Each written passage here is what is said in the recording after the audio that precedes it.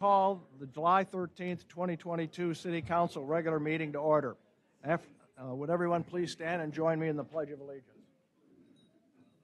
I pledge allegiance to the flag of the United States of America and to the republic for which it stands, one nation, under God, indivisible, with liberty and justice for all.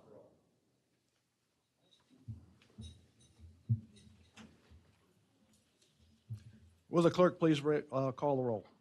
Councilmember Hutchings. Here. Ruffridge. Here. Nelson. Present. Carey. Present. Chilson. Present. Parker. Present. You have a quorum. Thank you. The next item on the agenda is the approval of the agenda and consent agenda. May I have a motion to approve the agenda and consent agenda?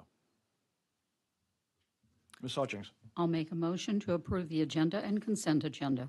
Thank you. May I have a second? I'll second. Thank you, Mr. Nelson. Are there any changes to the agenda or consent agenda? Mr. Ruffridge. Thank you, Mr. Mayor. I move to suspend the rules and address business item 8B5, Resolution 2022-032, officially renaming Kenai Avenue to Wright Avenue in accordance with Chapter 12.24 of the Soldotna Municipal Code prior to Agenda Item 6, Administrative Reports. May I have a second? Second. Thank you, Mr. Carey. Would the clerk please read the would the clerk please read the consent agenda? Okay. The motion to add that, move that item is approved by, any objection from anyone on council? Seeing none, it's approved by unanimous consent. Will the clerk please read the consent agenda? Approval of minutes, June 22nd, 2022, council meeting minutes. New business ordinances for introduction. Ordinance 2022-020, authorizing the city to issue general obligation bonds in a principal amount of not to exceed $15 million to finance the construction of a field house at Soldotna Regional Sports Complex, and to submit the question of issuance of such bonds to the qualified voters of the City of Soldotna at the October 4th, 2022 regular city election. Introduced by the City Manager. Public hearing scheduled for July 27th, 2022. Ordinance 2022-021, increasing estimated revenues and appropriations by $7,500 in the general fund for expenditures which could influence the outcome of City of Soldotna ballot proposition number 2022A at the October 4th, 2022 regular municipal election. Introduced by the City Manager. Public hearing scheduled for July 27th, 2022. Ordinance 2022-022, approving the fiscal year 2023 capital budget and increasing estimated revenues and appropriations by $1,155,000 in the general fund, $575,000 in the Soldotna Regional Sports Complex Capital Projects Fund, and $580,000 in the Small Capital Projects Fund. Introduced by the City Manager. Public hearing to be held on July 27th, 2022. Resolutions. Resolution 2022-028, commending Special Olympics athletes Daryl Megan and Josh DeLee for participation and award of gold and silver medals in the 2022 Special Olympics USA Games. Introduced by Councilmember Parker. Resolution 2022-029, authorizing the purchase of a service bed and accessories installed on the new Ford F-350 utility truck from Bob's Services Incorporated in the amount of $23,099.14. Introduced by the City Manager. Resolution 2022-030, authorizing the City Manager to waive rental fees for retail space at the Soldotna Regional Sports Complex for June and July 2022 due to construction disruptions. Introduced by the City Manager. Resolution 2022-031, authorizing the City Manager to execute a 3-year agreement with the Kenai Peninsula Borough for 911 dispatch services. Introduced by the City Manager. And that is your consent agenda. Thank you. Are there any public comments on any of the items just read by the clerk? For those participating through Zoom, please raise your hand if you would like to comment. App users by pressing the raise your hand button, and phone participants by dialing *9 on your telephone. Anyone like to speak on the items? Mr. Doctor?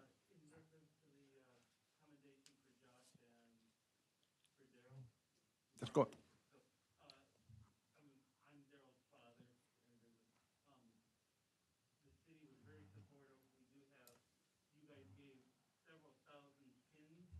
We have a gift back to you of many of the pins that were traded. He had so many, there's some great ones from great states for the city, and this pamphlet for you guys, and thank you very much. Okay.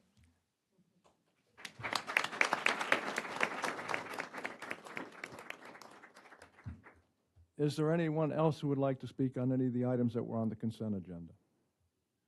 Seeing none, are there any council objections to approving the agenda and consent agenda? Seeing none, the agenda and consent agenda are approved by unanimous consent. At this time, I'm going to read Resolution 2022-028, a resolution commending Special Olympic athletes Daryl Megan and Josh Delay for participation in an award of gold and silver medals in the 2022 Special Olympics USA Games. Whereas Daryl Megan and Josh Delay are residents of the city of Soldotna, and where Mr. Megan is a graduate of Soldotna High School, a member of Iron Asylum, and swims at each local swimming pool, and whereas Mr. Delay and his unified teammate Sam Eason have set up bocce courts around Soldotna, and whereas Mr. Megan and Mr. Delay are members of Team Alaska, which consisted of 29 athletes from the state of Alaska, and whereas Mr. Delay and Mr. Megan participated in the 2022 Special Olympics USA Games and were the only participating athletes from the Kenai Peninsula, and whereas Mr. Megan won a silver medal for his 50-meter freestyle and a gold medal in his 110-meter freestyle heat, and whereas Mr. Delay and Mr. Eason won gold medals in the doubles bocce match and a singles bocce ball match, and whereas Mr. Megan shared 2,000 City of Soldotna pins with fellow Special Olympic athletes from all 50 states in the Caribbean, and whereas the City of Soldotna commends Mr. Megan for his accomplishments as a swimmer, athlete, and representative of his community, and congratulates him on his award of gold and silver medals and at the 2022 Special Olympics USA Games, and whereas the City of Soldotna commends Mr. Delay for his accomplishments as a bocce player, athlete, and representative of his community, and congratulates him on his awards of gold medals at the 2022 Special Olympics USA Games. Now therefore be it resolved by the City Council of the City of Soldotna, Alaska, that Daryl Megan and Josh Delay, 2022 Special Olympics USA Games athletes, are commended for their dedication, outstanding athletic accomplishments, and being exceptional representatives of the City of Soldotna and the state of Alaska. This resolution become effective immediately upon its adoption.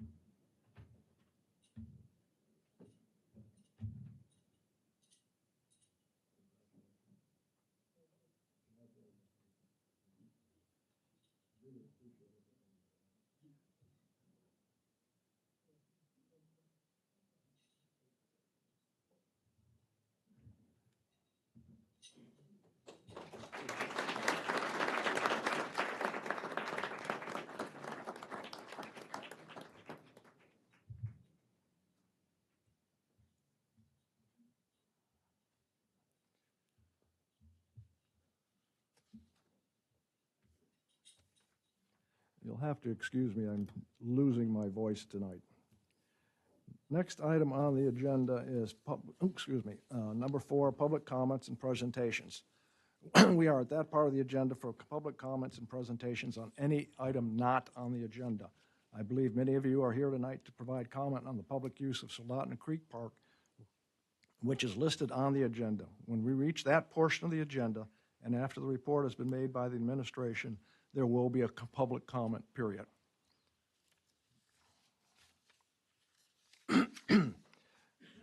So are there any members of the public who would like to speak on any item not appearing on the agenda? For those participating through Zoom, please raise your hand if you would like to comment.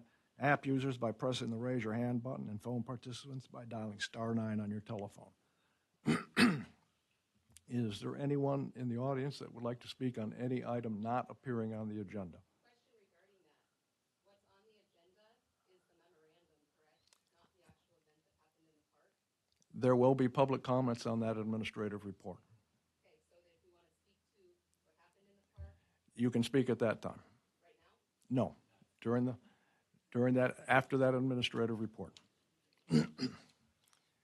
Anyone wishing to speak on any item not on the agenda?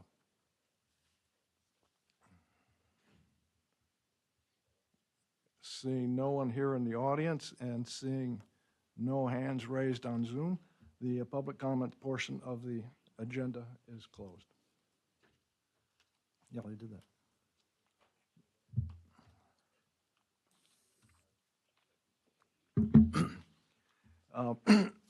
Item 5 on the agenda is Assembly and Legislative Reports. Are there any representatives of the borough or the state intendants who would like to speak? For those participating through Zoom, please raise your hand if you would like to comment. App users by pressing the raise your hand button, and phone participants by dialing *9 on your telephone. I see no legislative representatives, and I see no hands raised on Zoom. Moving on, next item on the agenda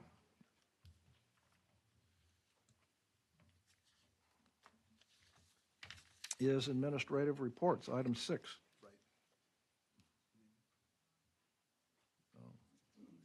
Sorry, I did miss something.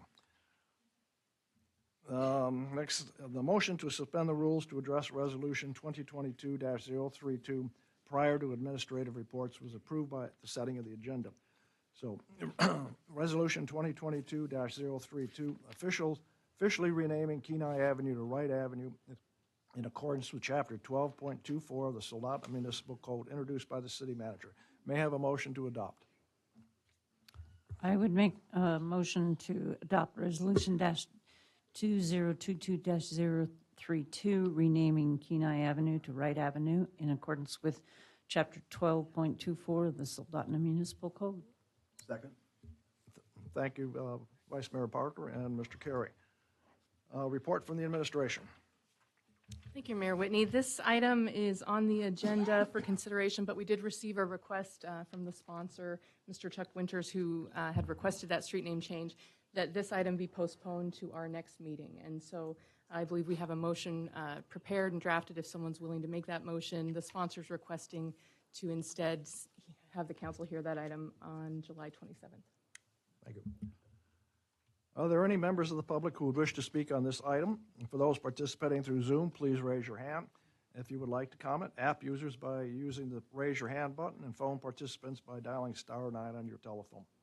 Is there anyone in the audience who would like to speak on Resolution 2022-032?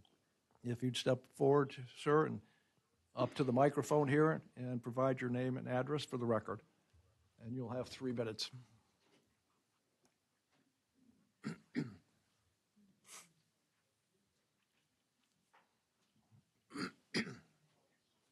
For Dick Ruckman. I own the Superstructures building there in the contracting business. And at first I didn't see any major events happening to rename the street, but just myself, I have over 2,000 contacts in my Outlook system where I talk to engineers, contractors, suppliers, people I do business with, and it's an overwhelming project to change all of our accounts in a bank and a corporation and all our business accounts, to change all our addresses. So it's not really working. It doesn't work for 12 of our tenants in the building. And then we got the little building up front there, and it's just an overwhelming project for us to change all our addresses and change all our conditions of invoicing and billings and credit cards and checks and all these things. So I prefer that we don't change it. I talked to Curley, and he said he didn't want to change it either.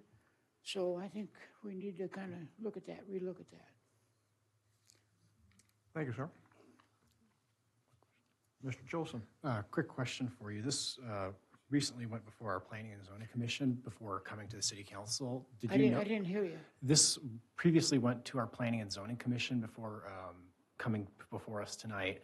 Were you aware of it before it went to the Planning and Zoning Commission, and were you able to provide comment? Yeah, to we any- had people that gave testimony on that. It's in the letter in the hallway there. Okay. And it was turned down at that time. I'm not sure, why it's coming up again. Okay, thank you. Yeah. Any other questions from the council? Seeing none, thank you, sir, for your comments. Okay. Anyone else in the audience who would like to speak on Resolution 2022-032? Yes, ma'am. Please state your name and address for the record, and you have 3 minutes. My name is Wendy Maloon. You want my home address?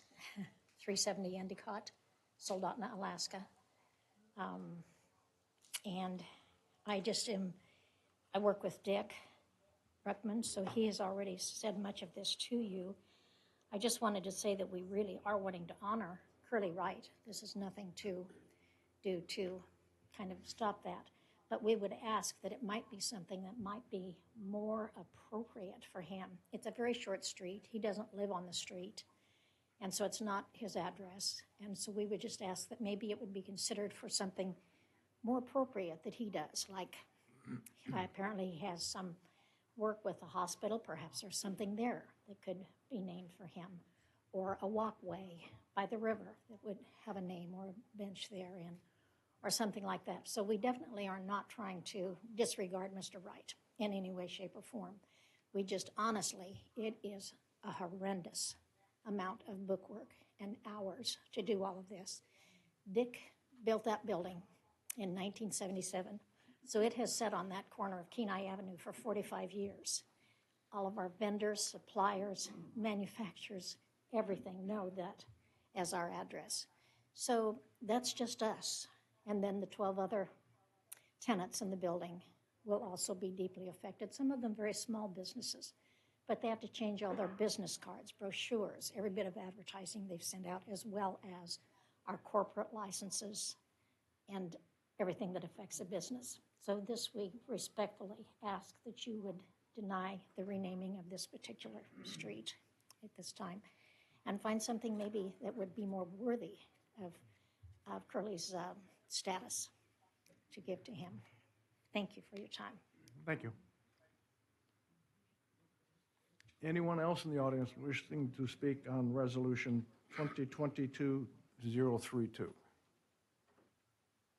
Seeing no one, and I see no hands raised on Zoom. Vice Mayor Parker. I would move that we postpone this to the next council meeting on July 27th. Thank you, Mr. Carey. Motion before us is to postpone until the July 27th meeting. Any discussion? Seeing none, the motion to postpone has been approved by unanimous consent.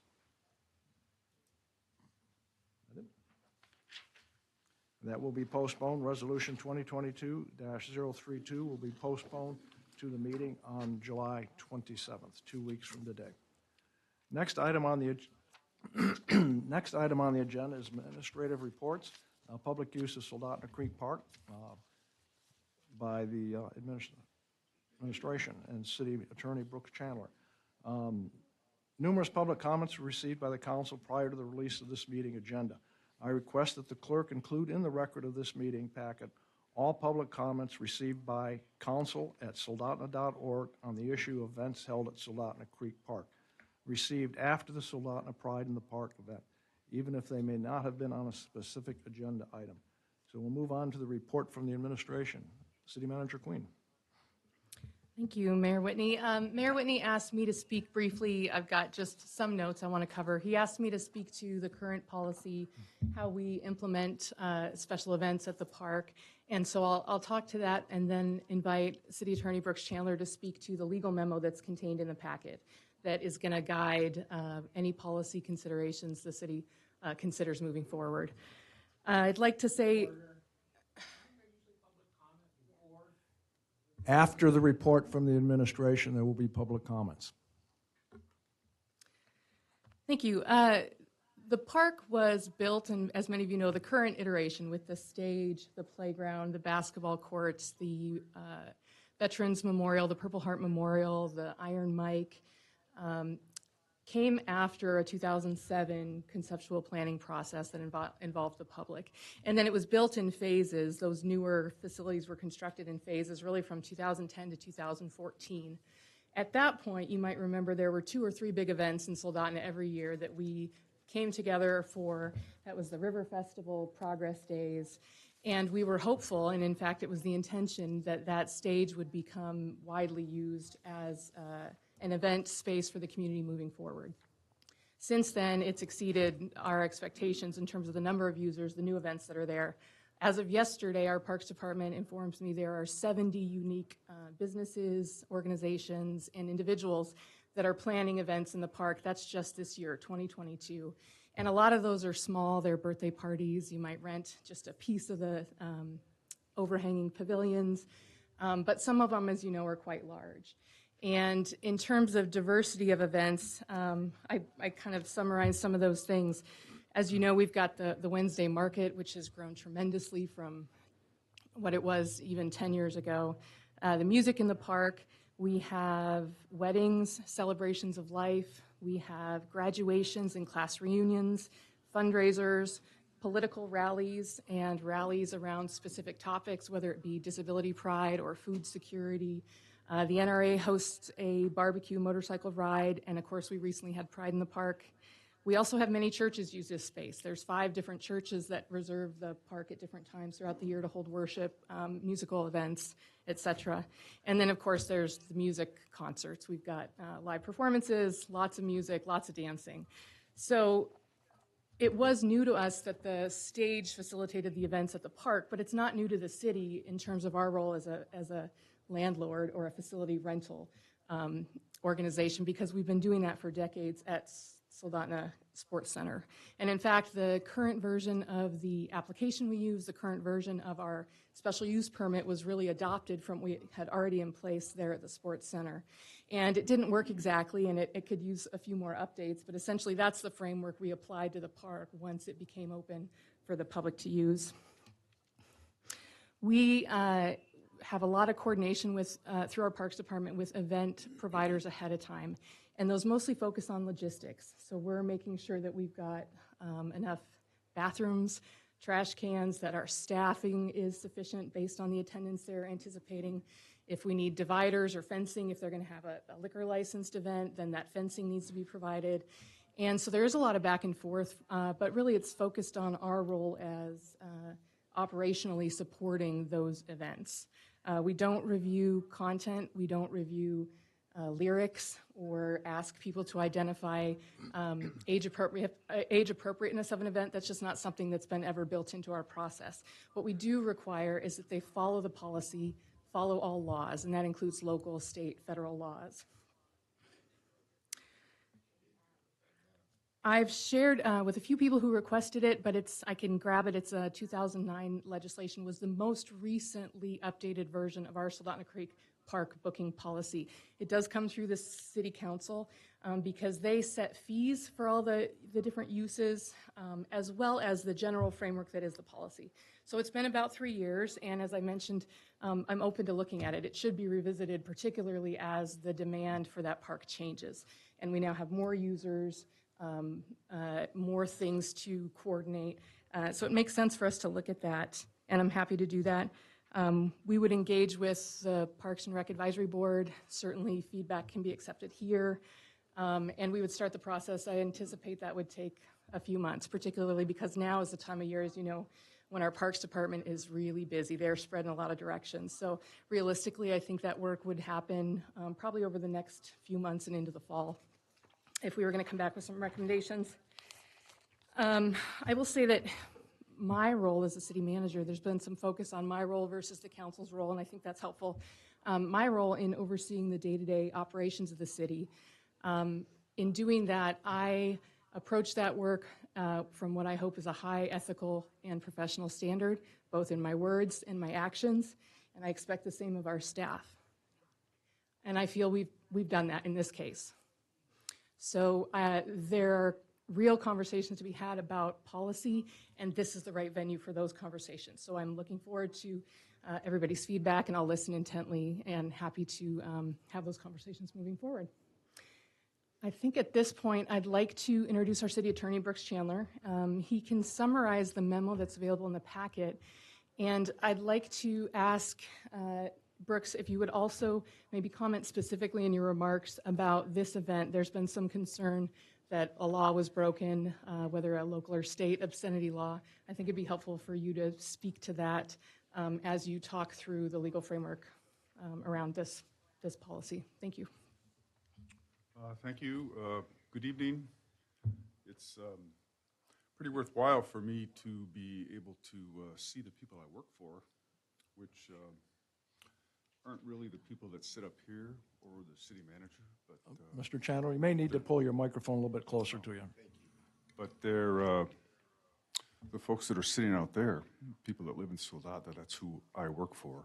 And some people ask me from time to time, you know, who is your client when you're the city attorney? And the answer really is that it's not the individual employees of the city, it's not individual council members or even the council as a body, it's the citizens that live in Soldotna. That's who I work for. And of course, that encompasses a number of different individuals. And so for me to figure out what is it that the community wants, I rely on, you know, your elected representatives. So I am glad to get a chance to see you tonight. I am going to just briefly summarize what's in the memo. It's a fairly detailed memo. I'm not going to bore you with all the details. I want to focus on what actually happened with the drag queen performance of July 17th and the permit that was issued to Soldotna Pride. Yes. You can have comments after Mr. Chandler has finished making his report. Yeah, I don't put the packet together, so I don't know. Sorry. There was copies of the report made available out at the front desk. I don't know if they're all gone by now or not.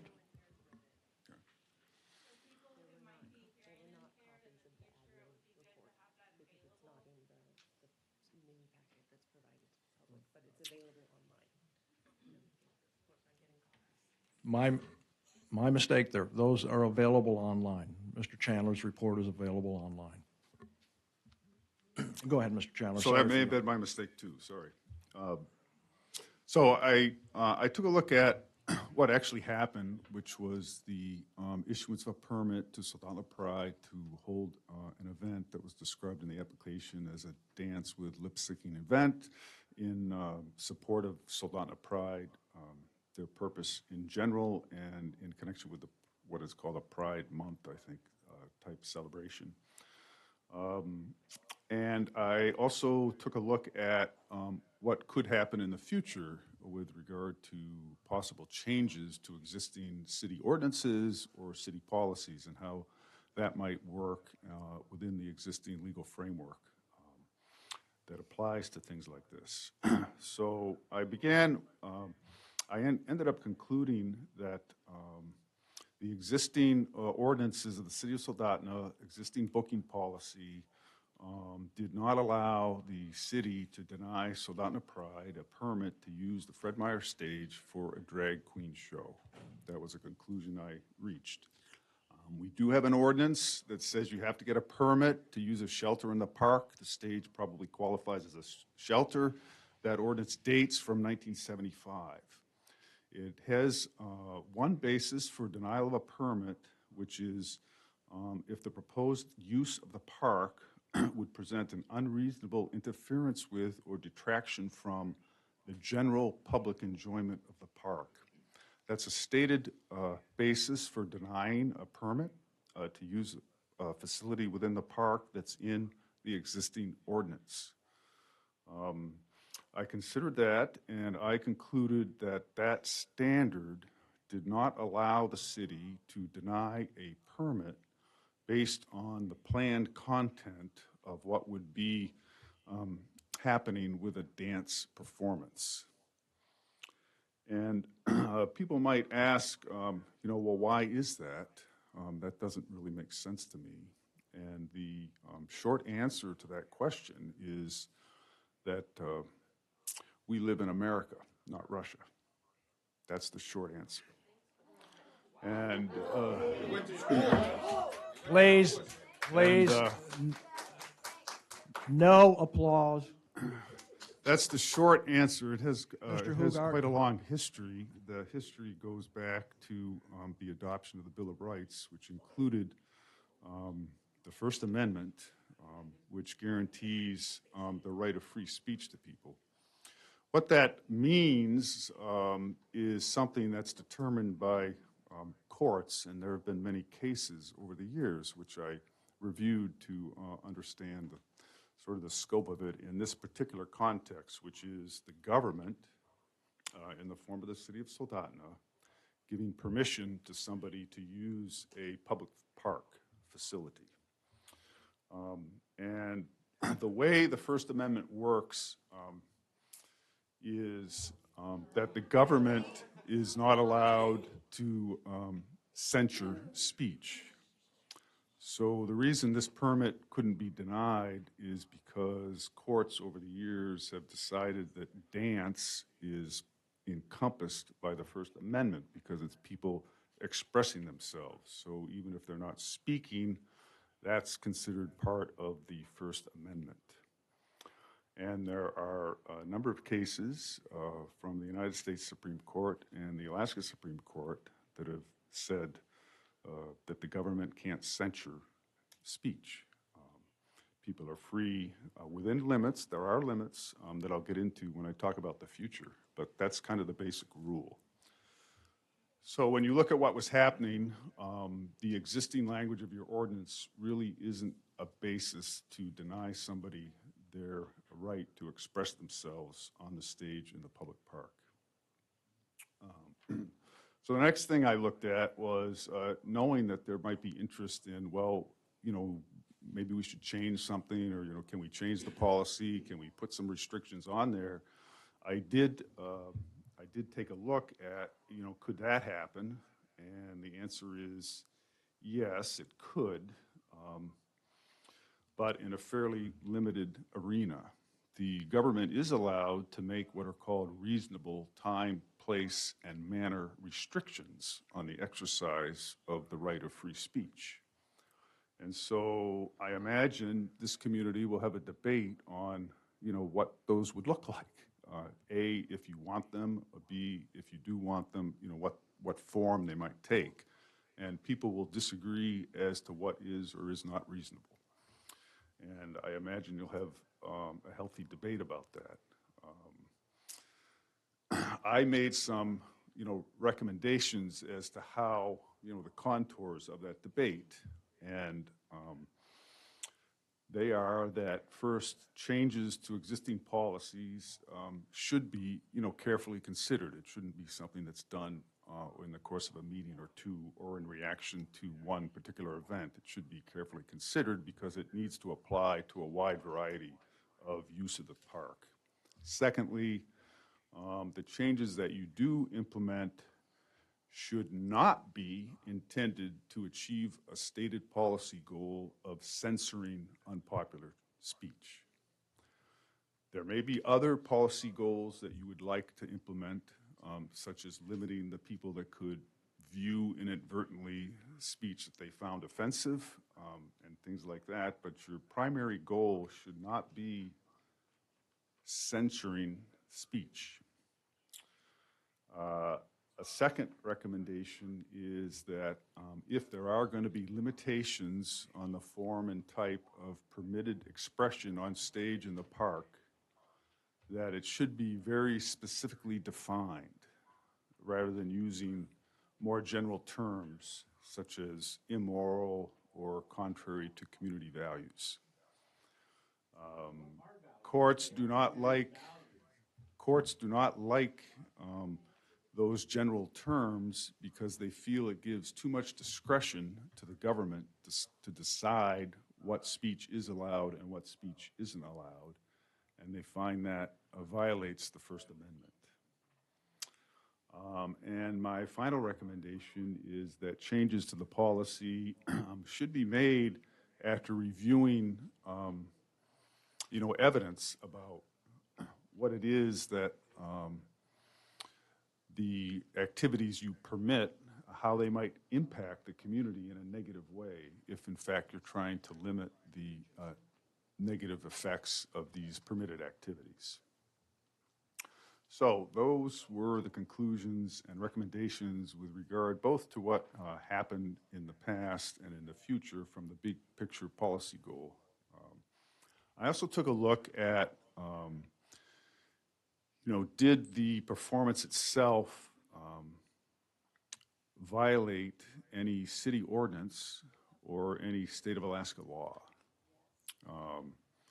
And I concluded that it did not, although I was not there at the performance myself, so my access to the information. Quit interrupting. So, Quit interrupting. You'll have your opportunity to speak. So my access to the information was limited to some videos and still photographs that I looked, but the important factors that I considered were that I did not see any photos or videos that showed people were naked or unclothed or exposing genitals or engaging in conduct that was prohibited under state law or local ordinance. So other people, I think, have reached different conclusions, and there may be other evidence out there that I haven't seen, but that was my conclusion. I am not a state prosecutor. I'm a city prosecutor, so my prosecution is limited to city ordinances. There are state laws that address what people can and can't do in public with regard to showing or exposing their bodies, and people that think a law was violated could certainly ask the district attorney or the troopers to look into it, and there's a whole process we have in our state to pursue that. The and so that really is my summary. I can take any questions from the council or. Thank you, Mr. Chandler.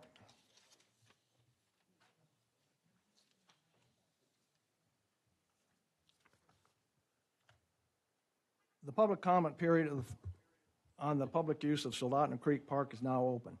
Each speaker will please provide their name and address for the record and will have 3 minutes for their comments. Please stop speaking at the sound of the chime at the end of 3 minutes. This will ensure everyone will have an ample opportunity to speak on this matter. A sign-up sheet for speaking has been made available, and I will call those individuals up in order as they are listed on the form. For those For those arriving late that did not have an opportunity to sign up, the Deputy City Clerk has an additional form available for you to do so. For those participating through Zoom, please raise your hand if you would like to comment. App users by pressing the raise your hand button, and phone participants by dialing *9 on your telephone. I will remind everyone to please be courteous and respectful during your comments. For those of you in the audience, I request you refrain from applauding, cheering, whistling, clapping, or boisterous behavior during the public comments. Please be respectful of the views of the speaker, even if you do not agree with them. Please observe proper decorum. The council will respectfully listen to you, to your comments, and may or may not ask you questions. We are not here tonight to engage in a debate, but to listen to your comments and concerns. Again, comments are limited to 3 minutes, and please provide your name and address for the record. I will start with the sign-up list. Number 1 on that would be Mr. Tom Barop. Mr. Barop, would you please state your name and address for the record? Thank you.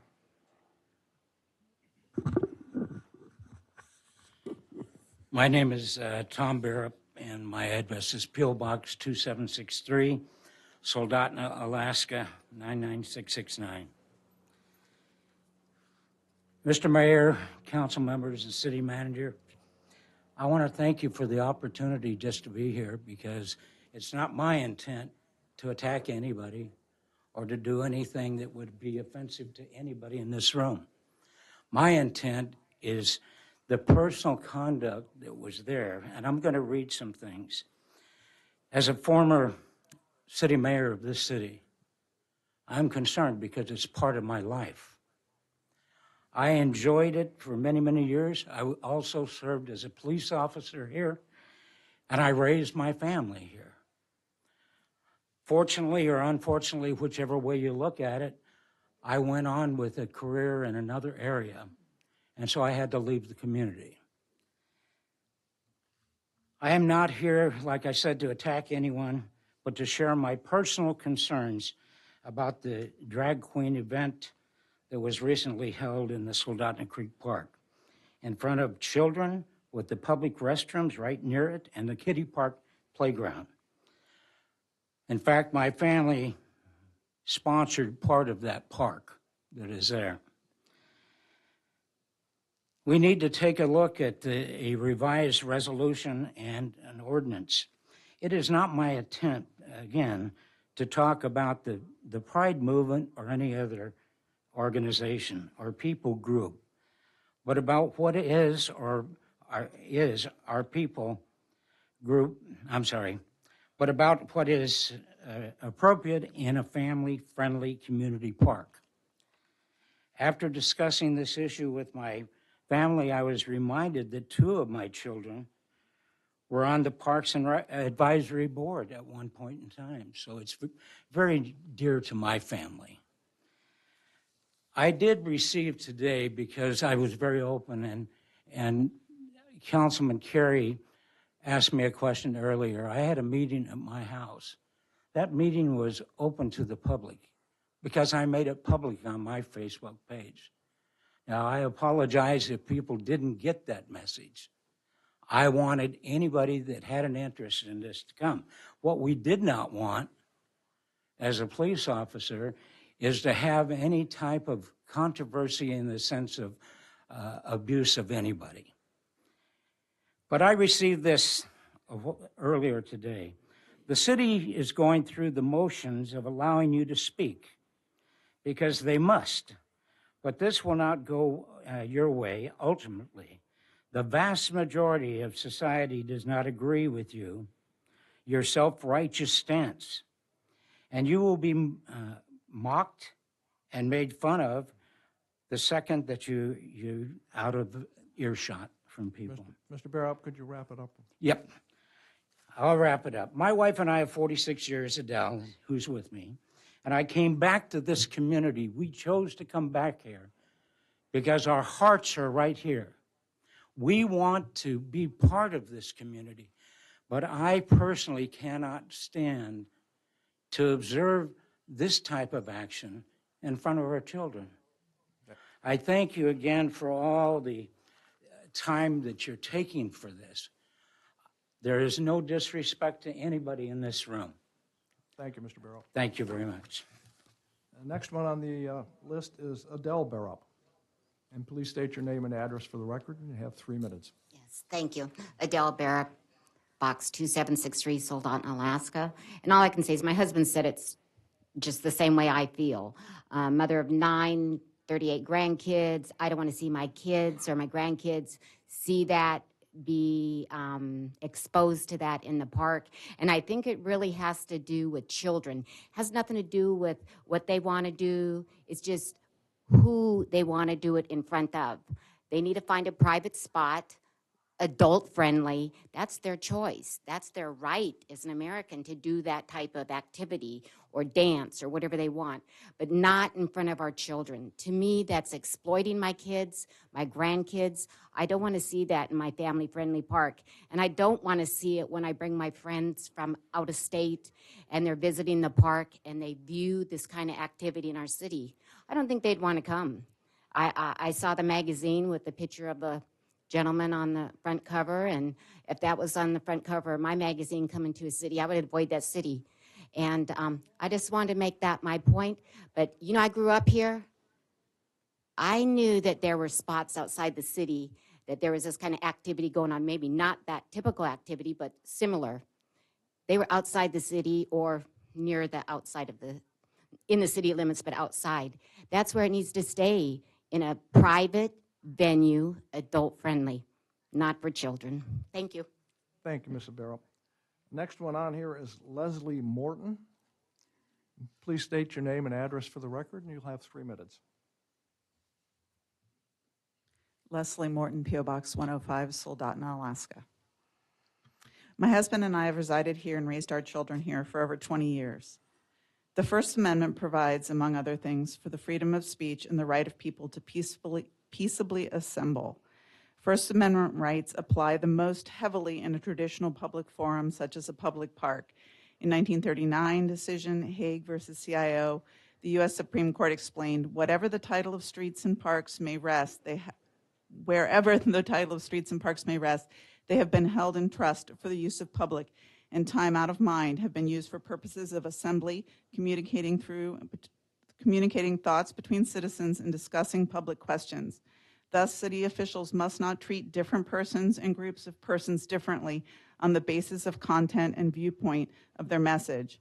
A more recent case, Shurtleff versus Boston, was decided this past January 2022 by the U.S. Supreme Court and found that Boston's refusal to allow one group, a Christian group, to raise its flag at the city plaza while allowing other groups to raise their flags violated the free speech clause of the First Amendment.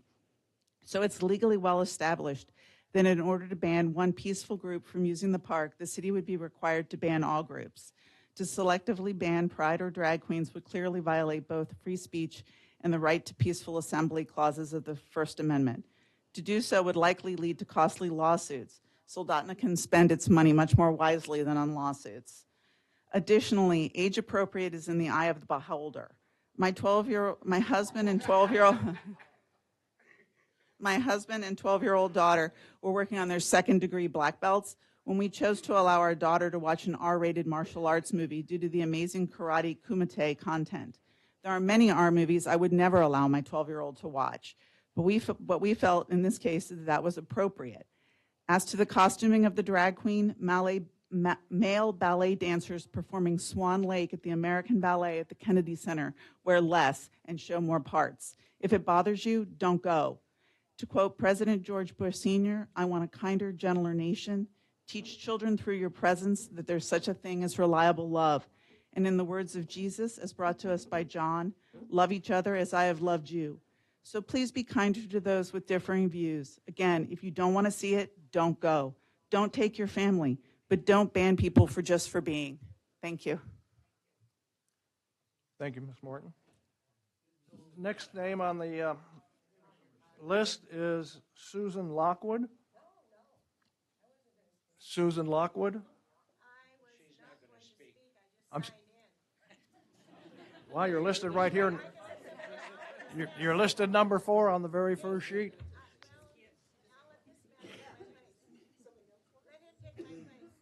And who? Okay. Please state your name and address for the record. Will And Keller, 35510. And you have Bryan 3 Street, minutes. Soldotna, Alaska, 99669. I can't believe there's not a city ordinance that said doing lewd things in public's not against an ordinance. Is there not one? I mean, you can do anything you want in the streets of Soldotna without having an ordinance. If I wanted to go parading down totally stripped naked, there's not an ordinance against that. Whatever happened to morals? No one has them anymore, especially on the city council. But to get a video of this over my phone, post it on Facebook with little kids up in the front row seats, that's not right. They're younger than 10 years old. Even mothers shouldn't be allowed to let kids under the age of 18 or whatever is appropriate for movies these days or going into strip bars or bars. You're not going to let them go in there. But yet, here it is, right there on the stage in Soldotna City Creek Park. What in the world? I mean, all you're doing is trying to groom little kids into something else.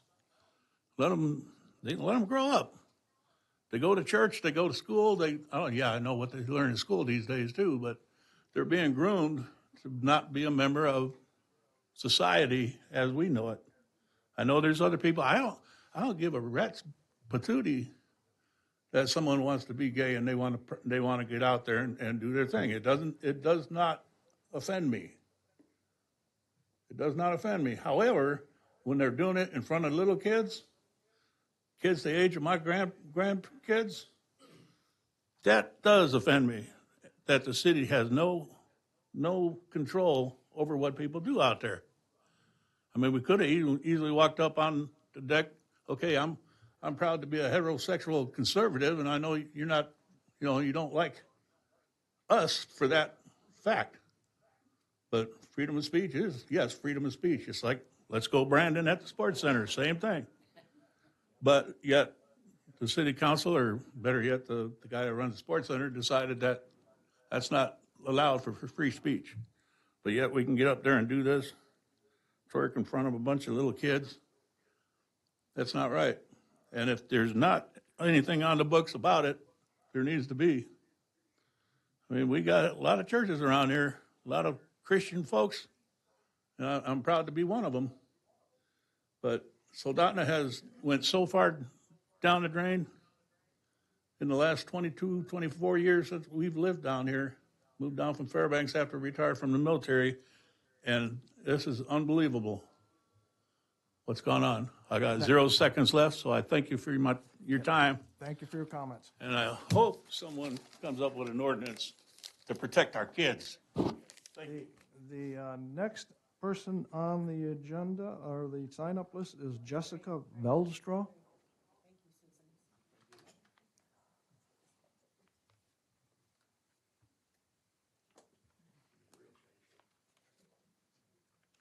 Please state your name and address for the record. My name is Jessica Veldstra, and my address is 145 Main Street Loop, Suite 100, Kenai, Alaska. I am currently on call right now, so I apologize if my phone rings. I will have to leave and answer it. My statements today are my own and do not reflect that of my employer. I was born and raised on the Kenai Peninsula and have chosen to live here with my family. One of the things I admire most about this community and being an Alaskan is the freedoms and independence that we enjoy. In the last few years, we saw the stark contrast between the freedoms our community enjoys versus the people in the lower 48 being arrested for not wearing masks or gathering in public. Here, the Soldotna City Council did not implement a mask mandate, rather leaving masking decisions to the individual or business.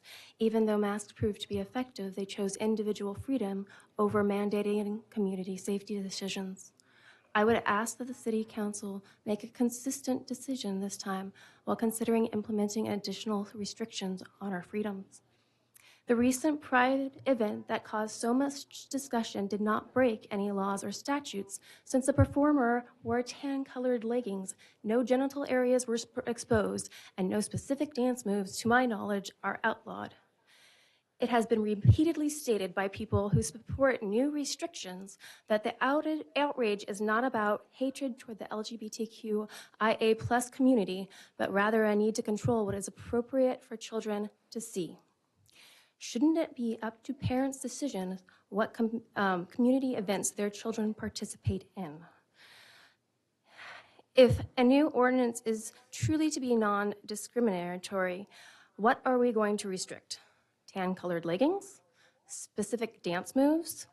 I have seen communities, underage cheerleaders, and private dance companies do similar moves to the performers with no one even blinking an eye. And I respect their parents' freedom and decisions to allow them to participate in those activities. I would expect other parents to respect my choices if I want my family to attend a pride event. I've also been told that the performer was grooming children in the audience. To that I ask, grooming for what? If it is abuse, I would consider this. I have been in the child protection field for over 14 years. I see almost every report that is screened in this region. I have seen thousands, now tens of thousands of reports of child abuse. In those reports, I cannot recall a single instance of an out gay male being the perpetrator of abuse. That does not mean it never happens, but it's exceedingly rare. The reason is that at most 93% of perpetrators of sexual abuse know their victims. They're usually family members, but can be coaches, pastors, elders, teachers, and neighbors. perpetrators usually groom not only the child, but the community as well, ensuring that if the child ever speaks up, the community will defend the perpetrator. So these baseless accusations of against our LGBTQA community is so sad, and we could do better. Thank you for your comments.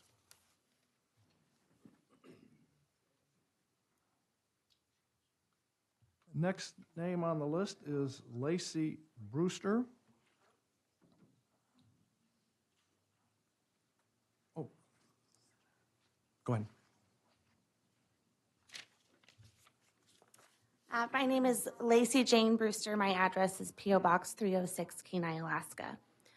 I'm a licensed attorney in the state of Alaska. I sit before you to express my concern as to this council taking any action against those who allowed the Soldotna Pride event to occur. As the Soldotna Pride event was conducted within the protections of the United States Constitution's First Amendment, it is well established that parks are It is well established that parks are recognized to be a quintessential public forum. As such, speech that occurs within parks is protected by the First Amendment. In a public forum, the government shall not shield the public from some grounds of speech on the grounds that they are more offensive than others. That's a direct quote from the United States Supreme Court. As a result, the United States Supreme Court has held that laws regulating speech in a public forum must be content neutral and narrowly tailored in furtherance of a compelling government interest. Those who oppose the Soldotna Pride event oppose on the grounds that they found the content of the event to be offensive to their personal beliefs, that there was no nudity, and certainly said dancing that occurred at the park cannot be said to be obscene as defined by the law. The fact is, those who allowed the Soldotna Pride event to occur did so in accordance with well-established law that says speech cannot be regulated in a public forum based on content. That some might find the content of the Soldotna Pride event offensive is not enough to take those who spoke outside the protections of the First Amendment. And the Soldotna Pride event must be evaluated in light of the plight that the LGBT community has historically faced and the message of tolerance and acceptance it hopes to convey. As Justice Kennedy acknowledged in Obergefell, until the mid-20th century, same-sex intimacy long had been condemned immoral by the state itself in Western nations, a belief often embodied in criminal laws. Further, for this reason, among others, many people did not deem homosexuals to have dignity in their own identity. A truthful declaration by same-sex couples of what was in their hearts had to remain unspoken. Consequently, Pride is not just a celebration of a way of life. It is a celebration of dignity and tolerance for the LGBTQ community, gained after decades of being deprived of equal protection of the law. I do not ask you to join in the celebration. I only ask you not to marginalize, punish, or take away the LGBTQ community's right to speak about the progress that has been made in their ability to seek dignity under the law. And that is, thank you. Thank you.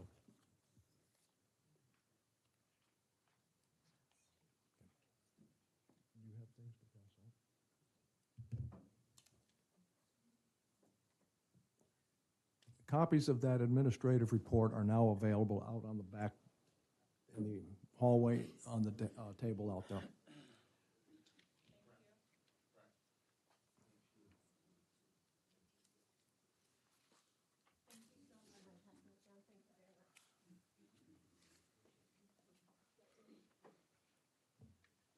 And as soon as the city clerk comes back, we'll start more public comments, because I don't know how to turn the clock on.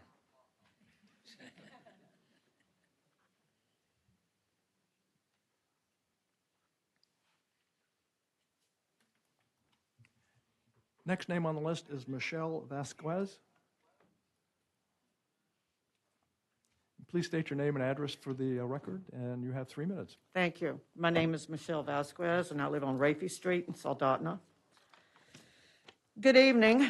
I'm a longtime ally of the LGBTQ community, and I was actually at the Pride event, the 3.5-hour Pride event.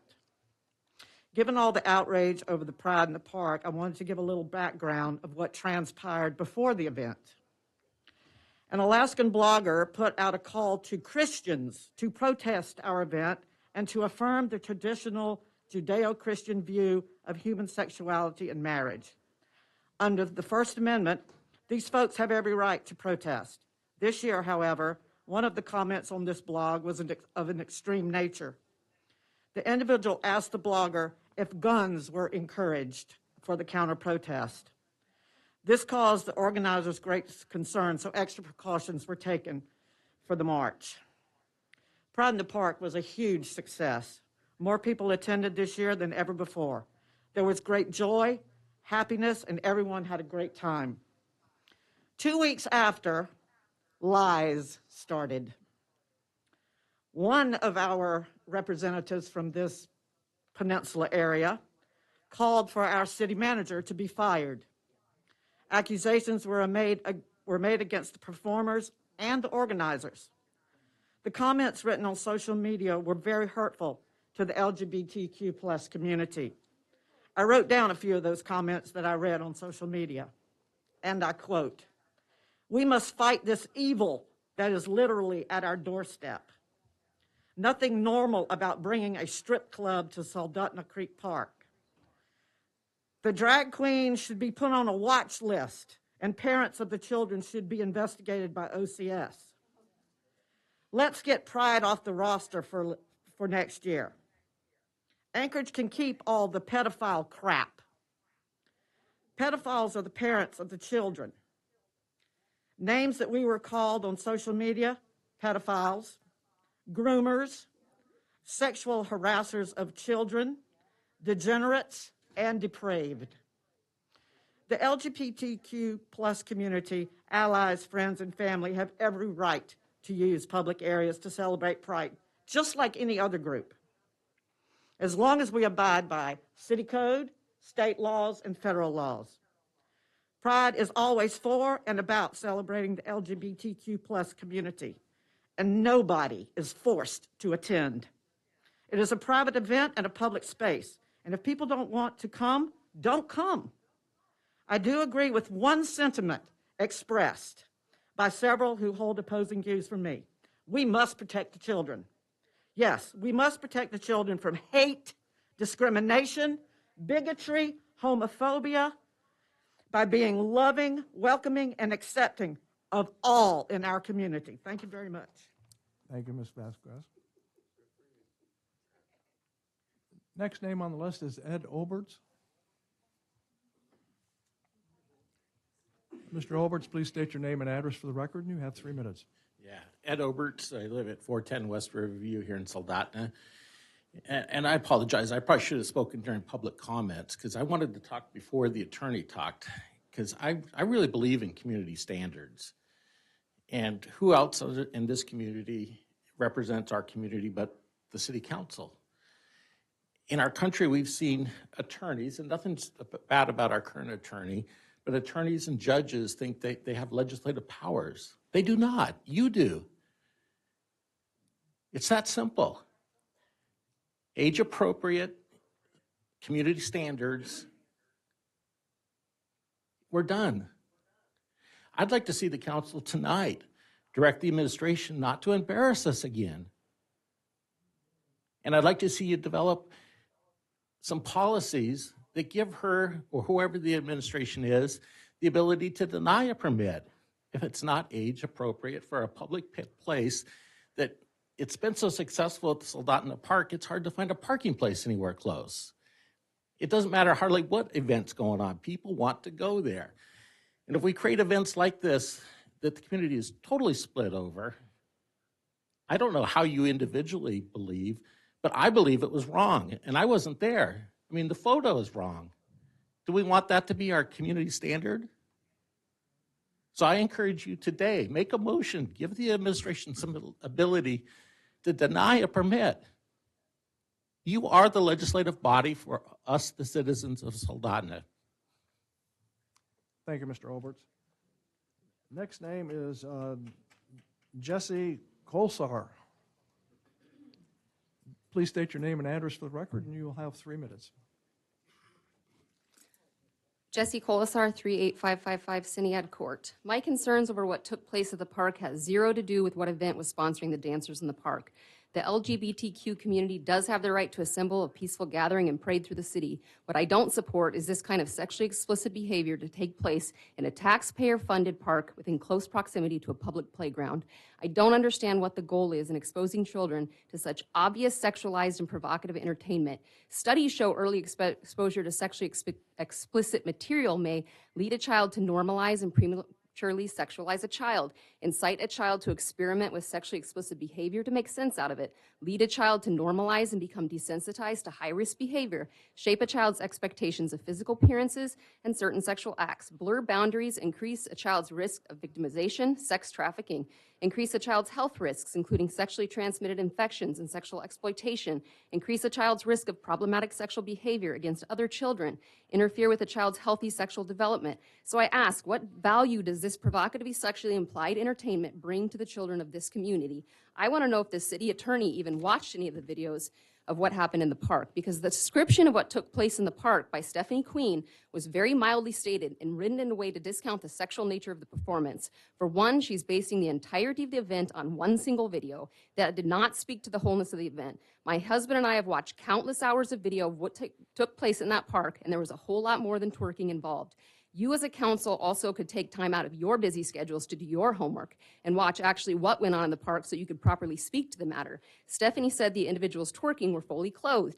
I'm not sure how she defines fully clothed performers, but a belly shirt that covers right below the breast area, a mini skirt, tights with a thong over the top, or fishnet hold stockings with go-go boots and a one-piece bodysuit that goes entirely up your butt crack and down the front side of the belly region is not fully clothed.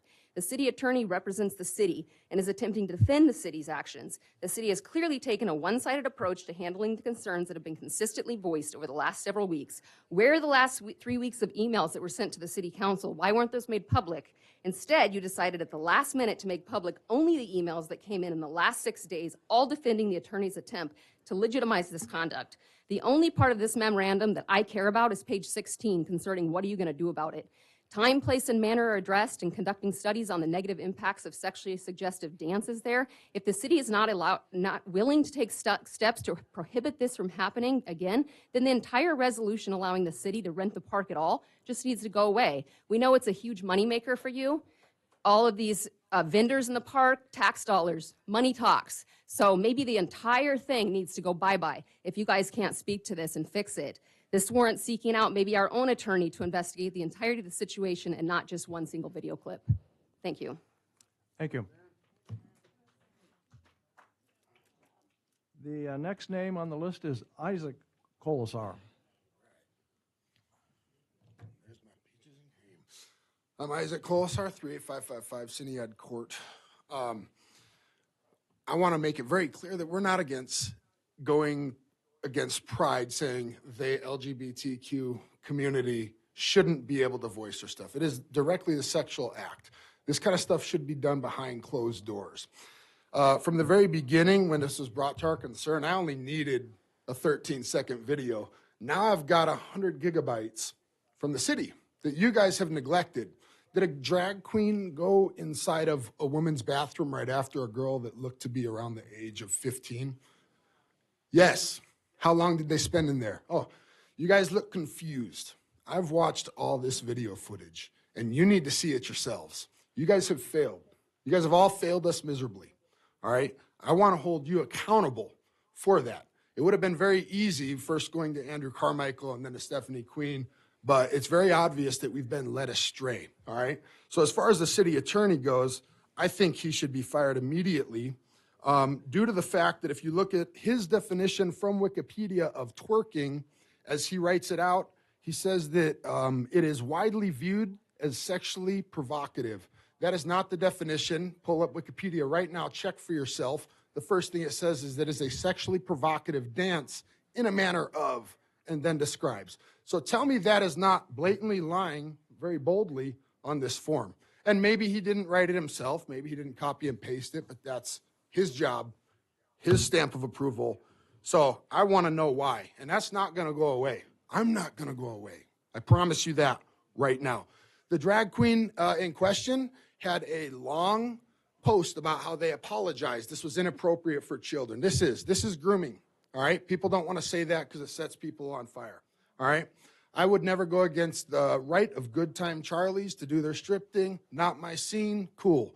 But I will go against this. My kids have the right to be in this public venue, this park, right? It's a children's park right there. We all have the right to be there, so we can all act accordingly, or should be able to. Something like that, where we have to view that in a space we are allowed to be, right, should be somehow tailored. I don't want you guys having any more power. You've proven to be very incompetent with any power you guys are given. I would prefer that we attack something like a lewd act, indecent exposure, obscenity. As far as the First Amendment goes, I'm sure you all know the Miller test. If you don't, then maybe you should look into it. That's what the Supreme Court says on this. There's 3 points to it. Whether the average person applying contemporary community standards would find that the work taken as a whole appeals to pure interest, whether the work depicts, describes in a patently offensive way sexual conduct or excruciatory, specifically defined by applicable state law. I'm going to read the last bit of this. Whether the work is taken as a whole, lacks serious literacy, artistic, political, or scientific value. Maybe we should look into this. You guys can do better. Right now, you failed us miserably. I hold all of you accountable, and you lied about the definition. Mr. That is not Colasar. the definition. Look it up. The next person on here is Joe Spady.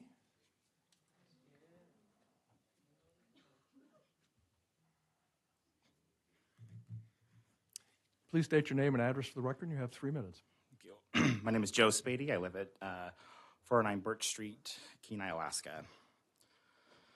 Opinions on the drag performance have been well communicated on both sides. I would like to simply focus on the importance of Soldotna Pride in the Park. I was born and raised here in Soldotna. I have loved seeing the growth in my beautiful hometown over the years. That progress has been so exciting and encouraging.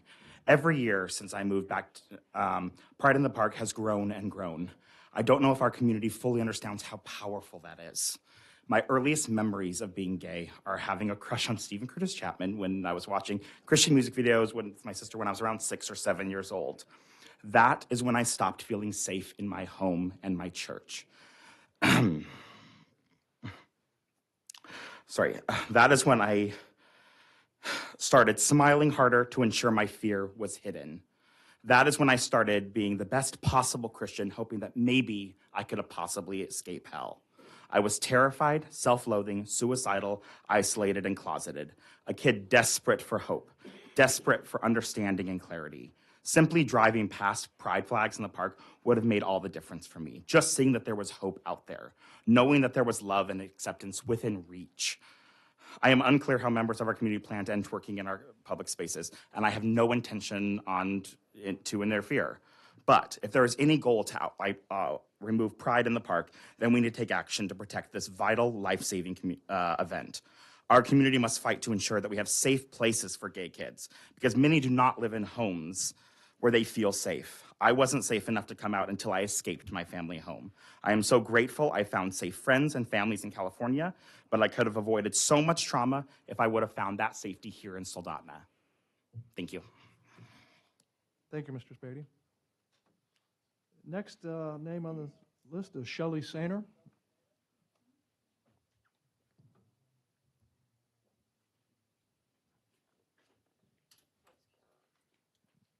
Please state your name and address for the record, and you'll have 3 minutes. Thank you. Shelley Sainer, Kenai, and I am here speaking on behalf of myself and in no way represent my employer. I'm speaking as a mother of a gay son. My son had to be 25 years old before he came out, and I cried. Not because he was gay, but because he couldn't tell me who he was till he was 25 years old. When I asked him about that, he said, "I knew you loved me. I knew you'd have my back no matter what. It was where we lived." So I thank you, Soldotna, for events where children like mine aren't afraid of being who they are. And with that, this is an old poem that says a lot. It's by Martin Niemöller from 1946, post-war. First, they came for the communists, and I did not speak out because I was not a communist. Then they came for the socialists, and I did not speak out because I was not a socialist. Then they came for the trade unionist, and I did not speak out because I was not a trade unionist. Then they came for the Jews, and I did not speak out because I was not a Jew. Then they came for me, and there was no one left to speak for me. Let's spin this to today. First, they came for the woman's right to choose. I did not speak out because it was not my choice. Then they came for the LGBTQIA community, and they did not speak out because I'm straight. Then they came for list any race that you are not, and I did not speak out because I was not of that race. Then they came for the infirm or the incurables or the gun owners, and I did not speak out because that was not me. When they came for me, there was no one left to speak for me. And I ask this community, whether you believe it or not, that we need to come together because united we can face any storm. Divided like we are today, we will fall. We have to come together. And as far as the dancing that occurred, the style of dance, I don't like it when I see it on national television. It was in our halftime shows last year. I don't like it when I see little girls in local dance groups doing it, but it has been on that stage before. Do I demand that they oppress their speech? No, because that's their freedom of speech. I just don't go. Thank you. Thank you, Ms. Sainer. The next name on this is Samantha Barlow or Berlin. Please state your name and address for the record, and you'll have 3 minutes. Samantha Barlow, sorry, I have bad handwriting. 48176 Ryan Creek Circle. I am a mother of 2 little boys, 5 and 3, and I'm currently pregnant with my 3rd boy. We frequent Soldotna Creek Park. They love it because they get to go to the river, go see all the things, and it is such a fun place for them to play.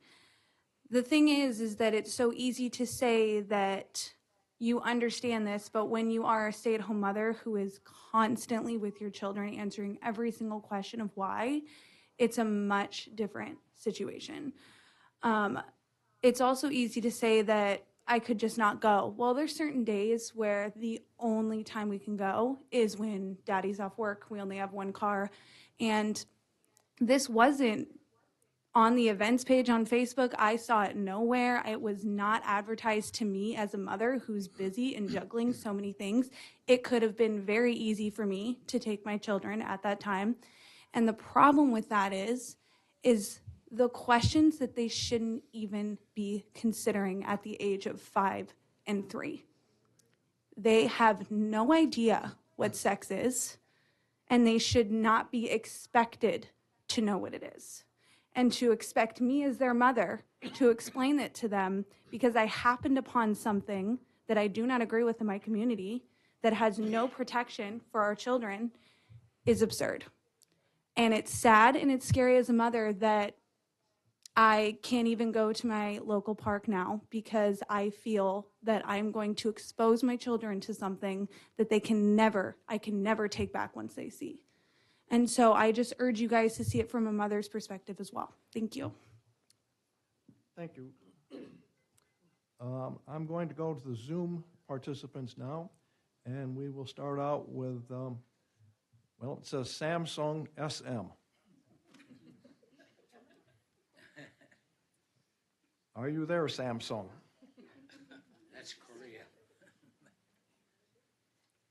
Go ahead. You have, please state your name and address for the record, and you'll have 3 minutes.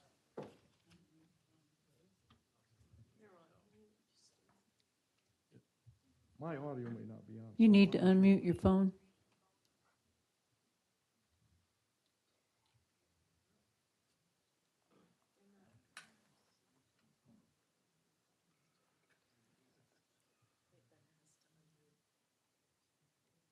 Why don't you try asking? Caller through Zoom, you've been asked to unmute.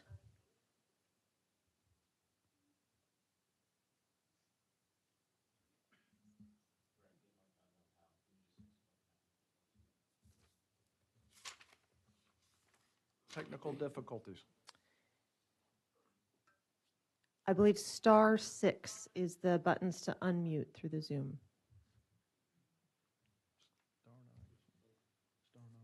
*9.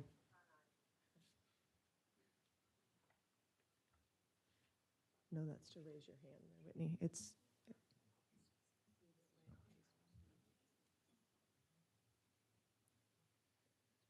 Whoever's Samsung, if you can hear us, go ahead and unmute, and you have 3 minutes to speak.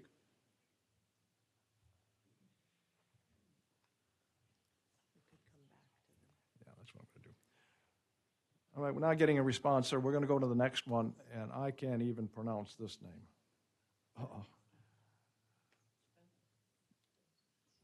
Not even close. That's it, though. You heard me.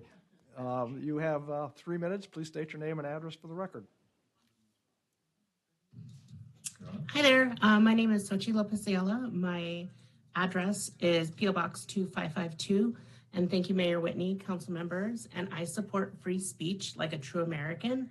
And anyone calling to silence LGBTQ plus expression is unpatriotic. It is our right to use public facilities. I would point to you to page 6 and 7 of your entire packet that was commissioned by the City of Soldotna by Chandler, Faulkner, Munson, and Kekula, LLP. Quote, any changes in 12.28.310 or existing city policies and practices for use of Soldotna Creek Park should be carefully considered and intended to achieve a state policy goal other than government censorship of unpopular speech, end quote. Also, on the next page, on page 17 in the conclusion, quote, the freedoms enjoyed by American citizens are remarkable. There are no question those freedoms extend to drag queen performances associated with the event intended to make a statement about the presence of one segment of the Soldotna community, end quote. Thank you for this opportunity to support free speech and LGBTQ plus expression. Thank you. We'll move on to the next one on the Zoom list, and that is Dawn Magnus. Please state your name and address for the record, and you have 3 minutes. Thank you, Dawn Magnus. I'm on Salmon Circle in Soldotna, Alaska. And I just want to thank you guys for supporting the First Amendment. I feel like I've been sucked into a bad parody of Footloose, people wanting to control a fun dance show. And I just feel like all this talk about, not wanting children to see things, I don't expect to keep my child bubble wrapped, and especially in American society. And I don't expect others to stop and give up their freedoms. I instead talk with my kids and instill my morals. And I feel like if people's families' morals are so fragile, the dance isn't a problem here. So thank you very much. Thank you for your comments. The next one on Zoom is phone number ending in 7273. Please state your name and address for the record, and you have 3 minutes.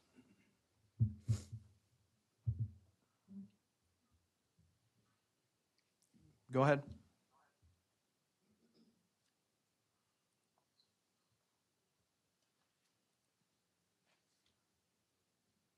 I see you're unmuted. You may go ahead and start speaking.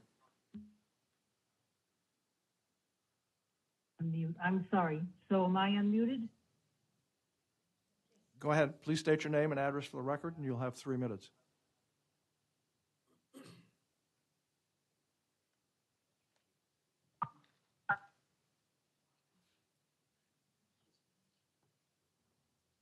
We can hear you.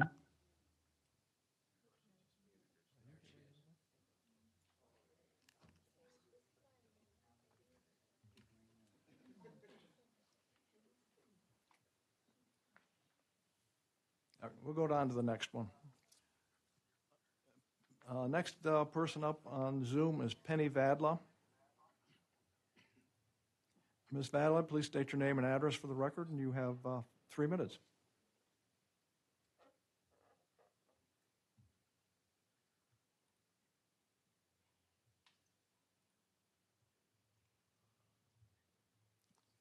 Ms. Vadala, can you hear us?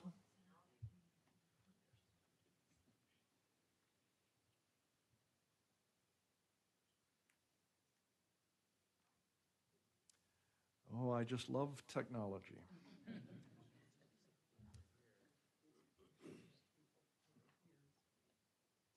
Ms. Vadala, can you hear us?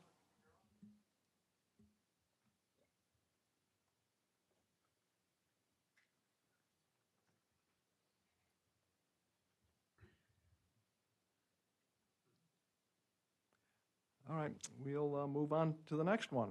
Hopefully we'll have better luck here. That would be Amy McDonald.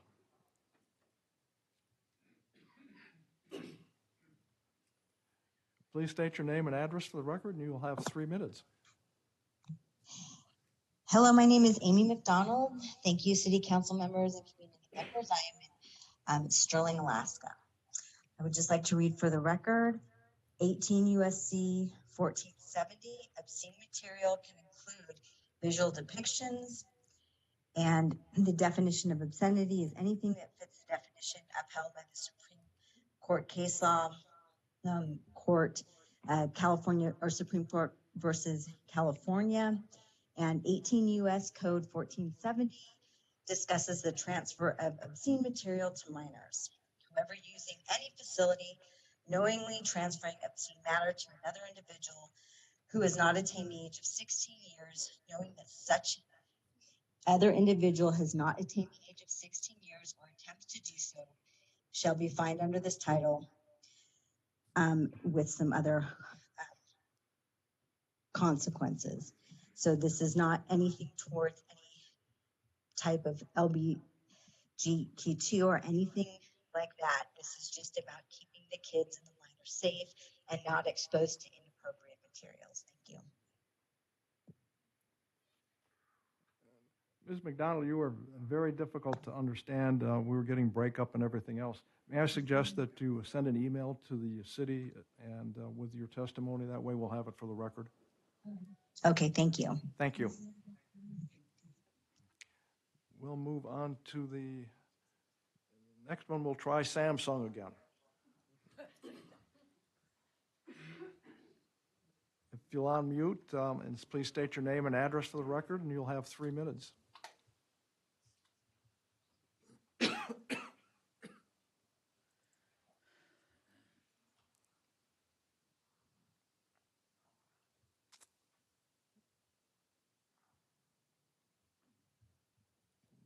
Samsung, if you could unmute and speak.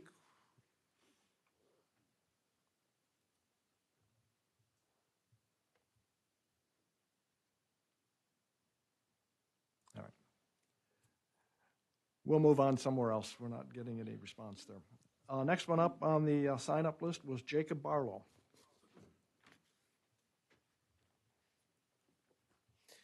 Hello, thank you for your time. Jacob Barlow. I live at 48176 Ryan Creek Circle, Soldotna, Alaska, 99669. Just wanted to say a couple things really quick. Firstly, I don't think any of this has anything to do with your sexuality, your preference, male, female, LGBTQ or not. This is everything to do with adult children. Children are allowed at this park. It's kind of built for children, in fact. There's a playground right there. It's considered a family park. So we need to be very careful about what is made available and readily accessible to our children. The point has been made several times that, you could just not go. This is a public park that is open and free. It was not restricted for age only, and I believe it should have been. I encourage all of you to look up the FBI definition for child grooming. It's important to know what that is because this definitely fits in that description. That is the Federal Bureau of Investigation. So look into that. It's pretty thorough and it covers it pretty clearly. Grooming is an offensive thing, it seems, to use, but I do believe that's unfortunately what happened. In my opinion, it just happened to be at a Pride event. This is nothing, for me at least, this is nothing to do with Pride. I believe in everyone's right to express free speech. I fought for that right. I wear 2 names of people that died for that right on my wrist every day. So it's very important to me. So it doesn't matter. It could have been a heterosexual person. The sexuality has nothing to do with it. Again, it has to do with adult decisions and children. So we need to protect our children. Thank you for your time. Thank you. Next subject, next person on the list is Larry Operman.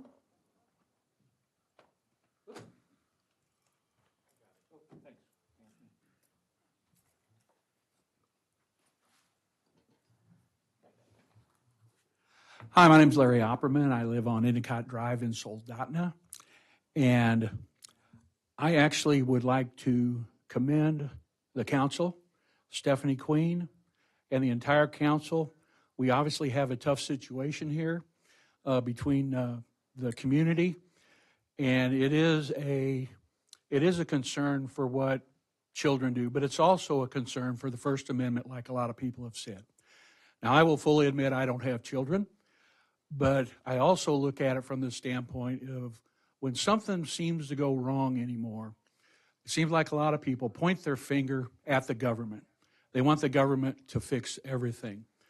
I think we're in a bad situation here where when you look at it, it's as a parent, I don't know what it would feel like to be concerned about with my child seeing something like this. I am an open-minded person. What's good for one is good for all, and I try not to discriminate against anyone. But this situation is one of those where we have parent concerns and we have constitutional concerns. And right now, my big concern, more than obviously some of these parents in the audience, it's a constitutional concern. And my biggest concern is, are we going to get a committee together to now start banning books in the library? Are we going to put a committee together to see what people are walking on the street, what clothes they're wearing, and is that appropriate for what those folks are being out on the street? It would be ugly, but what if I was dressed like this and I was the guy up there dancing? Would that be offensive? It might be to some folks. It might even be to me. If I was wearing a three-piece suit and I was up there, would it be offensive? So from my standpoint, it's more of a constitutional issue right now, not looking at the parent issue of protecting their children, but I still go along with the don't go if you don't agree with it. And once again, I think City Manager Queen did the right thing. I think she's done a fantastic job. I think the council's done a fantastic job in this. And not to put him on the spot, but one of our state representatives, I believe, is in the audience, and I believe that he owes Ms. Queen and some of the council members an apology, face-to-face apology, public apology for recommending they be fired. Because if we don't have people like this on the council, then the next thing you know, people are going to start doing things. They're going to start keeping people from doing the things that they want to do. For instance, and I'll finish real quick, thanks for the time, but would people feel the same way if, due to personal opinion, someone applied for a permit at the Soldotna Sports Center for a gun show, but they didn't issue that permit because I don't believe in guns? So thank you much, and thank you, City Manager Queen. I think you're doing a wonderful job, and you should be commended. Thank you, sir. Next one on the list is Devin Stacky, and if I mangled people's names, I apologize.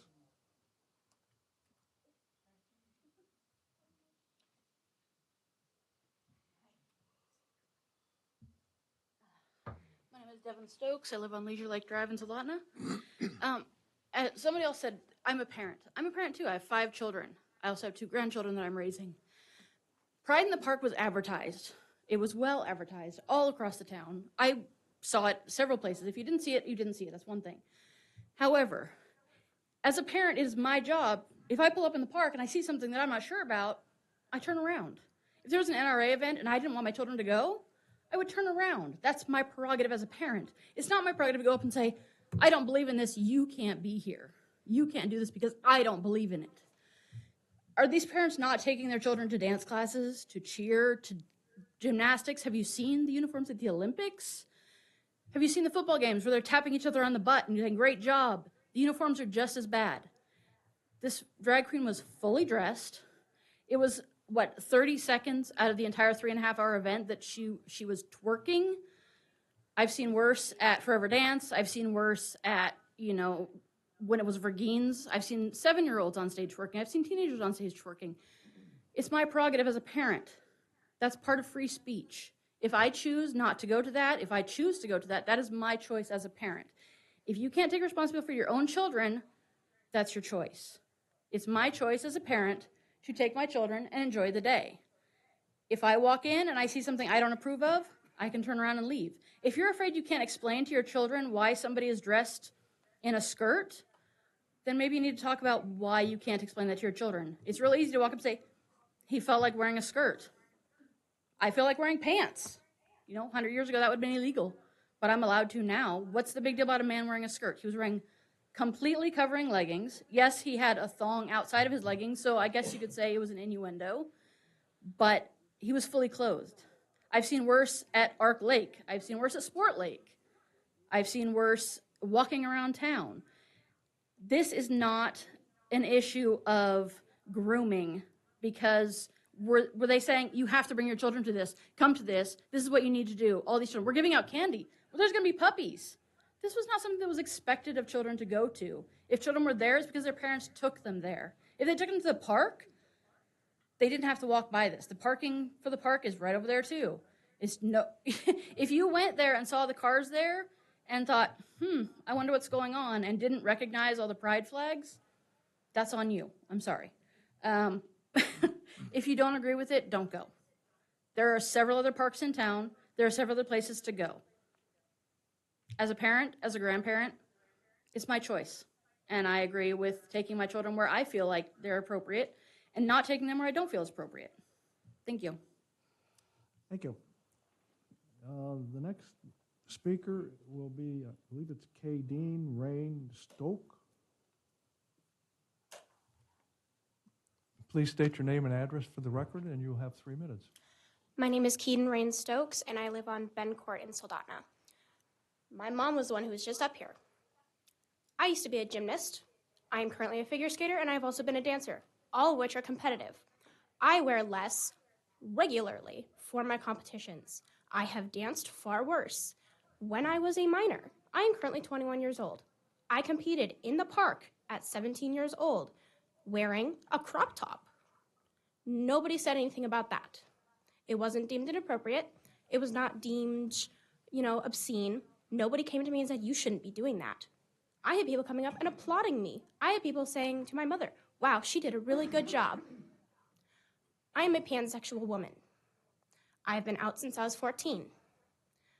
Never once have I ever told somebody, I don't like what you're doing. You can't do that here. Are there times where I've wanted to? Yes. But I held my tongue because it is not my choice. If you don't want to see it, leave. If you don't want to partake in it, do not partake in it. That is your choice. If you're going to sit here and tell me that I can't do something because you don't like it, I'm going to tell you, you can't do this because I don't like it. That's not fair. It's not fair to anybody. I shouldn't be able to go up to a 5-year-old and say, hey, I don't like the way that you're talking. Stop doing that. It's not my child. I can't come up to you and say, I don't like the way that you're talking. I don't like the things that you're doing. You can't do that. It's not my place. It is freedom of speech for a reason. It is freedom of expression for a reason. Nothing that that performer did was deemed inappropriate. If you brought your kids there, that's your own fault. You saw it. It was posted on social media. It was on flyers. It said drag queens. And if anybody knows anything about drag queens, that's what they do. If you have a problem with that, go somewhere else. Entertain yourself somewhere else. That is your right. But you are stomping on my right and theirs. And that's not okay. Thank you. Thank you. The next speaker listed here looks like Helen Kroom.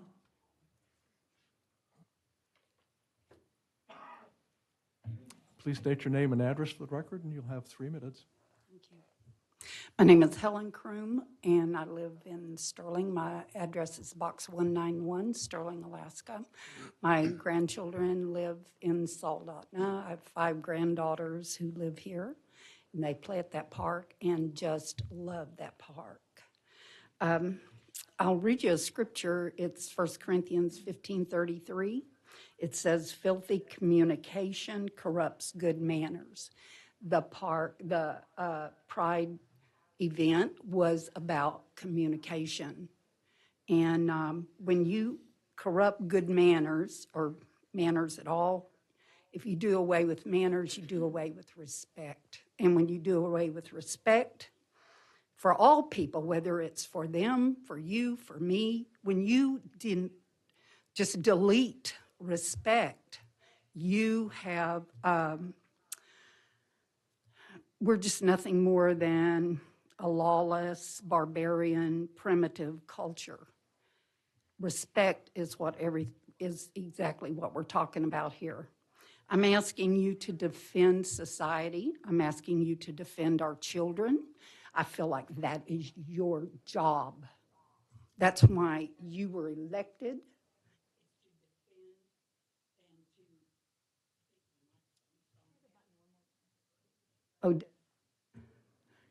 Is to protect this city and the people actually in the outlying cities that come in and use this.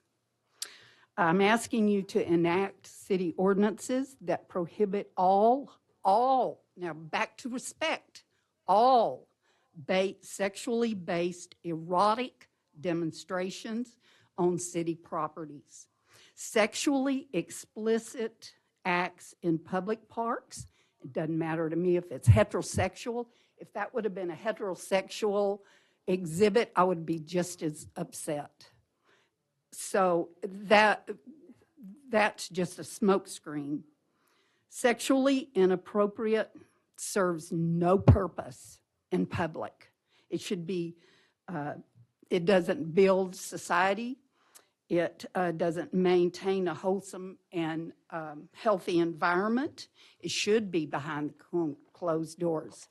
And now y'all want to talk about deny controlled content? Listen, they control alcohol. They control substances. They want to control gun sales. And you don't want to control, listen, that isn't fair. That isn't across the board. Drinks are controlled. There was a beer garden, I think there was, at this event, and it was for a reason. It was control. So don't let that block your thinking that, we can't control. Oh, yeah, you can. It's our responsibility to speed controls, gun control. We've got to get control again, because what's happened to our society and our children are... Thank you for your comments. Okay. Thank you. Next one on the list is, looks to be Zeke Johnston. Okay. And please state your name and address for the record. You have 3 minutes. Yeah, my name is Zeke Johnston. My address is 34218 Poppywood. It's been really interesting listening to the comments made by others of the public.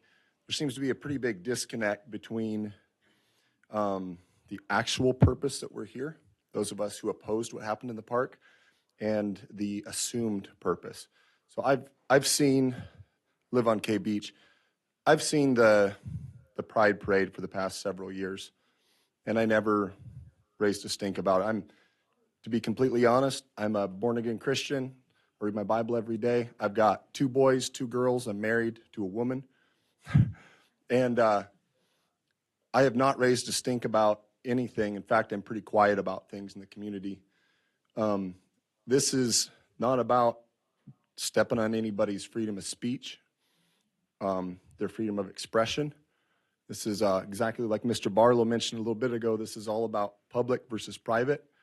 Good Time Charlie's is shutting down, but from what I hear, but I would have been totally against a stripper on stage at the park. And got a little bit of time. I just want to read a little bit of something from the Supreme Court. This is applying to the First Amendment, because it's kind of the main topic here, it seems like. And it says that the First Amendment can be restricted. It says, whether the average person applying contemporary adult community standards finds that the matter depicts or describes sexual conduct in a patently offensive way, i.e., ultimate sexual acts, so actually doing it, normal or perverted, actual or simulated, masturbation, excretory functions, lewd exhibition of the genitals, or sadistic, masochistic sexual abuse, and whether a reasonable person finds that the matter, taken as a whole, lacks serious literary, artistic, political, or scientific value. And the one thing I want to point out in there is that it was a simulated sexual act that took place. And according to the Supreme Court, this was the Miller versus California, and the Miller test that Kulsar mentioned earlier. That's what this applies to. So this is all about public versus private. You want to go to Good Time Charlie's? Go to Good Time Charlie's.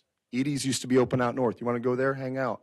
What you do in private, or what me and my wife do in private, should not be simulated in public, in a public place. Somebody mentioned something about like a gun show at the sports center.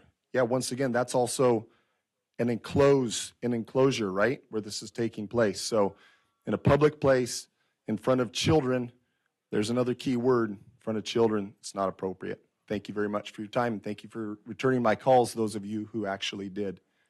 Thank you. Mr. Johnston. For those of you out there in the hall, there is a couple of seats vacant in here if you want to come on in. It looks like I see 1, 2, 3, maybe 4 seats.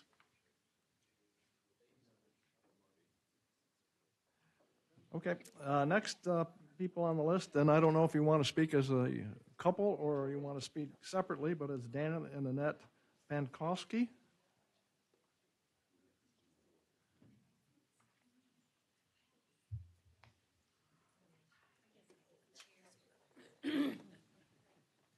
Chair?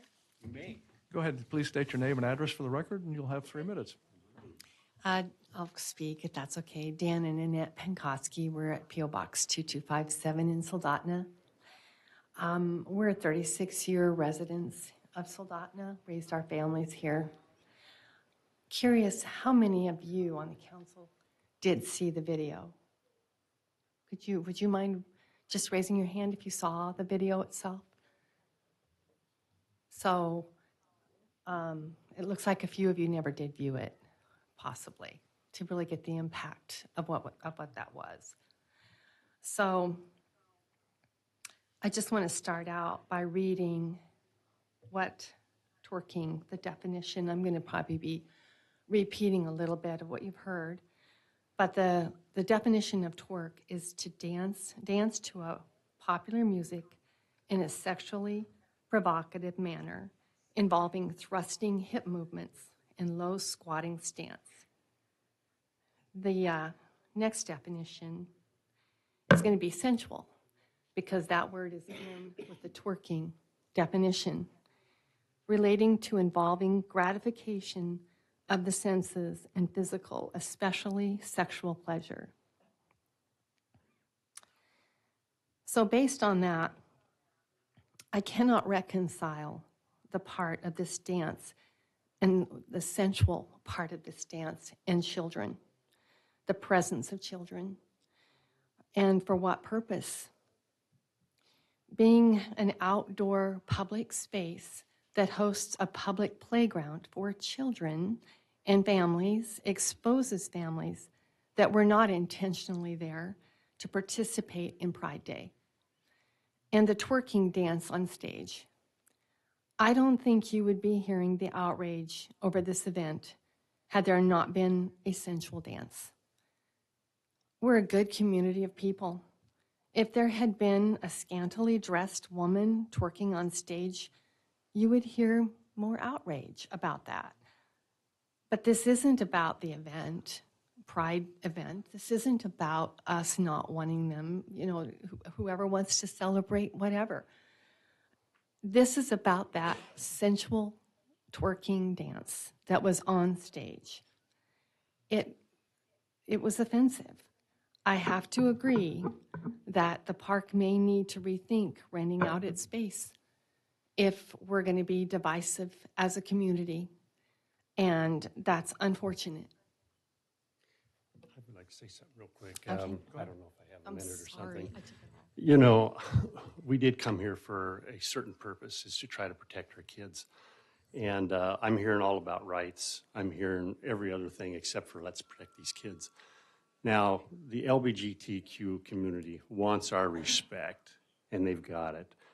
But how about you guys police yourselves?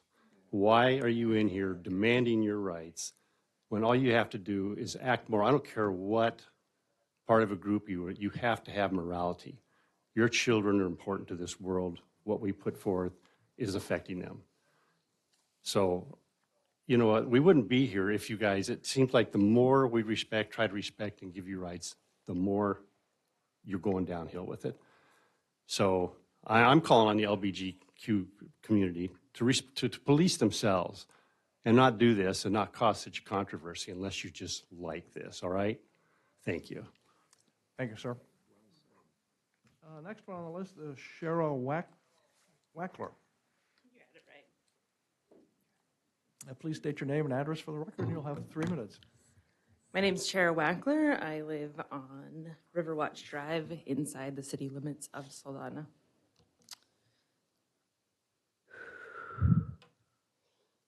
My time started already. The version of the story that was told to rile up the pitchfork mob here today was all lies and half-truths. Despite what any must-read Alaska article said, I think we've established that there is a faction within our community that would like to stop what they view as the progressive nature of events like Pride from infecting our so sensitive population. To that end, the culmination of all of these ideas seems to have found its mascot, drag queens.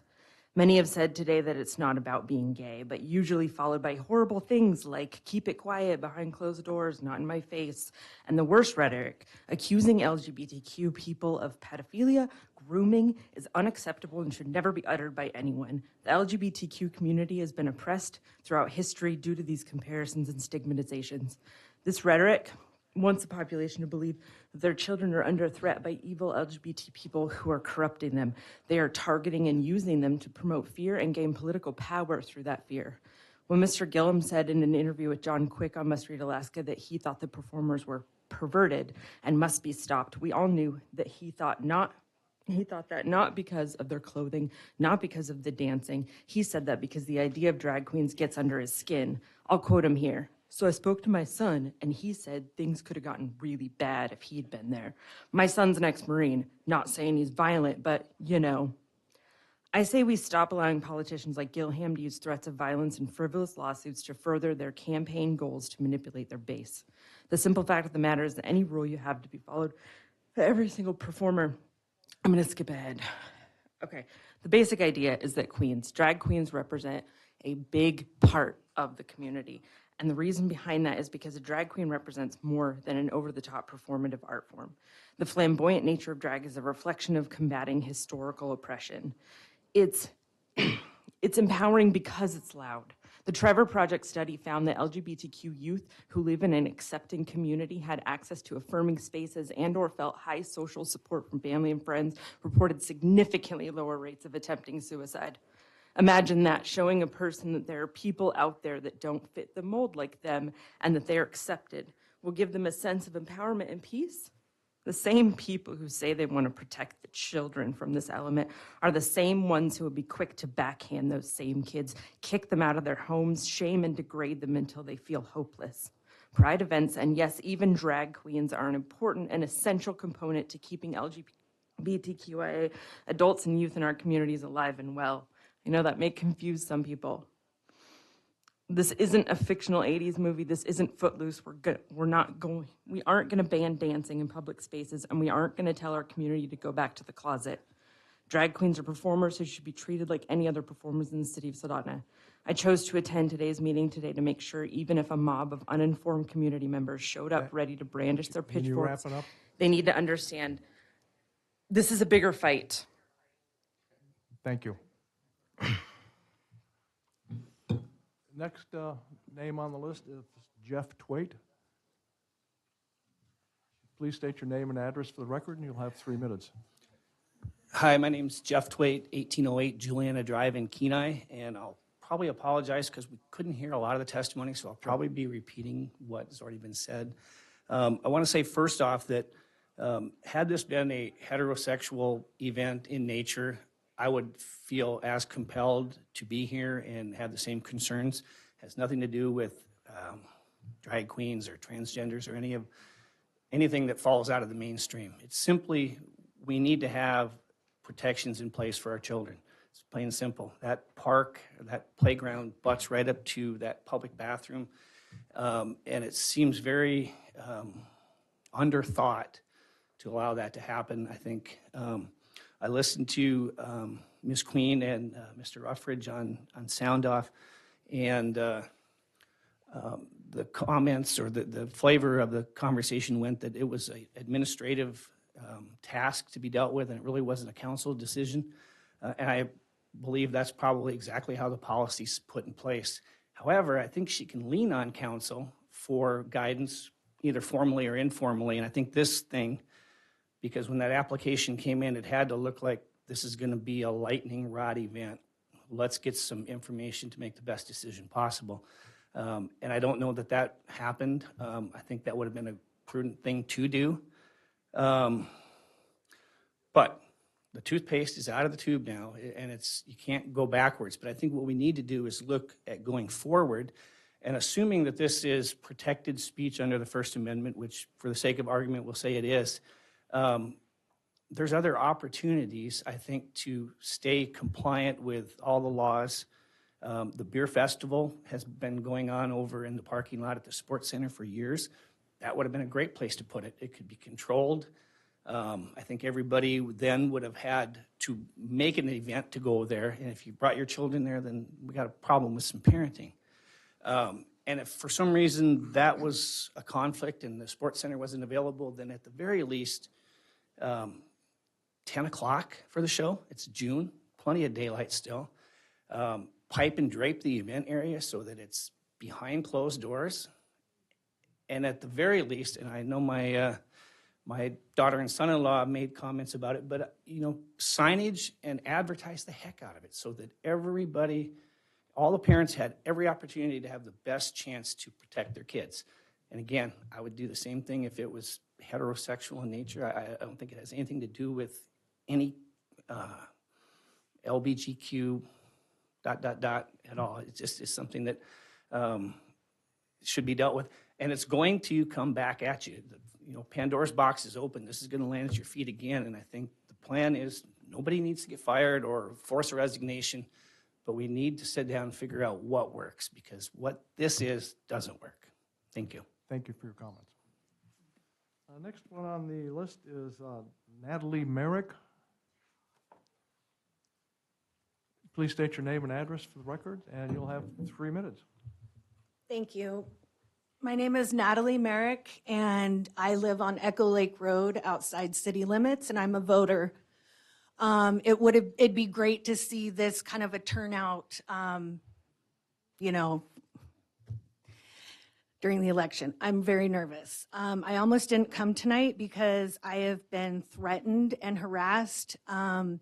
I am coming here today as an ally. I also graduated from high school at Skyview High School in 1993. I find it very interesting how so many people are here saying that if this was a heterosexual dance, that they wouldn't have a problem with it. I have watched Diamond Ranch, I'm getting the name wrong, but it's the local performers, the kids that perform. They all twerk, they all wear the same scandalous clothing, and I can almost guarantee that not one of them came to a city council meeting to save the children. What I have a problem with is people like the Colsars, who are the owners of St. Elias Pizza. I really want to put that out there because as a community, we have choices of where we spend our money. I am also not going to hurl any, I'm not going to call anyone, I'm not going to call anyone names, even though that has happened to me multiple times. I am an ally. I have multiple friends that are gay. My brother is gay. He's also a member of this community. I'm very proud of the fact that in 1997, my dad and I started the first PFLAG group when people didn't even know what that was. And for those that don't, it's Parents and Friends of Lesbians and Gays. We wanted there to be a support group for families that didn't know how to support their loved ones who were coming out. People, I've heard over and over and over again, people saying, we care about the children, we're here for the children. What I really implore you to look at is representation is really important. Do you care about how many children have blown their heads off because they don't have a safe place to turn? Do you care about that? Do you care about transgender people? Because you know what? It's a real slippery slope. And what I heard tonight, and I just want clarification, there were no rules broken. Absolutely no rules were broken. And I'm so glad. And I actually really like our city attorney. I think he's excellent. And you know what? I just want to reiterate that no laws were broken. It's important to me that I live in a community that is inclusive of everyone, and that is not everyone except gay people or everyone, or God forbid, a transgender person. I have friends of all walks of life, and it's important to me that we treat everyone safely. If you don't want to go, don't see it. Thank you for your comments. Thank you. Next one on the list is, excuse me, Kathy Medkoff. Kathy Medkoff. Hopefully I'm pronouncing that right. Medcoff. Okay, we'll move on. I'm going to try Zoom once again. If anyone there on Zoom wishes to make some public comments on this subject, please raise your hand.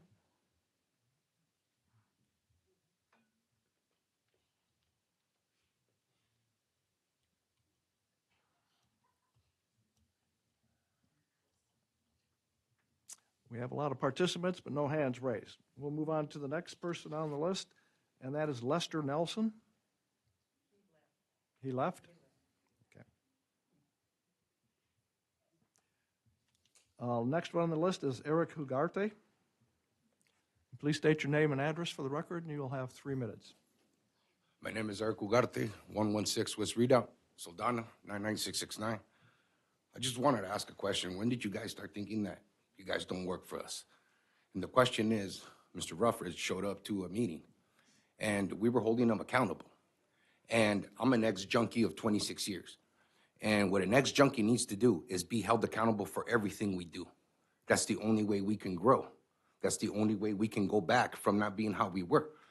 What I want to know is, if I work for you and you're holding me accountable, can I just walk out of your office? Can I? It's just one of those where I'm not asking you to answer, but I'm saying Mr. Ruffridge was there, and we're holding all of you accountable. That's the thing. You guys, I don't know if you guys are not used to it, but you got those work for us. We voted all of you in, and you're supposed to represent us, but you're not doing that. You know what I mean? So election time's gonna come, and then we're gonna see who's on your side and who's on anybody's side. But that's the thing I just want to know. Is it right when you're holding somebody who's supposedly representing me, and we're holding him accountable for what he's done, and the person walks out? Is that the kind of person I want? It says that supports me. This is my opinion, First Amendment, freedom of speech, sir. So I'm talking. You respect me, sir. I work, you work for me. Remember that. You work for me. We're not here to. So all I'm asking is that correct? We're not having a debate here. You work for me, almost. Don't forget that. You answer to the people, listen. You answer to us. We're the ones who pay the taxes here. You know that. You know that. You're not dumb. You know that. So you work for us, boss. So you need to respect us. And all I was doing was just asking the question if that is okay. If I were to go up to any one of your jobs and walk out. If I were to be working at Bishop's Attic and I were to just not like what he said, can I just walk out? Mr. And this is what Hugarty, I want we're proven. not engaged in a debate here. Or This ain't no debate. or- I'm asking a question. or My personal- freedom of speech, sir, or- my First Amendment, or everyone's throwing that personal out. attacks on people. You know what? So please Just control it answer the and get- question. and I get to got the 47 subject. seconds, homie. I got And get to 47 the su- seconds. So and get answer to the the question. question. Is it okay for something like that to happen? Is it? See, a man who doesn't have a word cannot be a man, sir. And I apologize, but we got nobody leading us, man. You won't even answer a simple question. It's a simple question. All you can answer is that okay? Because I'm held accountable at my job. If I go up and tell my boss I don't want to do it, I'm going to get fired. So why is it that we're all held accountable, but when we hold people accountable that are politicians that we voted for to speak for us, they feel they don't have to? And then we got you saying that, oh, I'm not going to answer that question. That's just punking out. Why don't you just be honest and just answer a simple Thank question? you for your comments, Mr.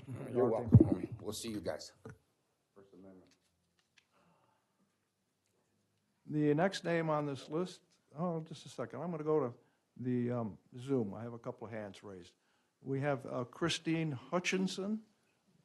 Christine, you have, please state your name and address for the record, and you will have 3 minutes.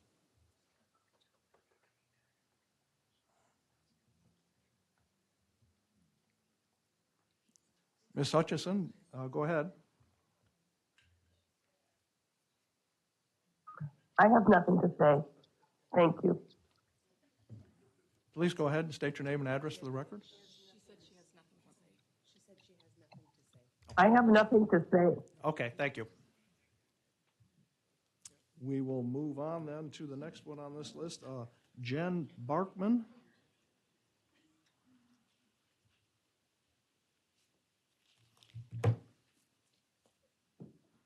My name's Jennifer Barkman. I live at 48265 Tote Road, Soldotna. I'm a longtime member of this community, and my concerns that I hope to present to you very respectfully have nothing to do with the group putting on the Soldotna Pride event. And I want to be clear in that. It is not about the group or the people. I have seen that this group has had events in the park before. I have not participated in these events by my choice, but I have also not ever felt that I had to avoid the entire area. Nor has there ever been this much concern over their previous events. It tells you something. The concerns this time are definitely with the content that was shared on a public stage in a small town community public park. What this display amounts to is indecent exposure and should not have never been allowed in an outdoor public city community park. My concern has nothing to do with this group. Again, I want to say that. If they want to do this in a private and closed area where children and families are not present, that is their right. However, doing this in the center and the heart of our community at a community park that you have a picture out there that says pride. We take pride in that park, and we do. And yet now we have to be careful of the events in there if we're going to take our children or our grandchildren. And I think that's very sad. This isn't a matter of who did the display, it's about what they did. It wouldn't matter if they were men, women, cross-dressers, drag queens, you or I. It was lewd and sexually suggestive and inappropriate. We cannot bow down in fear of reprisals from anyone or any group for standing for moral decency, and that's what this is. I don't know if a law was broken because I'm not a lawyer, but I'm convinced that should the girls from Good Time Charlie's want to take center stage at the public park, they would be denied a permit.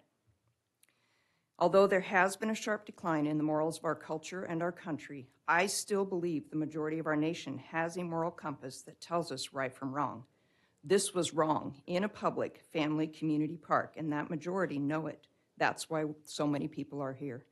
The members of this city council and government set the tone for our community. What tone are you going to set?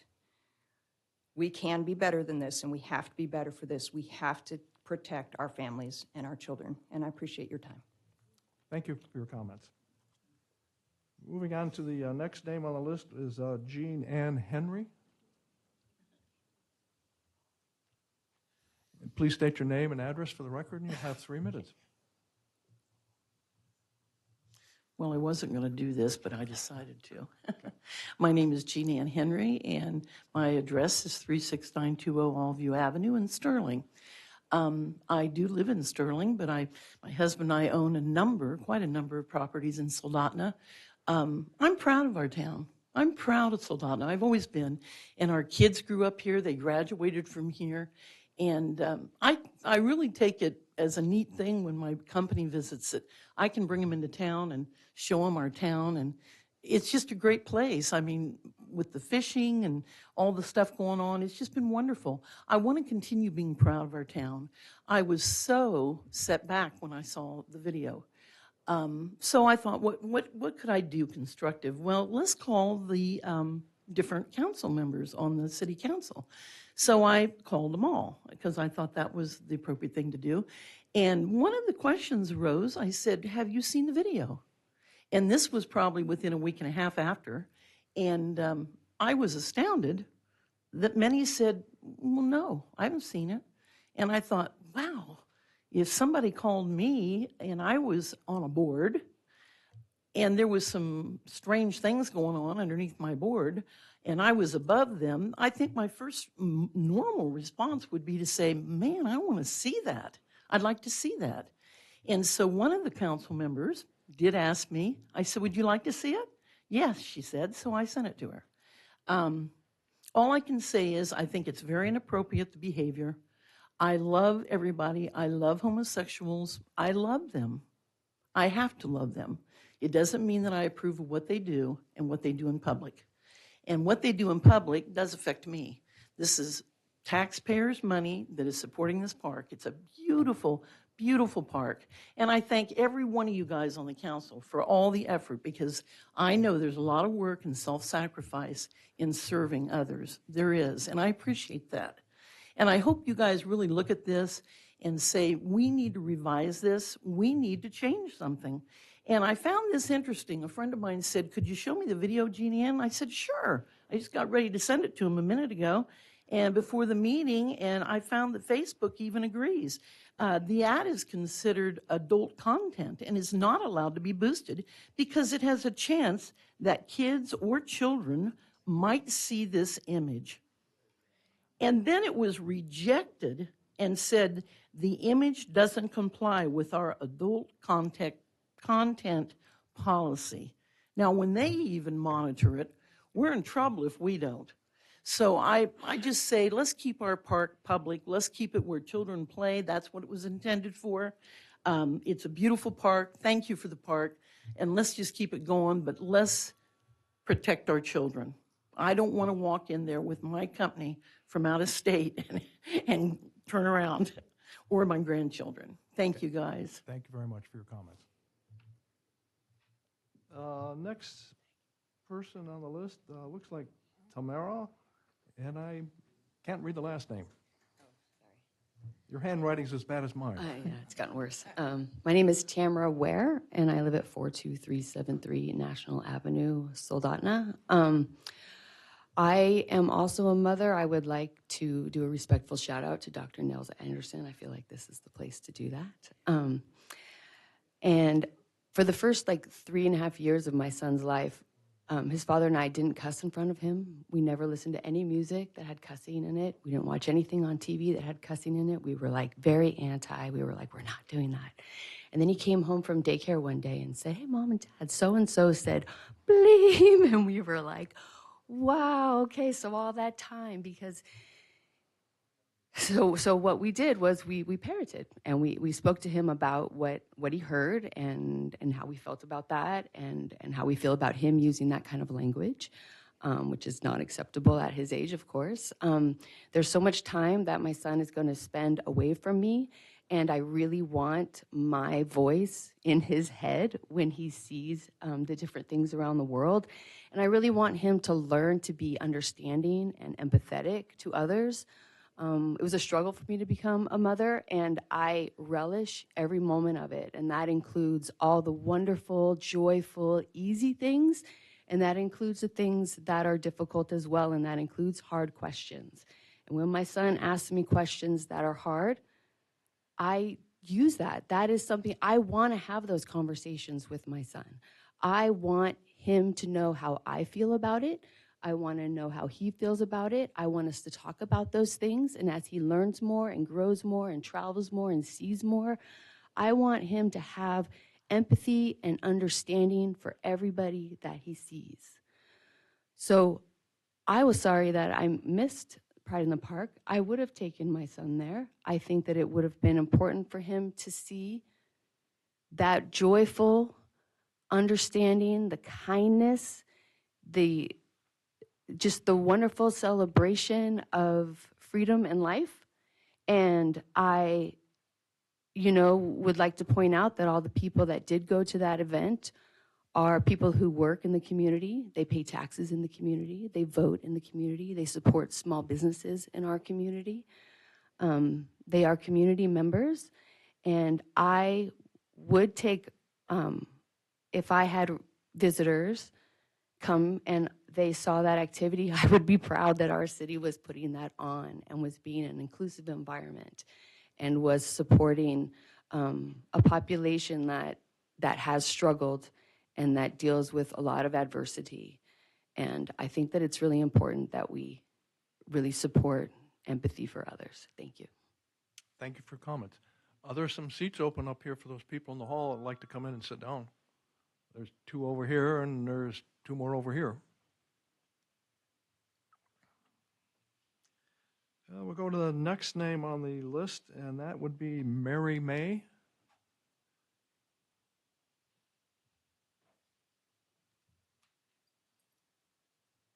I'm going to read an excerpt from the Rainbow Gathering, which is not actually a LGBTQIA+ group, but annually petitions for the right for all people to assemble as protected by the Bill of Rights. While neither assembly nor petition is synonymous with speech, the modern Supreme Court treats both as subsumed within an expansive speech right, often called freedom of expression.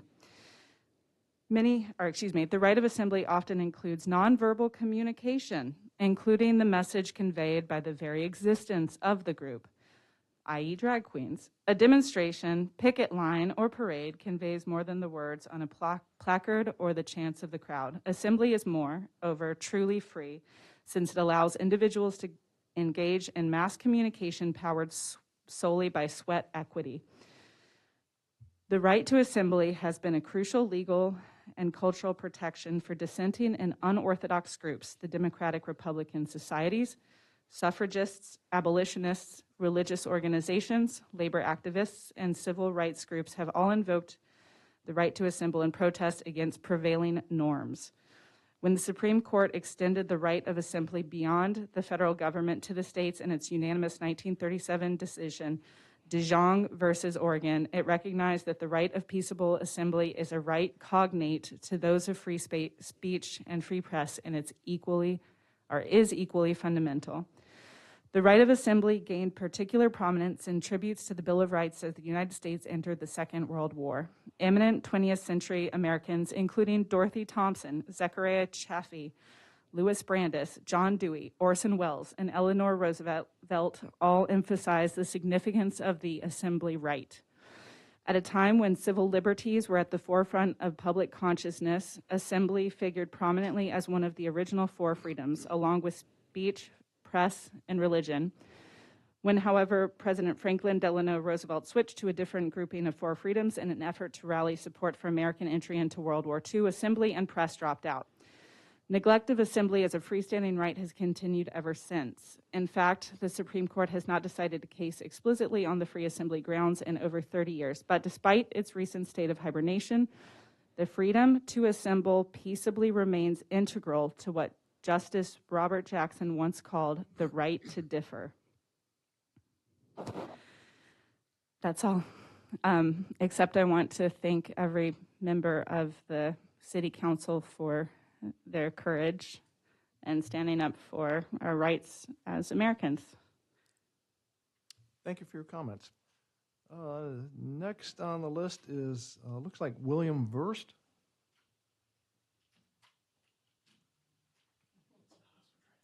Okay.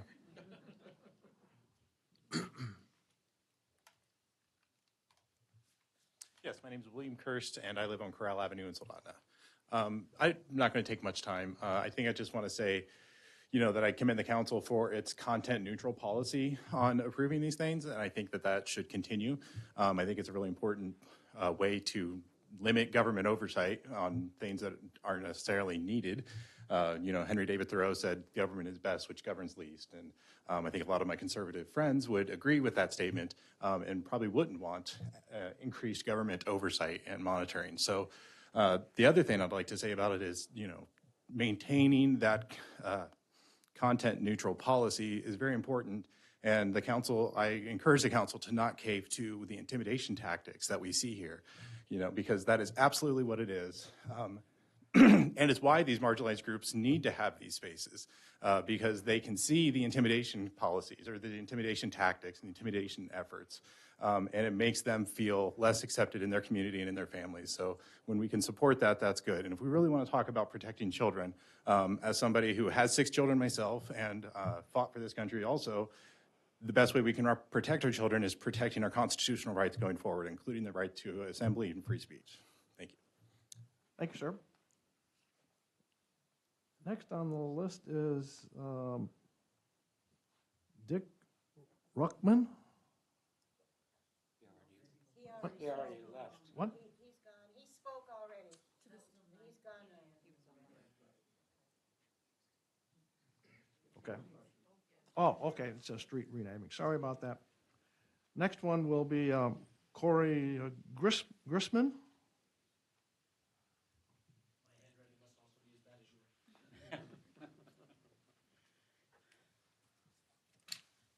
Corey Grimm, Kenai.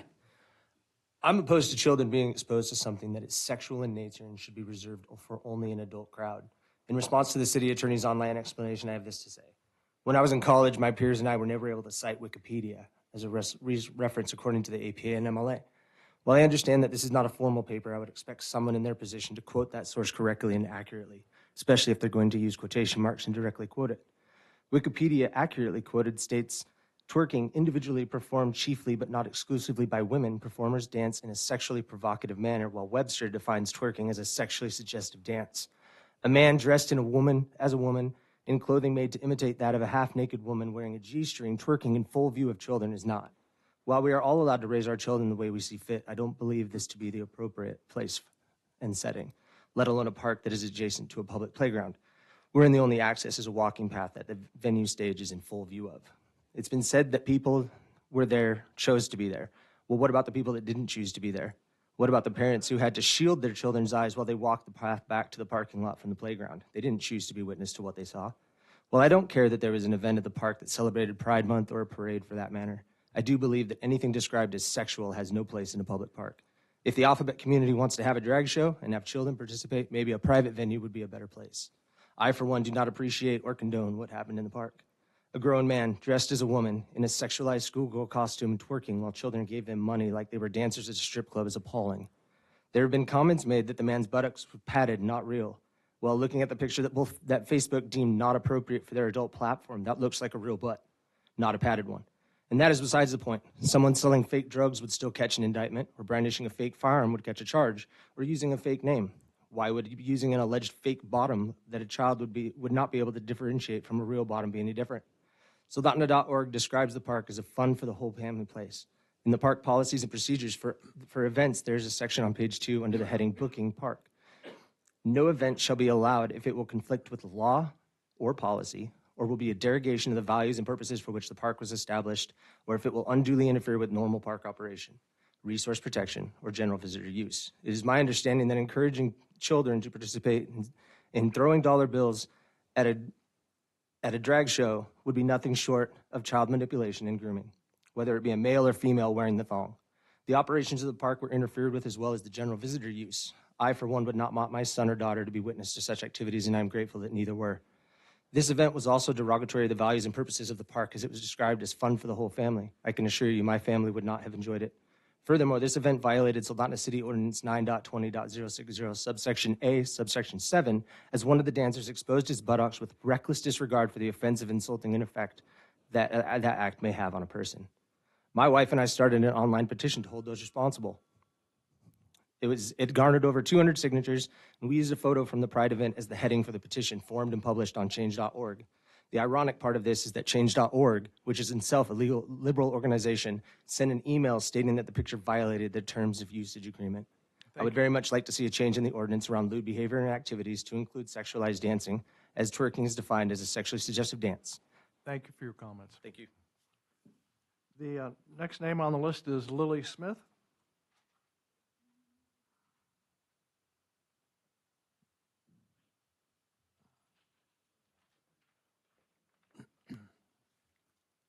Hi, Lily Smith, Kenai. Just want everybody to take a good look at that picture. Like my husband said before, no child could tell that that was a fake butt.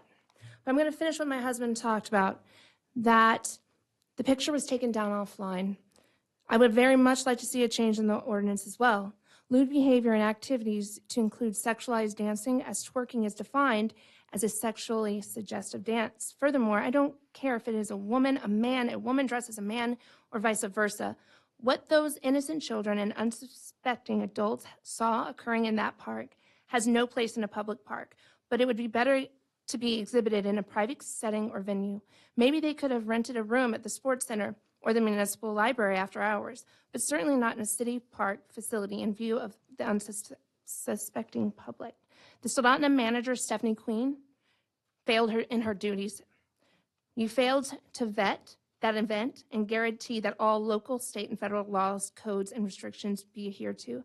And you should be accountable, and you should no longer have the position that you have. I also would like to point out that Oscar Wilde said life imitates art far more than art imitates life. Drag shows are considered a form of art. What are we setting our children up for if this is what they see? What kind of life is our future going to look like if this is the art that we are exposing our children to in a public park? It looks pretty bleak to me. It doesn't look good. This is not acceptable. This is not okay. This is not what our city stands for. Where you can have pride. Be proud to be gay, but be respectful of children. They don't understand.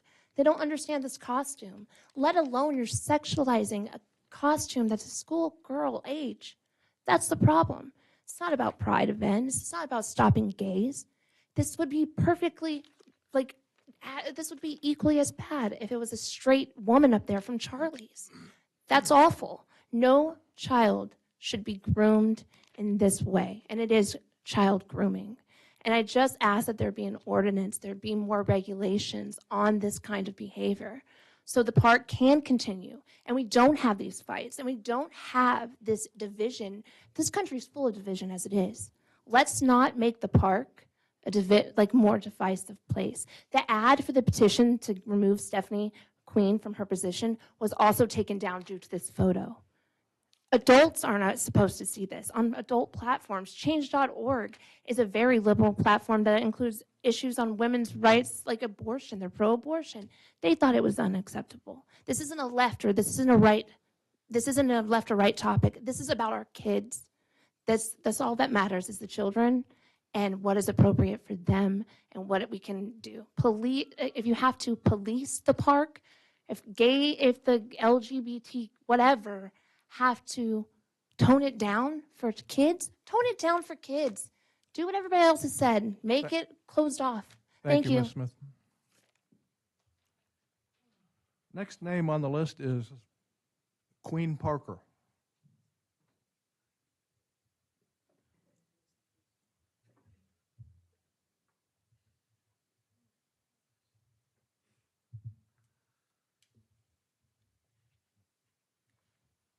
My name is Queen Parker, and my post office box is 1462 in Sterling.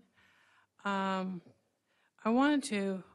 just a layman, I'm not an attorney, but I wanted to, for the record, the Alaska statute, AS 11.41.458, indecent exposure in the first degree, which is a Class C felony.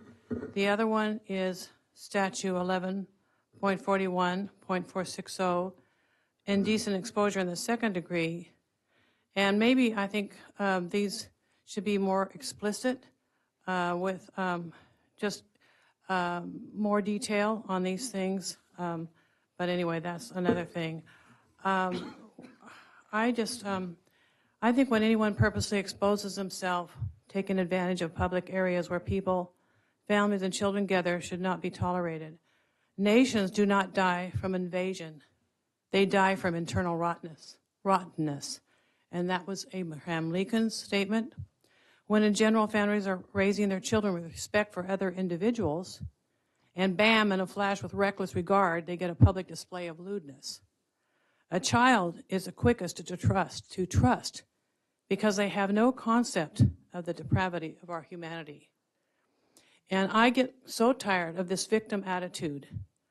Wah, wah, wah. You know, I mean, everyone can be victims at certain times. You know, my nephew, he's a homosexual, I love him. You know, and I see so much hate. And we as Christians walk in love. We don't like what's going on, but we love our individuals. We love people. And so every state has laws prohibiting people from committing indecent exposure or public lewdness. In general, if a person exposes their genitals or other private parts for sexual gratification, or with the knowledge that others will be offended, they will be guilty of a crime. Before you go streaking at a pro sports game or urinate in public, you should realize that you may be setting yourself up for serious consequences. Don't get caught with your pants down. Yes, sorry. And as far as I know, the park regulations weren't adhered to. We went over them, and I don't know how this went by, but whatever. I think the Christians should have a Christian Proud Month. So thankful to be a King's kid, as we are fighting for our rights too. Thank you, Ms. Parker. Next one on the list is William and Carol Kenneth? Queth? Starts with a K. William, and looks like Carol, and Keith or something like that? What? They're no longer here. Okay. We'll go back to Zoom again. I see a hand raised. Audrey Hickey. Please state your name for the record and address for the record, and you have 3 minutes. Hi, I'm Audrey Hickey. I am an organizer of Soldotna Pride in the Park, and I feel extremely uncomfortable giving my address, as a few years ago the FBI has instructed me not to give out my physical address because of the violence against our queer community associated with Pride. So I'd be willing to email you privately my address, but I'm not going to give that publicly. I appreciate the opportunity to speak tonight. None of these people that are complaining actually attended the Pride event. Dance is covered under the freedom of expression. The video that is being circulated was posted by me because I was impressed with the performers' expression. It has been redistributed without my permission, and I have filed numerous complaints of intellectual theft on numerous platforms, which is why the video is no longer accessible. If you look at the whole event of Pride, twerking was 0.02% of our 3.5-hour event. No one that night was there without their consent. Tonight, people gave tips to the music performers at the park. This is not abnormal. Performers received tips. Adults far outweighed the children that were at Pride. The children that were there with the consent of their parents. There is no direct line of sight from the playground to the stage. Does this council think they know better than the parents to determine what events parents can bring their children to? If the council intends to restrict the time and manner of this event, that is exactly what you will be conveying to our community. Soldotna Pride in the Park abides by the law and the policies of the park, and we will continue to do so. We will continue to promote visibility is what saves the lives of the queer community. There is a principle, which is a bar against all information, which is proof against all arguments, and which cannot fail to keep a man in everlasting ignorance. That principle is contempt prior to investigation. William Paley. Again, none of these people complaining attended Pride. Thank you. Thank you for your comments. I see no other hands raised under Zoom. The next one on the sign-up list, is Tom Bedanoff. Looks like, Benoff, Bedunnalf.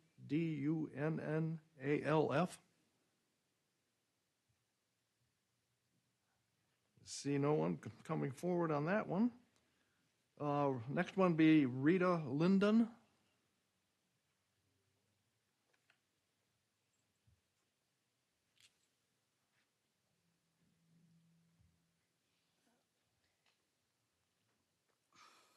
Hello, my name is Rita Lindo. I live at 51315 Sequest Drive in Kenai. And really glad to have this opportunity to speak to you guys. I've never done this before. Last Wednesday, I took my 4-year-old grandson to the Soldotna Creek Park for his 4th birthday adventure per his request. I'd never been to the Wednesday market before, so I was looking forward to our adventure. We got some fresh veggies, tree seedlings, potholders, and delicious food. And after 3 hours, we were ready to move on to the playground and river walk before we headed to our next adventure. We had a lovely day at the park, at the Wednesday market, and I thought I would come back and do this again sometime.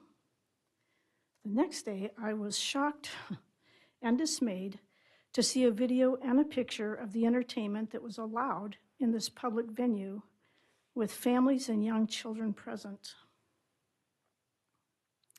I did not know that this was a scheduled entertainment, nor would I have even thought to look for it. Apparently, this came on as we were leaving, and I'm grateful to have spared my young grandson this inappropriate display that violated 2 city ordinances regarding the park's use. The 2 ordinances that were violated was number 1, taking money for tips by the drag queens who were not registered vendors, and number 2, the adults, men, were using the women's bathroom to change in when they are obviously not 8 years old and younger. Why was there no enforcing of these city ordinances? Were these groups reprimanded for breaching ordinance rules? My husband and I have loved raising our 3 kids in this community for the past 30-plus decades.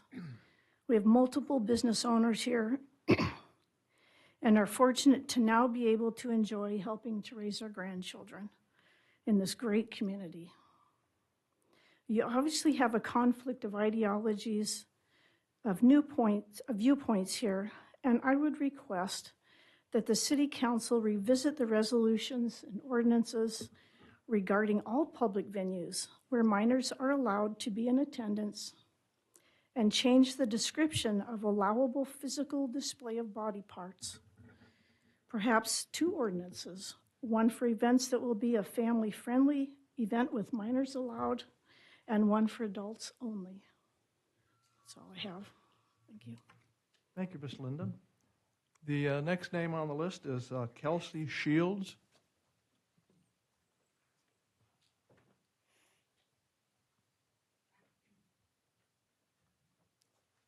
Please state your name and address for the record. You have 3 minutes. Thank you. My name is Kelsey Shields. I live on Columbine Street in Soldotna. I am a lifelong Alaskan, only left for college, moved back. I am a Soldotna City resident and a business owner in Soldotna as well. And First of all, thank you so much, Council and Stephanie, for spending so many hours of your evening listening to your townspeople. You're very appreciated. And as a resident, as a business owner, I would like to say that anytime I have question, I have need of help from my city, I have never run into a problem receiving any of the help that I need and the instruction that I need. And I know that's not exactly the topic at hand, but thank you. You are all doing an excellent job.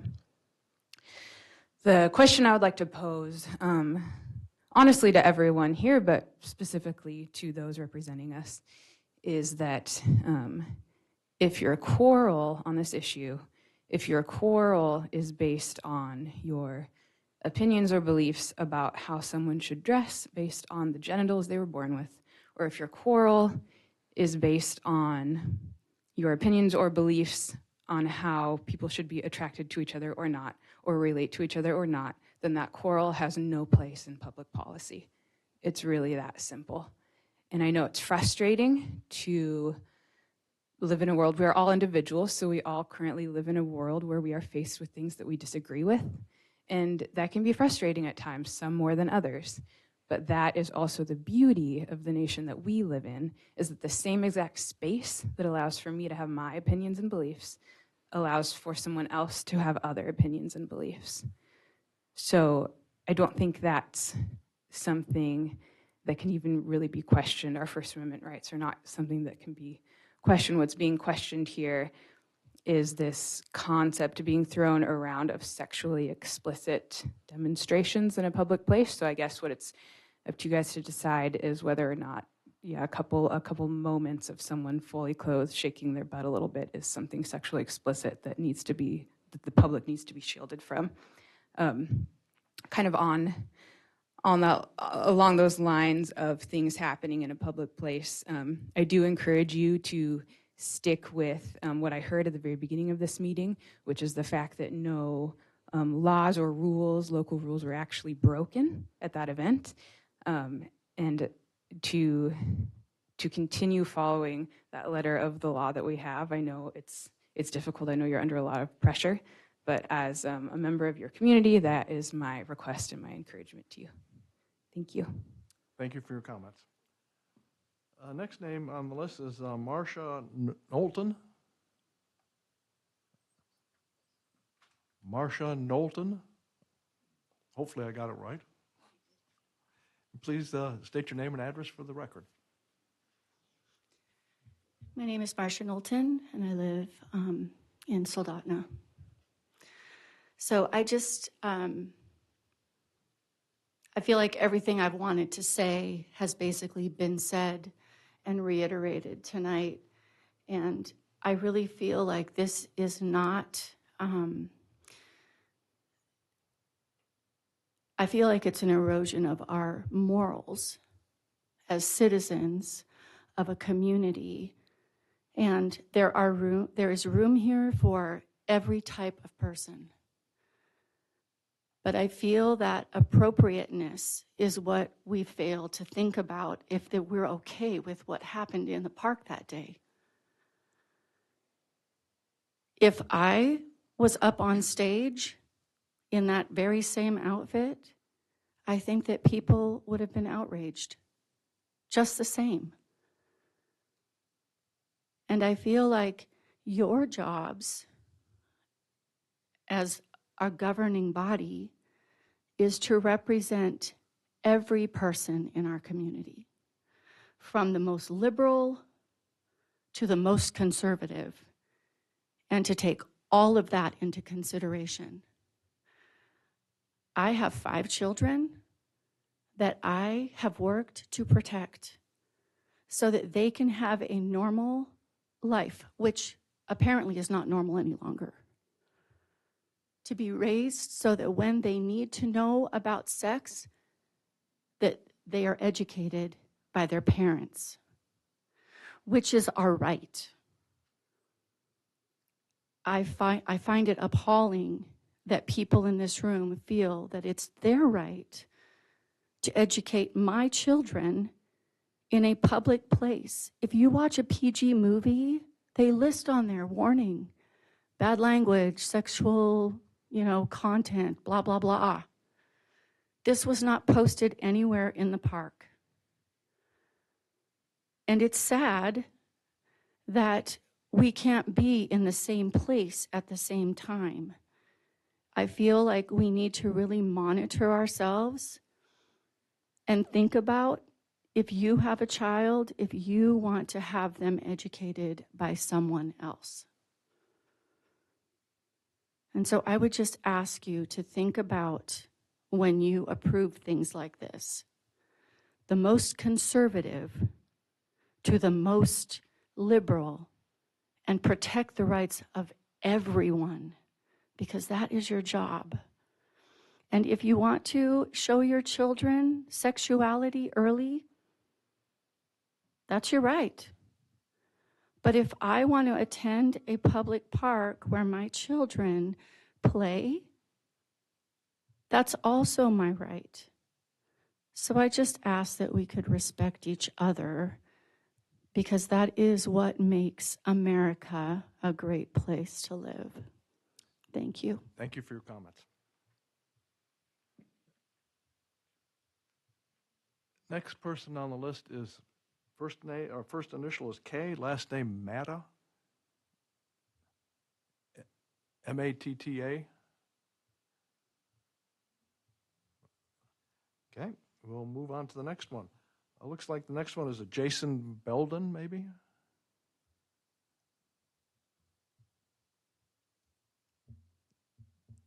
Jason, J-A-Y-S-O-N, and looks like I said, Beldum, or something very close to that. Okay, seeing no one. Next one, looks like the last name is Thema, T-H-Y-M-A. First name starts with an R. Rihanna. Okay.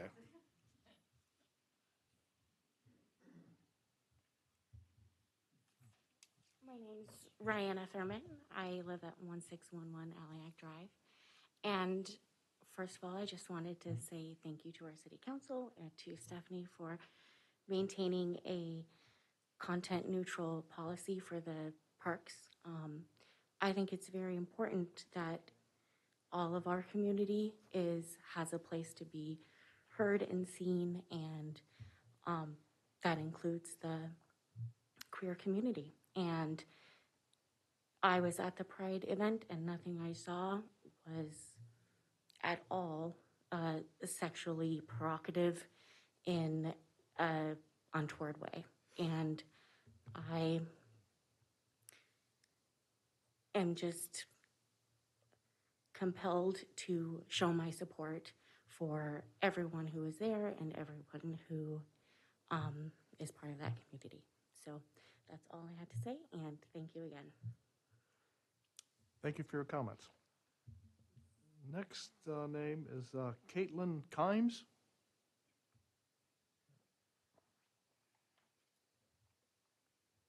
Please state your name and address for the record, and you'll have 3 minutes. Thank My you. name is Caitlin Kimes, and it's P.O. Box 981 of Soldotna. I've lived here all my life, and thank you, City Council members, for being able to let us have this discussion. It's very important that as a community we get to express our feelings on such a matter in a public space, and about a public space being our Soldotna Creek Park. We've created such a beautiful park next to a park that is intended for small children. It is a wonderful space all in all next to the river, but creating one big event center has led to problems as we now face. If we want to be an inclusive community, we need to provide ample space for people to express themselves. If people are upset due to the expression next to a place for children, there should be an equally attractive place for those people to have events and express themselves. To say something like, why not host Pride at the Sports Center? Would you like to hold the Wednesday market at the Sports Center? I think not. There needs to be another space with an amphitheater, with ample land, with ample coverage that is, again, attractive, because people are attracted to Soldotna Creek Park because as a city, we created a wonderful space. We need more wonderful spaces so that as a community, we can keep on expressing ourselves. If not, The only other solution that has been brought up to the table is restriction, and restricting pieces of our community can only lead to greater divide and further problems down the road. We need solutions, not restrictions. We need to create spaces, not limit what we can do in them. Thank you. Thank you for your comments. I have no more names on the list. Is there anyone that did not have the opportunity to speak that wishes to on this subject that's here in the audience right now? Please step forward and give your name and address for the record, and you'll have 3 minutes.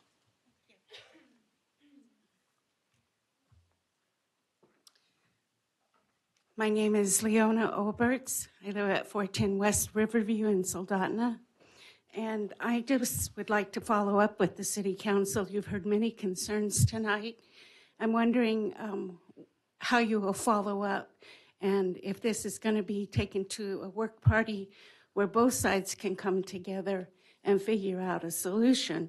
I don't think not having a Pride event is the answer, but I do think that there are several concerns about having something inappropriate near our children. So can you please answer that for me? Thank you very much for your comments. I do have another name added to this list. Joel Smith. Thank you for having a name I can pronounce. Well-known name. I'm Joel Smith, 35390 Rieger, Soldotna.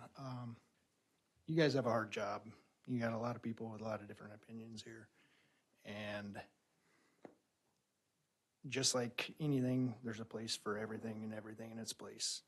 Certain parts of this event, wrong place. It's right out front. You guys have a poster of our park that was right next to that. It says, kid imagined. I don't think any of the kids imagined seeing this. Let's put it in its proper place. Thanks. Thank you.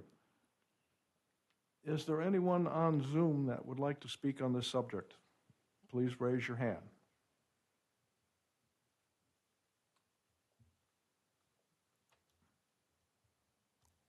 And I see no hands raised. Once again, is there anyone here in the audience who would like to speak on this subject? Okay. Please state your name and address for the record. My name is Laura McIndoe. I live at 392 West Sunrise in Soldotna.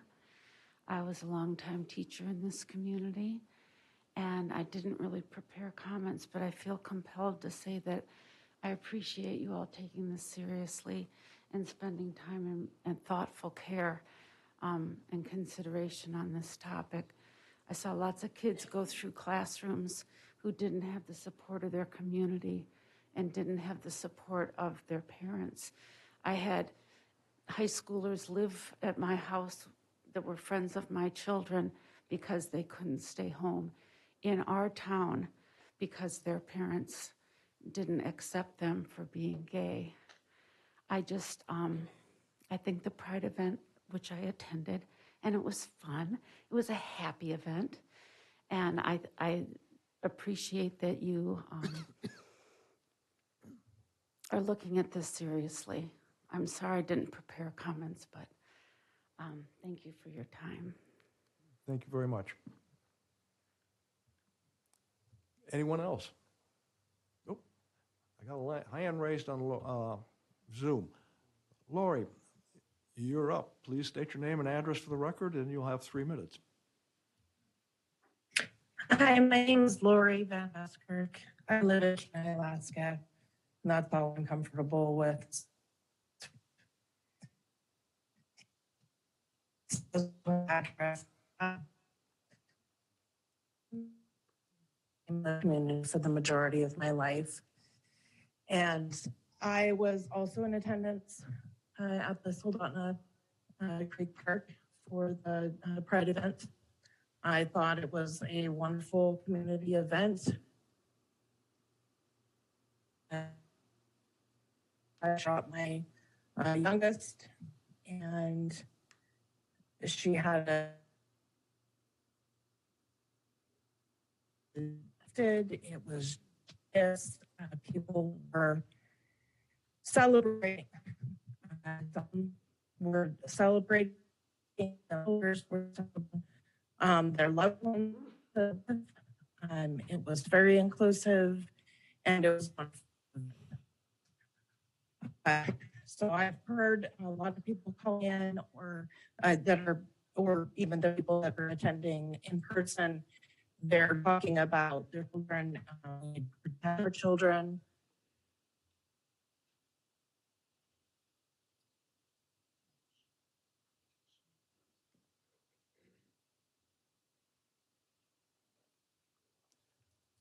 Lori, if you can hear me, you were breaking up, and we didn't get all of that testimony, so I would suggest if you could write an email and send it to the city so we can have your comments for the record. All right, last chance. Anyone out there wants to speak who hasn't already spoken? Seeing none, and seeing none on Zoom, we will move away from the public comment section of the agenda, and let me find where I'm at here.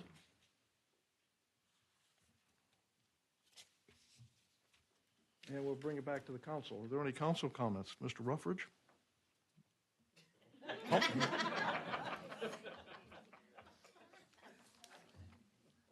Mr. Carey?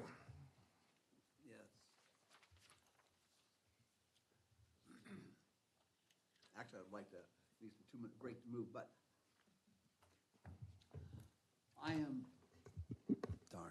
I am very pleased to see so many people here. I'm very pleased with all those who have been here, and I can appreciate that numerous have left. I appreciate all those who have listened and who have commented in different ways.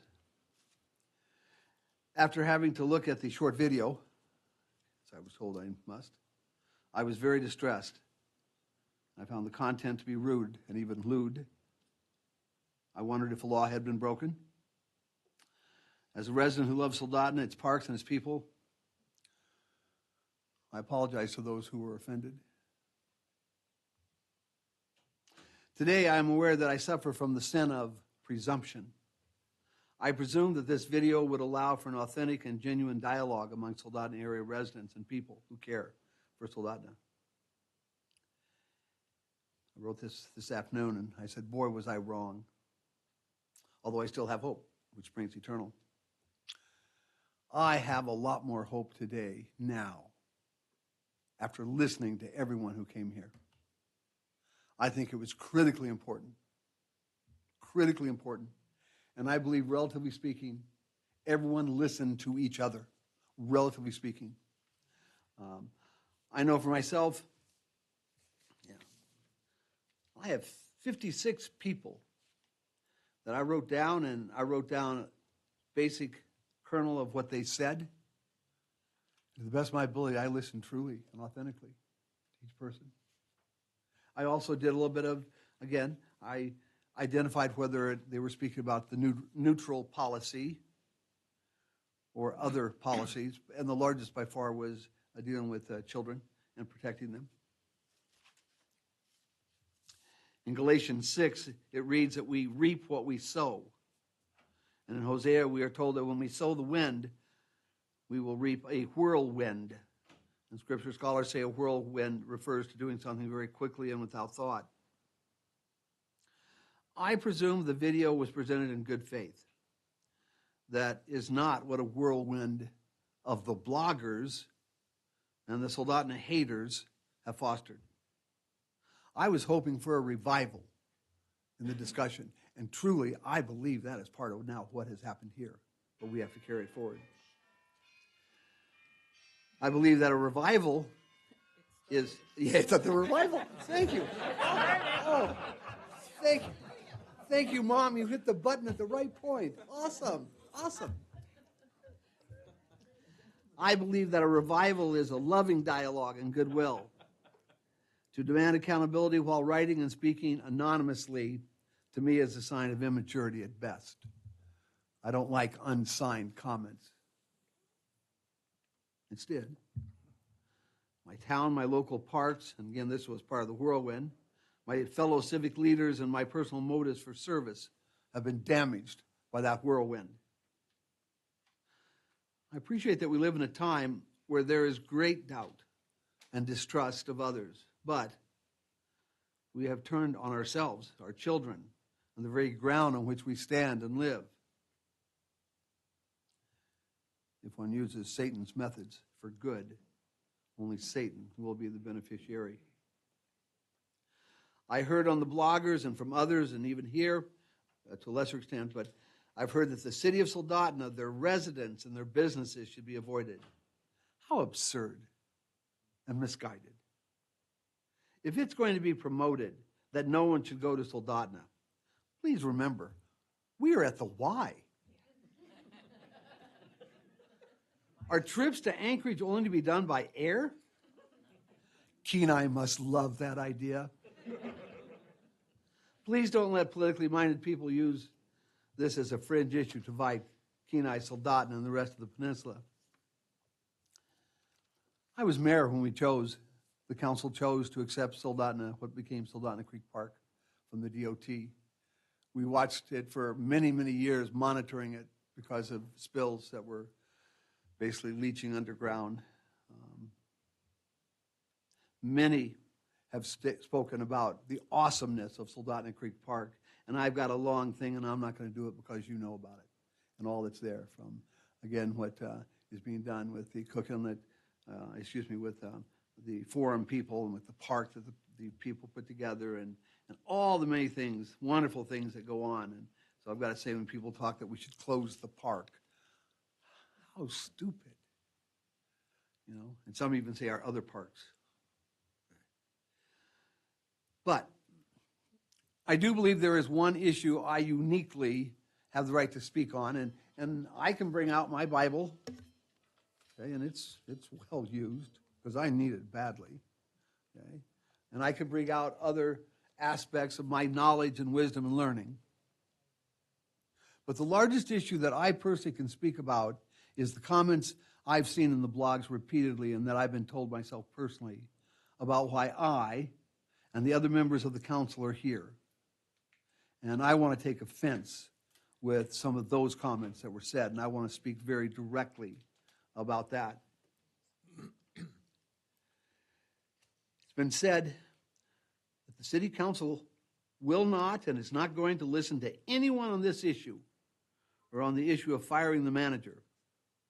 In fact, the council does not listen to anyone on any issue because they are all immoral and corrupt. That's interesting. You know, one of the things I'm aware, and I taught teenagers for 35 years, is for many teenagers as they are maturing and developing, they believe that if you do not agree with their opinion, you're not listening to them. The truth is, you can listen to people and still disagree. In fact, as mature people, we do that. That's part of what a dialogue is about. That's where we're allowed to have different views. And that's what gives me hope because of the very good discussion that was here. I was offended with the rudeness that broke out a number of times, but it appears most of those people left. They made their comment, and then they didn't want to listen to the rest of us, and so they left. So again, political office seekers, this is the truth that I can speak, that I've witnessed. In 1969 and 70, we all went to one high school, and we voted on who would be on the Soldotna City Council for 69-70. I got to be on the Soldotna City Council way back 6-7 decades ago. I got to represent the people, the kids at Kenai Central, where I went to school. In the 80s, 3 times I was elected to represent Soldotna Sterling on the Assembly. In the 90s, I was elected to the City Council. In the early 2000s, I was elected mayor 3 times, followed by borough mayor. In the 2010s, I was again elected to the council, and obviously we're in the 2020s now, and I'm still a public official. I mention that because I have 7 decades of public service with the other public servants in Soldotna. And so when I hear someone speak against the people who serve, I am ready to defend them because I've been with them and I know the truth. I'm not someone who just came to one meeting in a 5-year period and told people how bad they were and then never showed up again. The idea that we have not and will not listen to the people is misinformation. It's untruthful. I've been at every city council meeting for the past 3 years with one exception. I missed a council meeting 4 months ago, the Wednesday before Easter, because I was having surgery to remove cancer from my left kidney on the day of the meeting. So I wasn't here.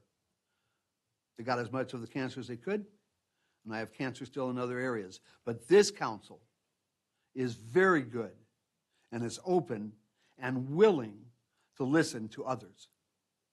The truth is, normally this room is empty. If you come and you want to talk to us, we do listen and we act on it. I've seen a few individuals change the votes on issues because people do listen. I'd like to see everyone come to our council meetings and assist in making Soldotna a better place for everyone, especially office-seeking politicians. I can't quote chapter and verse like many of the distinguished here. After seeing the video, there was no doubt in my mind that it was lewd, a violation of civic standards. However, after a great deal of prayer, the voice I heard was the one who said to the crowd, "Let he who is without sin cast the first stone," John 8:7. Also said, "Go and sin no more," John 8:11. And equally as important, 1 John 4:8 and 16. God is love. And I just want to end with, if you've not had a chance to take your child to Parker Park and enjoy the story walk there, it changes weekly. It is awesome. It is 20 different posts of these wonderful drawings and pictures and cartoons about children and animals and nature and love and caring. That's put on by the city of Soldotna. That's put on by the people that are part of the library. And they have it there so that parents can come and help teach their children how to read, a most basic thing. I get to walk by there every day a couple times. It's awesome, the people there. So when those talk about closing parks and about how bad we are, why don't you go to Parker Park a little bit? It's so well maintained. It is such a nice thing. And they have, particularly for children, they have, again, that. And that is a great example that I find that Soldotna is about. In closing, I just want to state, I appreciate every single one of you here. I'm going to listen. The idea of revisiting policy and procedures, always, that's part of what we do as a body. That's a very common thing. And obviously there is a real need and concern to be sure that we're doing things cogently and helpfully, and that we want to support everyone. And certainly, events need to be appropriately shaped so that they are not going to be things that will have widespread objection from individuals, and they need to be clearly identified. And again, I think there was a lot more identification that was made of this than what many people are aware of. And again, I just thank all of you.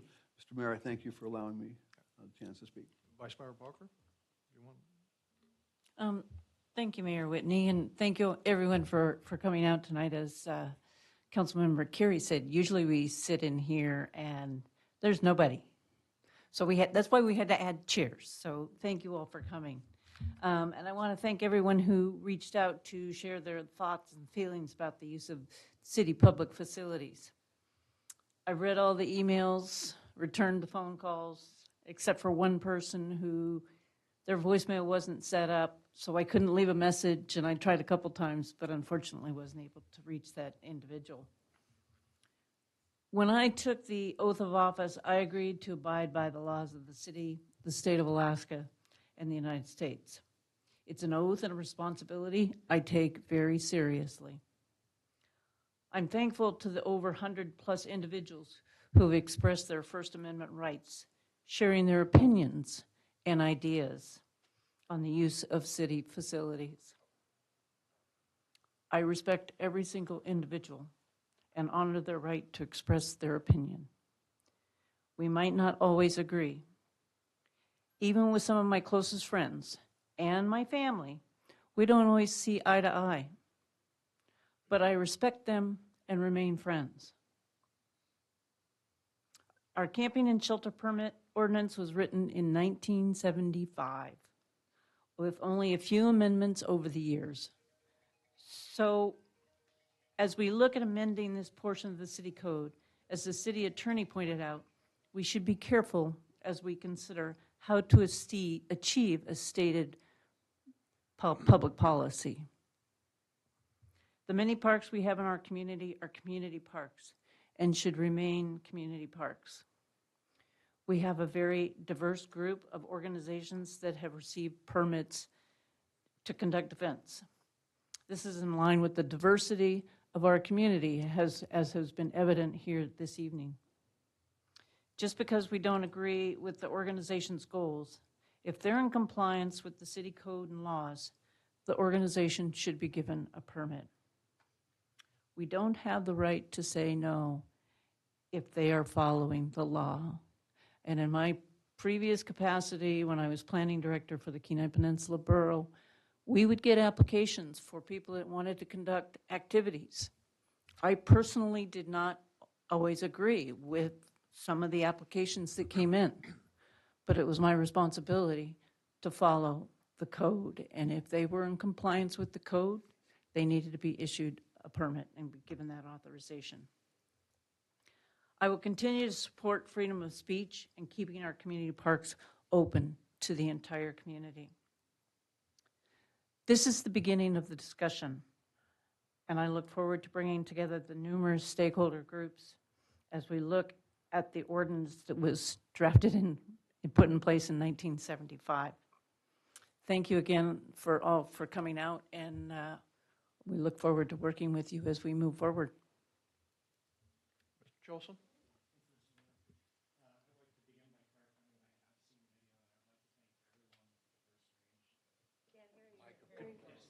Thank you. I'd like to begin by clarifying that I have seen the video, and I would like to thank everyone with differing viewpoints from coming out tonight. Given the attention that this event has drawn, I wanted to make sure to fully review all the information relating to this.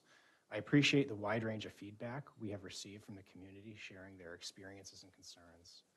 I would like to also thank City Manager Queen and Attorney Brooks Chandler for their very thorough review of city procedure and related legal factors. Considering the facts of the situation, as stated, the dancer was fully clothed, there was no stripping that occurred, the event had been advertised, had banners along the road, and was reported in advance in local news. No one had to see this that didn't want to see it. There was no captive audience. People who did see it were there by choice. All policies and laws were fully adhered to, as later confirmed by both local police and our city attorney. One of the core principles our country is founded on is freedom of speech, even when that speech may be objectionable to others. The courts have upheld that dance is protected as free speech under both state and federal constitutions. The very idea that those who find free speech of others contrary to their own beliefs or values and seek to oppress is exactly why those protections are constitutionally enshrined. Let me say, if everyone shared the same beliefs and values, we would not need an irrevocable right to free speech. But that's not the reality that we live in. We live in a very diverse nation with a wide range of social and cultural backgrounds. Freedom of speech means freedom of speech for all, period. As we make our parks available to different public groups, it is not the government's job to restrict what is expressed at those group events as long as all applicable laws and policies are followed. To those who found this recent event in the park offensive, I understand why this may make you uncomfortable or offended. The dance performance certainly had some sexualized proportions that may have been a shock for some, but regardless of how you feel, at the end of the day, it was just someone dancing, not far different from what you might see at a dance performance at the Super Bowl halftime show, and clothing that's less revealing than what can be found commonly at public beaches elsewhere. If there's a park event happening that you don't want to be part of or want your children to spectate due to your value system, that's your choice. Just walk away or turn around and come back later. Just because you think children need to be protected from this doesn't mean that all others do, and there's no legal justification to deprive other families of their legal rights to attend on the basis of forcing your differing views and value systems on them. To do so would be contrary to one of our most sacred American values. I don't believe that we've received a single complaint from anyone who actually attended this event and actually saw the whole performance. I know we've heard from a number of families who were there for the full event and had no issue with their children being there observing it. Most of the complaints we did receive seemed to focus on a video, and one section of it specifically of the dance routine that went viral days later. If you take a step back and look at the totality of the performance and put it in context, there's a different message to be found. Like most people in our community, I am fortunate enough to be able to live my life just being myself without a second thought in doing so.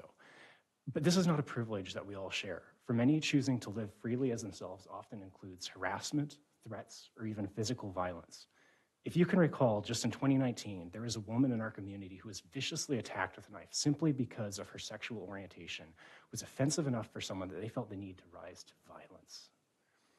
People should not have to live in fear, just living their lives as themselves. I am completely and utterly disappointed in the amount of hateful attention that this has drawn, not from everyone, but there's certainly an ample amount of it out there. Hate has no place in our city.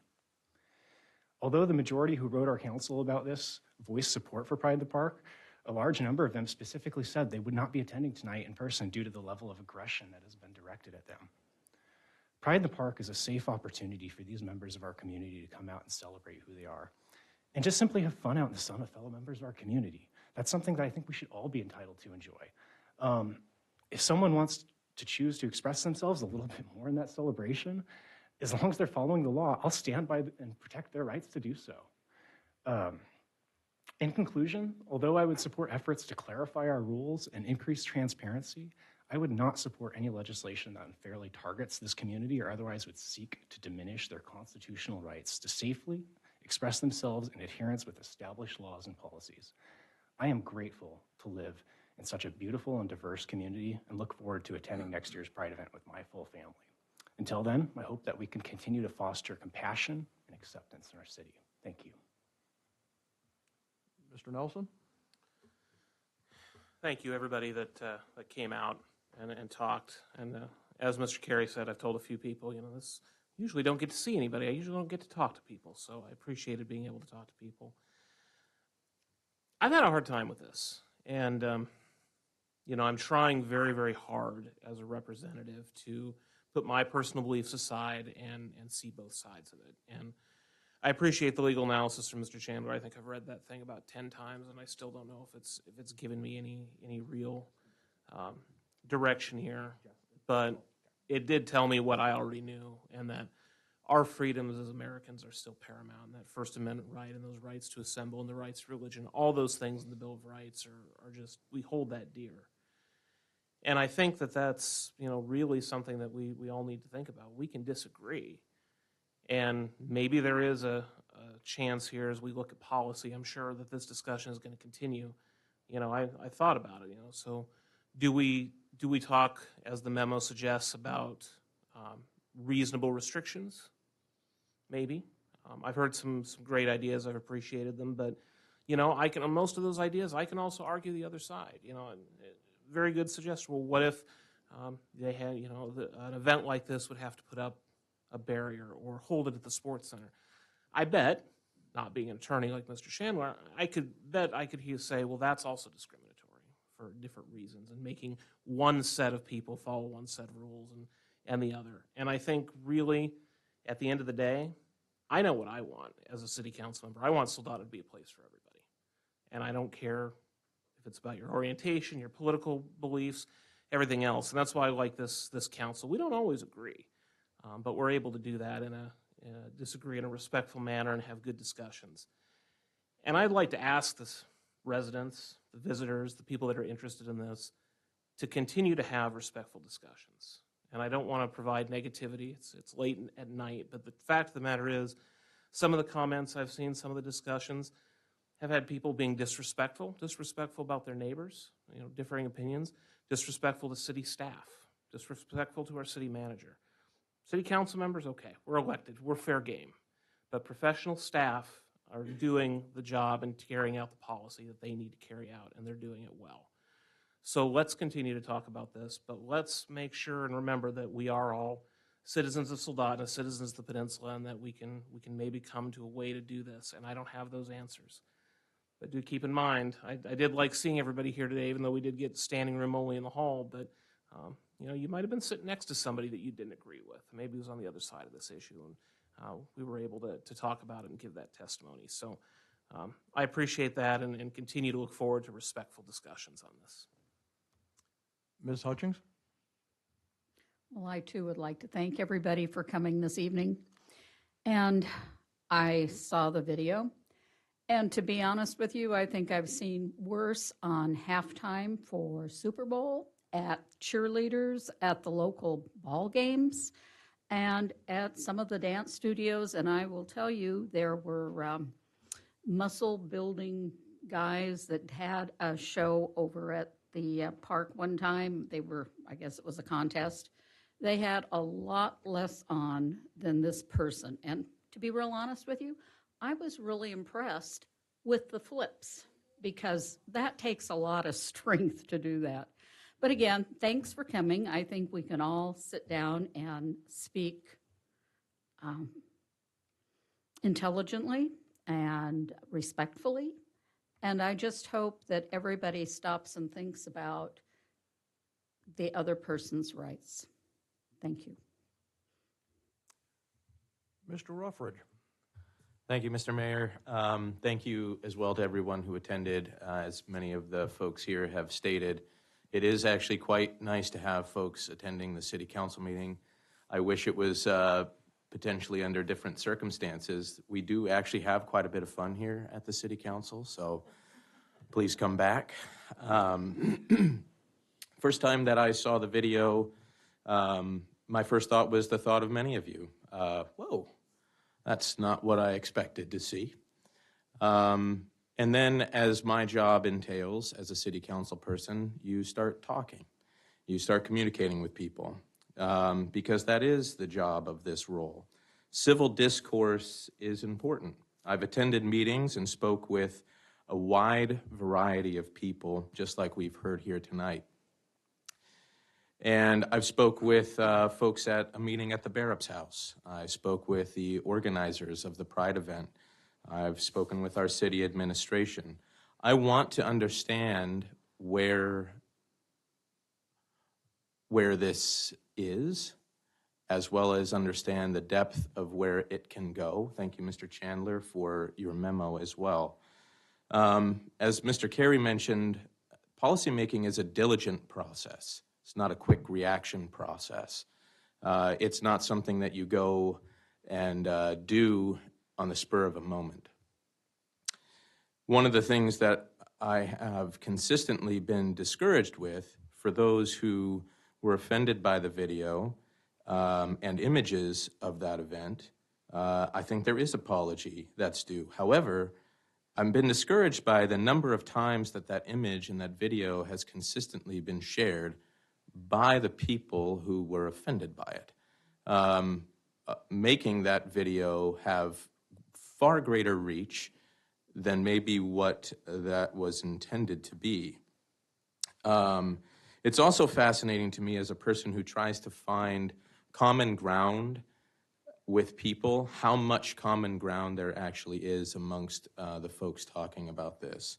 In speaking with people across all spectrums, there is much agreement about that 5 seconds of video. The performer in that video issued a public apology, actually, taking full responsibility for an action that he said was not in the right time or place. I don't think the organizers, in speaking with them, had the expectation that this would be the result of their event. And certainly for me, as a city council member, who I think it's our responsibility to consistently provide open, safe spaces to our community, this was certainly not an expectation of mine as well. However, during this process, and in speaking with all of these individuals, I have come to the conclusion that there is need for some policy change. If for any reason, then as Councilmember Parker had already observed, our statutes and policies and ordinances in some of our sections are quite old. They would be difficult, one, to uphold in a modern sense, and we've never really had the opportunity to look at them. So in the spirit of democracy, which is Councilmember Carey so eloquently gives us, actually, if you come to more city council meetings, you get to hear Mr. Carey regale us with his love of democracy every other week. This is democracy at its finest. This is hearing from people. This is learning about each other. And then this is moving forward in a way that is helpful and good for all. And that is my goal. As such, I would certainly like to direct our administration and the council to perform a comprehensive review and update of our current policies about booking and the process for that. And I think we should have a time to return to this meeting, review said policy, and move forward with some discussion on that. And I think that's what I'm hearing from the council as well. And I think that would be good for all involved. And thank you again for coming, everyone. It's been truly a good experience in democracy. And I'm coming around Mr. Carey. I keep saying it. It's good. Democracy is good. You got it. Well, I'm the last one up. And I can't say anything more than what everyone has eloquently said already here at the Diaz. We've all talked about how many of you have been here tonight and how much we appreciate you attending and presenting your comments and your views and the process. The process works. We listen. Not only was this room packed, but there was and the hallway, there was well over 40 people also attending by Zoom. So this was a very well-attended meeting. We listened. We always have listened. As Mr. Rufford said, I'm sure the administration will be taking a serious look at the policies and procedures and guidelines and for our review. I guess one of my concerns has been is we all represent the entire community, everyone. Whether you're left, right, in the middle, whatever, we represent all of you. And the kids, whether they're young kids or older kids. I guess, as I said, one of the concerns I had is we received many emails on this subject. And I guess what bothers me is that some of those people who responded to us directly said they had a fear to come to this meeting. I wish they had, because I think this was a very good meeting. Everyone was proper, had good remarks, and it went well. But that's a concern when we have people in our community that say they're afraid to go someplace because of their views, whether it be, whatever it be. So I thank all of you for being here. I appreciate it. Everyone on the council appreciates it. It was an unfortunate 5 seconds. And I'm not sure anyone really realized what kind of reaction there was going to be to that. And as I said, it was unfortunate. And again, I thank you all. So that ends this portion of the agenda. Next up would be item number 7, public hearings. But we will now take a short 10-minute recess as we've been sitting here for about 3.5 hours.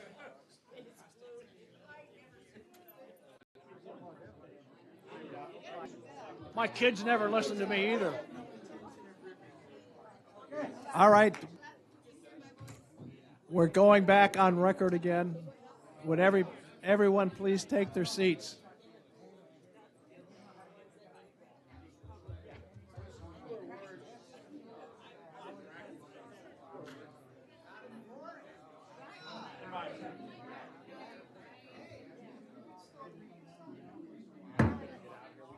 I'm going to try this again. Would everyone please take their seats so we can continue the meeting? We have a large agenda to still go through.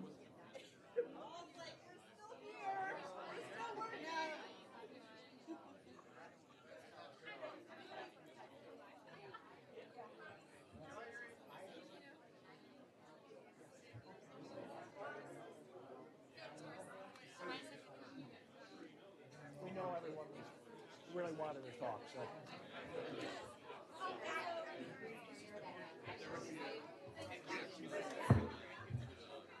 I'm going to try this again. Would everyone please take their seat so we can continue the meeting? We have a large number of items still on our agenda. Mr. Chilson, Mr. Ruffridge, Mr. Chilson.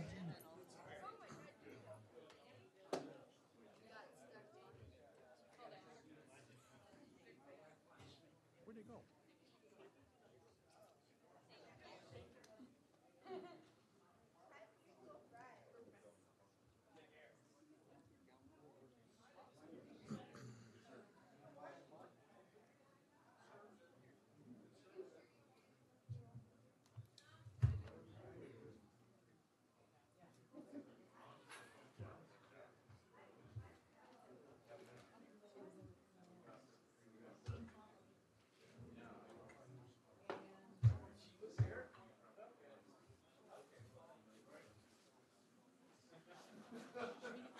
There you go.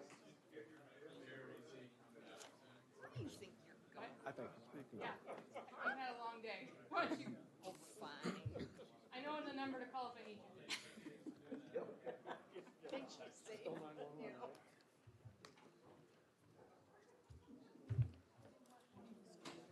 And last but not least, Mr. Chilson. 10 minutes. That felt quick. It was. We got a lot on this agenda. So we're back on record again. Item number 7, public hearings, testimony limited to 3 minutes per speaker. Ordinance 2022-018, amending Soldotna Municipal Code, Chapter 2.07, Office of the City Clerk to provide for the city clerk to be supervised by the city manager, and amending Chapter 2.08 to recognize the department, and amending Chapter 2.28 regarding job descriptions, introduced by Vice Mayor Parker. May I have a motion to enact? Thank you, Vice Mayor Parker. May I have a second? Thank you, Mr. Carey. Report from Vice Mayor Parker. Thank you, Mayor. The reason I introduced this is, as you recall, back in November, our former city clerk gave us notice, and we started the process for trying to recruit a new city clerk. And because the clerk currently works for the city council, it was up to the city council to make sure we did the advertising, and working with the HR manager, made sure we went through the process, had the applications that came in, went through that. There was a subcommittee that was formed. Through the entire process, it was cumbersome, and it just didn't go smoothly. During the process, because when we finally select the applicants, those resumes become public knowledge. And we had a number of people that submitted, and once they were contacted to let them know that their resumes would become public knowledge, they then withdrew their applications. The current city manager process for when she is hiring department heads, they don't have to review and distribute the resumes and make them public. So we need to hire. We have an interim city clerk through the end of the year. We need to start the process to get a city clerk. If we go back to what we did from November through April, that resulted in our deputy becoming the interim clerk, I see we're back in the same process, and we're at the same situation. So I think we would have more success if we bring this process and put the city clerk under the city manager. Thank you for your report.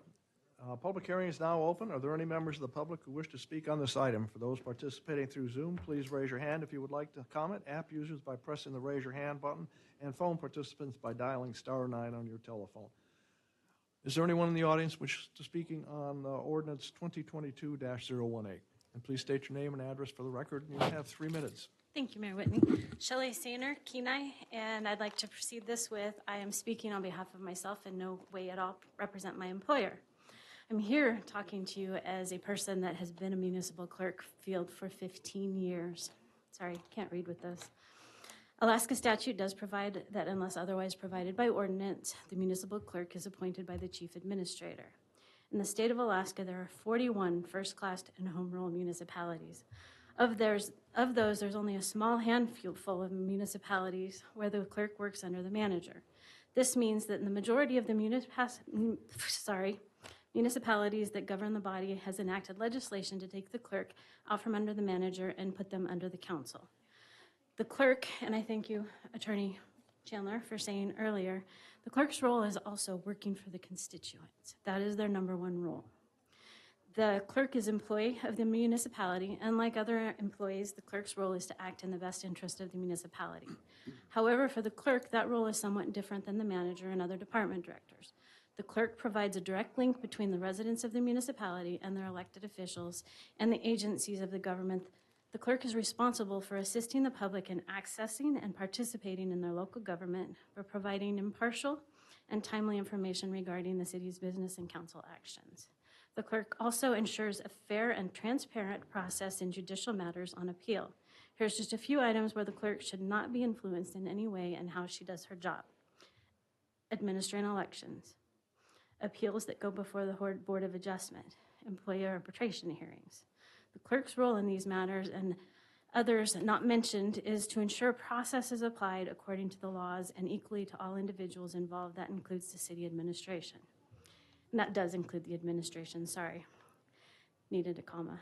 If the clerk was to work under the administration and put in a situation where the administration was asking them for different treatment and the appellant or constituent, then the appellant or constituent, would the clerk stand their ground and say no, especially when they were saying no to the individual responsible for performing their evaluation?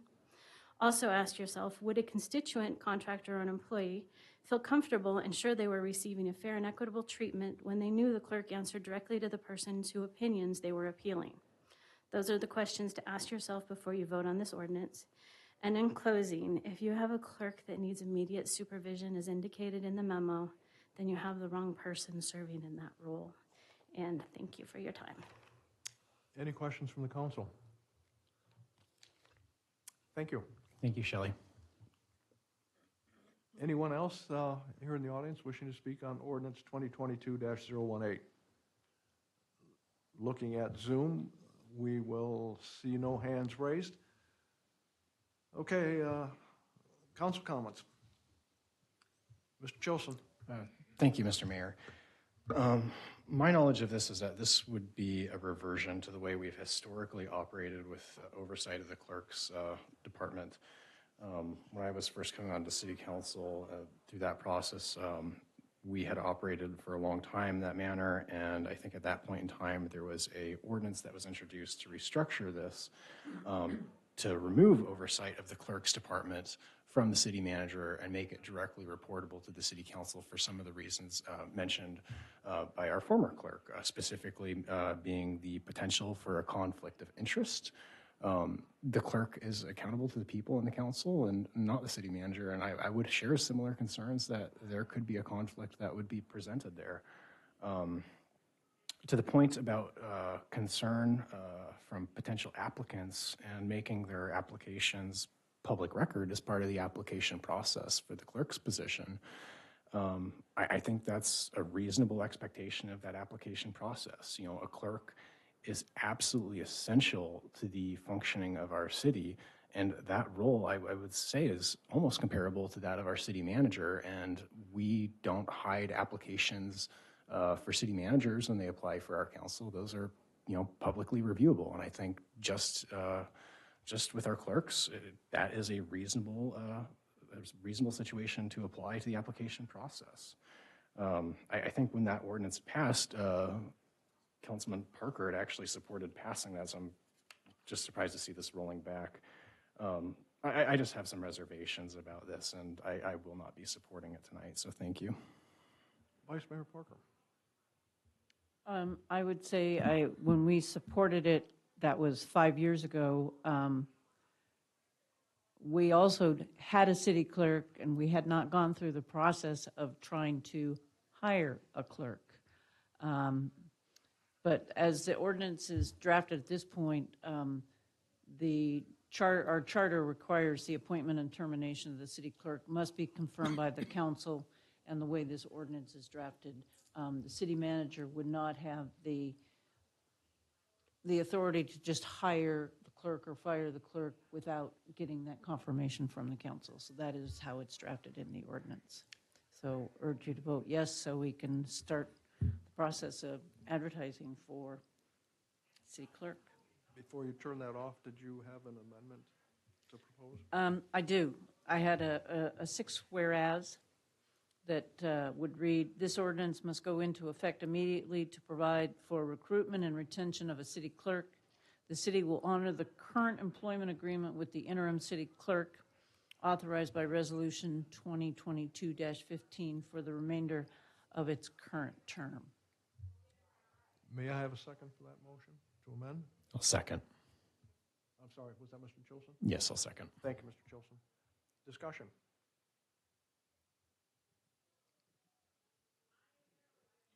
Ms. Hutchings? Are we discussing the change, or are we still discussing?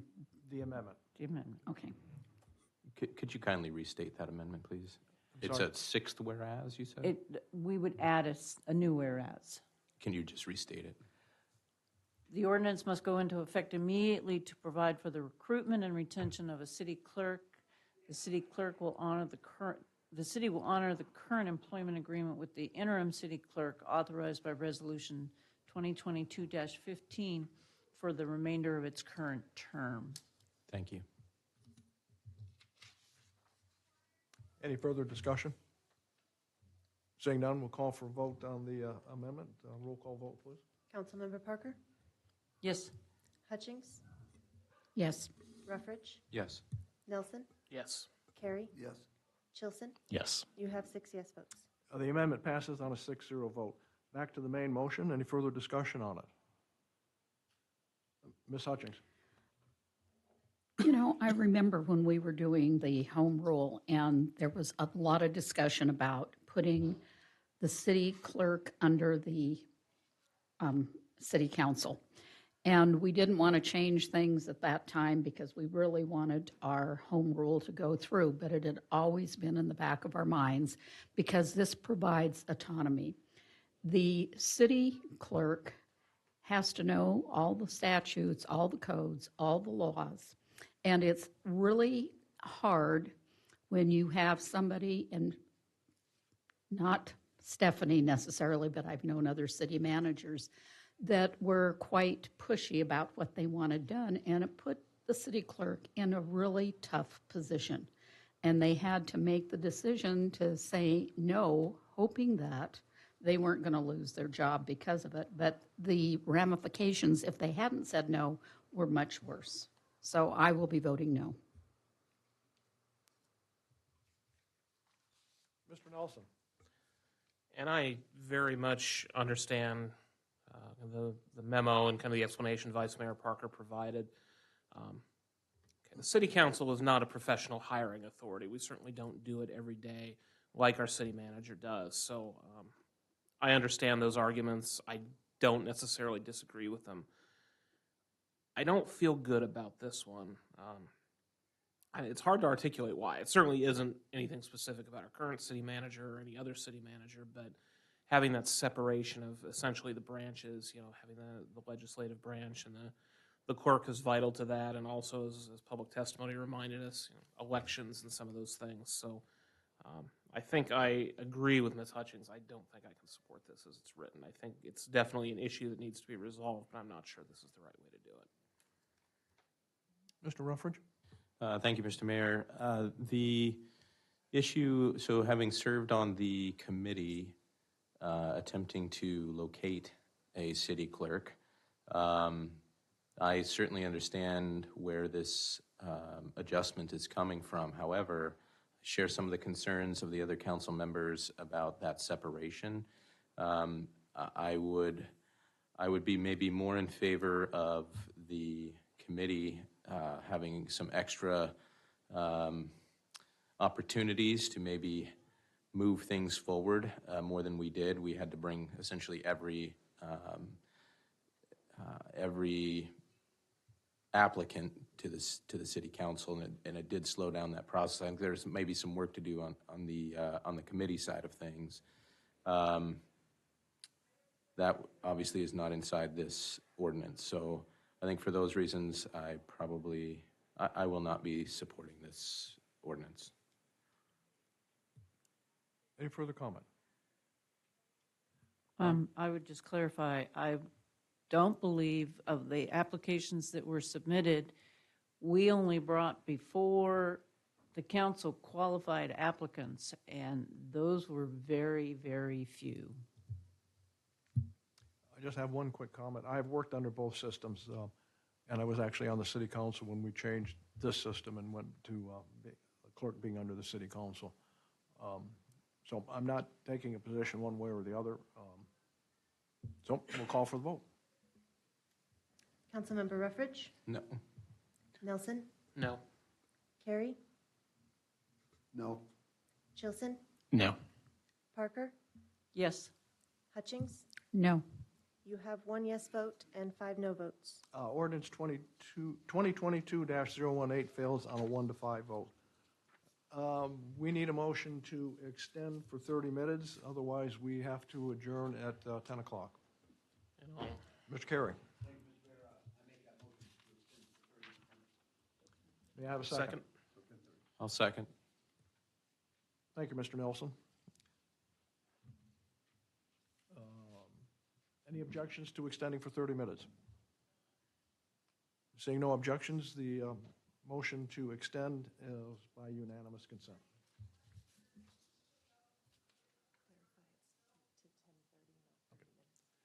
Okay, yeah, I need to clarify that. Extend for 30 minutes to 10:30, not 30 minutes from now. So, moving right along. Next ordinance up is 2022-019, accepting grant funds for the U.S. Department of Commerce, Economic Development Administration, and increasing estimated revenues and appropriations by $360,000 in the Parks and Recreation Capital Project Funds for the Soldotna Riverfront Development Master Plan, introduced by the city manager. May I have a motion to enact? Mr. Mayor, I Carey. move the adoption of ordinance 2022-019. May I have a second? I'll second. Thank you, Mr. Ruffridge. Report from the administration. Thank you, Mayor Whitney. As the council knows, we were selected competitively to receive these grant funds from the Economic Development Administration, and this ordinance would appropriate those funds so they're available for spending. We currently are advertising the request for services for the professional consultant services, so we'll be coming back to you once that competitive process moves forward, but this would allow us to have the funds ready and available to use at that moment. Thank you. Thank you for your report. The public hearing is now open. Are there any members of the public who wish to speak on this item? For those participating through Zoom, please raise your hand if you would like to comment. App users by pressing the raise your hand button, and phone participants by dialing *9 on your telephone. Is anyone here in the chamber that wishes to speak on ordinance 2022-019? Seeing none, looking at Zoom, I see no hands raised on Zoom. So, hearing no one else wishing to speak, the item is back before the council. Are there any council comments? Seeing none, we'll call for the vote. Councilmember Nelson, Yes. Carey, Yes. Chilson, Yes. Parker, Yes. Hutchings, Yes. Ruffridge. Yes. You have 6 yes votes. Thank you. Moving on to next item under new business is new business item number 8 is resolution 2022-033, adopting the city of Soldotna's 5-year capital plan, introduced by the city manager. May I have a motion to adopt? So moved. Thank you, Vice Mayor Parker. May I have a second? I'll second. Thank you, Mr. Chilson. Report from the administration. Thank you, Mayor Whitney. I'd like to ask Public Works Director Cornelis to give a brief report. Very brief. Thank you, Manager Queen. Yes. Resolution 033, we would adopt the updated 5-year capital improvement plan. Again, this is a long-range planning document. These projects are not funded through the CIP, but they are included for planning purposes and for programming in the future years. FY23, however, is expected to be the capital budget for this fiscal year. In fact, it was introduced at tonight's meeting under the consent agenda, and the public hearing for that will be at the next meeting. No substantial changes from the draft document presented at the public work session on June 22nd, with a few exceptions. I'll go over those briefly right now. The first one, we removed and postponed the outdoor sand storage facility that we had initially allocated for this fiscal year. We have decided that it would be appropriate to analyze that sand storage facility in the design study report that we are going to be undertaking here in the next month or so as we look at our facility at the end of Funny River Road. So we've removed that one, and then we've added two projects, both as one as a result of our work session, which is the Swiftwater Park and Rotary Park entry signs. These are two monument signs very similar to the ones we constructed and installed at Centennial and at Soldotna Creek Park. These two monument signs are identified for Swiftwater and Rotary Park. And then finally, the last addition was additional supplemental funding for downtown parking improvements. Last year in the capital budget, we had identified $250,000 for downtown parking improvements in the Aspen lot on the Sterling Highway. We've gone through the design phase, and lo and behold, our construction estimate exceeds our budget, as is the case in a lot of construction efforts these days, as cost estimating takes place a year or greater in the past. We did do some value engineering. We deleted much curb and other amenities and pared it down to a fairly simplistic yet accommodating parking lot. We also modified some of the storm drain systems in order to reduce the cost. However, we are identifying $115,000 and have included that in this year's 5-year CIP. And that concludes my brief report. Thank you.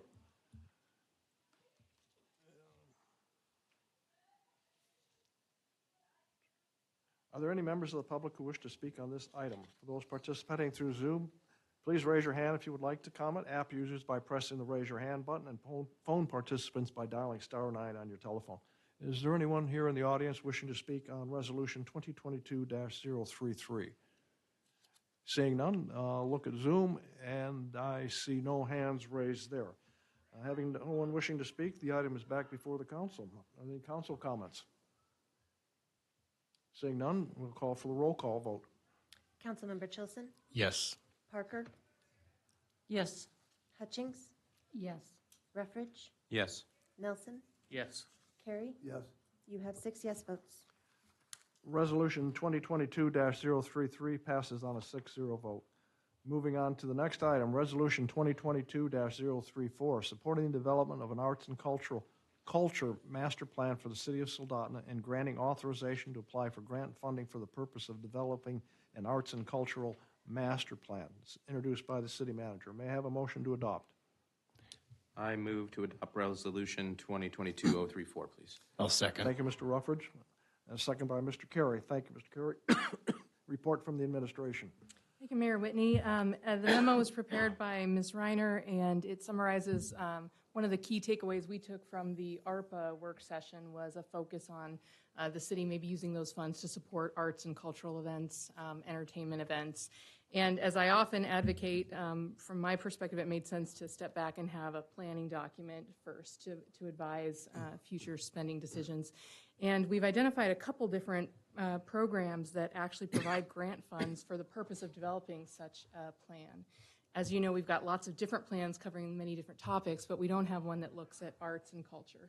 And this resolution would just give us the direction, the nod of the head of the council, if you choose to pass it, that this is a worthwhile endeavor for us to move forward and try and secure some funds, potentially as matching funds, with the goal of then engaging the community, physical artists, music, any range of folks to assess what's currently happening in the community, and I mean broadly, Kenai Soldotna, and where there are opportunities to just enhance those efforts. And that concludes my report. Thank you. Are there any members of the public who wish to speak on this item? For those participating through Zoom, please raise your hand if you would like to comment. App users by pressing the raise your hand button, and phone participants by dialing *9 on your telephone. Is there anyone here in the chambers wishing to speak on Resolution 2022-034? Seeing none, I'll look at Zoom, and I see no hands raised. Having no one wishing to speak on this item, the item is back before the council. Are there any council comments? Mr. Ruffridge. First, just want to thank Ms. Reiner for her work on this, as well as the city administration. This is a great result from our work session, and was really happy to see this come forward. I think this is a very intelligent and diligent way to move forward on this very awesome opportunity and potentially use grant funds to do so, and I would certainly support this going forward. Thank you. Vice Mayor Parker. Thank you, Mayor Whitney. For the public who's here, the ARPA funds are the American Rescue Plan Act, and they're federal funds which we did receive, and we had a work session, and this is an area where we have identified that we want to see improvement in the community, and as we go forward and you have a plan, I can see as we move forward with riverfront development that this will come in handy as well there. So.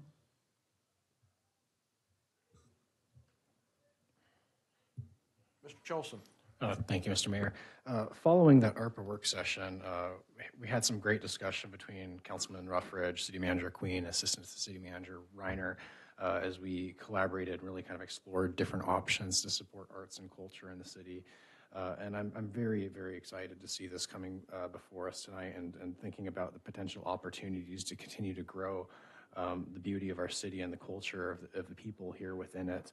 Soldotna is a really special place, and if you look at just the way that the park and just culture and the downtown there have developed over the years, it's incredible. And I think efforts like this that continue to foster that kind of development are great, not only culturally for the city, but also economically. I think that's a quantifiable thing.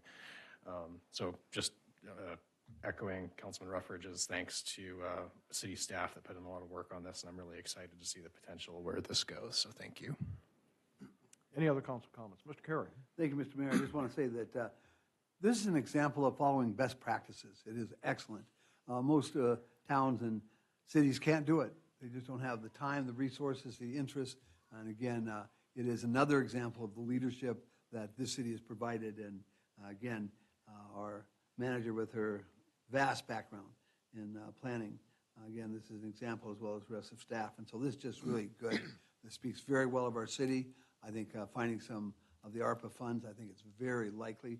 And again, it's just a real nice thing that we're going to get to do and include the people of the city in the process. And I thank the administration.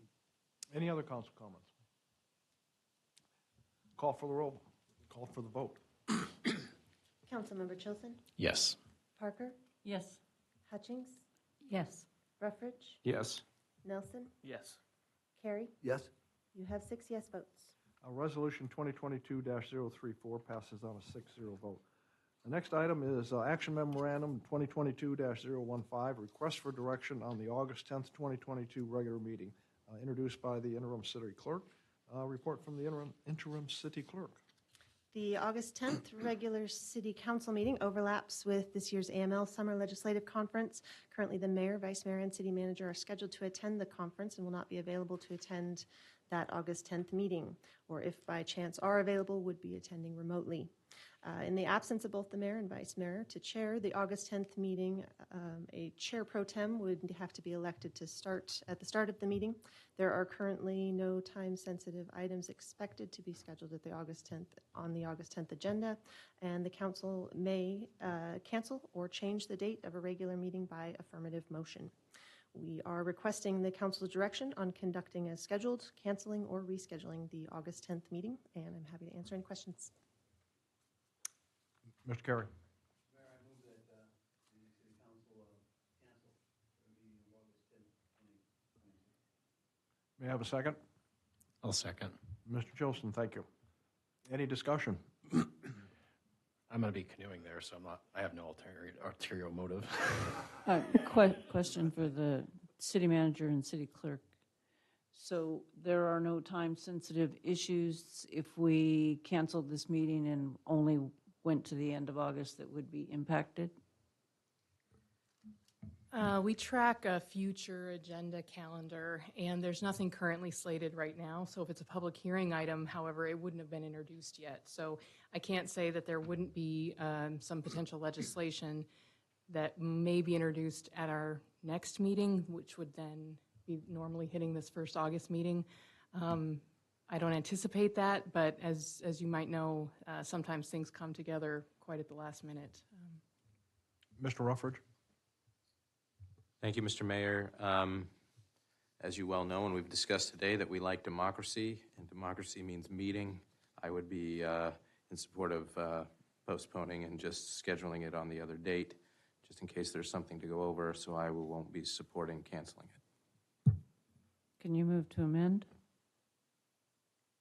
the motion? Amend the motion. Sure, I'll move to amend the motion from postpone to cancel. Or, I mean, sorry, from cancel to postpone. It's late. Postpone to when?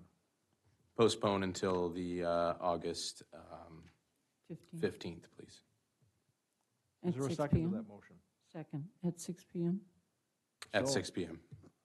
So I get totally confused here. We have an amendment to the amendment, so right now, the amendment is to postpone until the August 15th meeting, or to August 15th. Ms. Hutchings?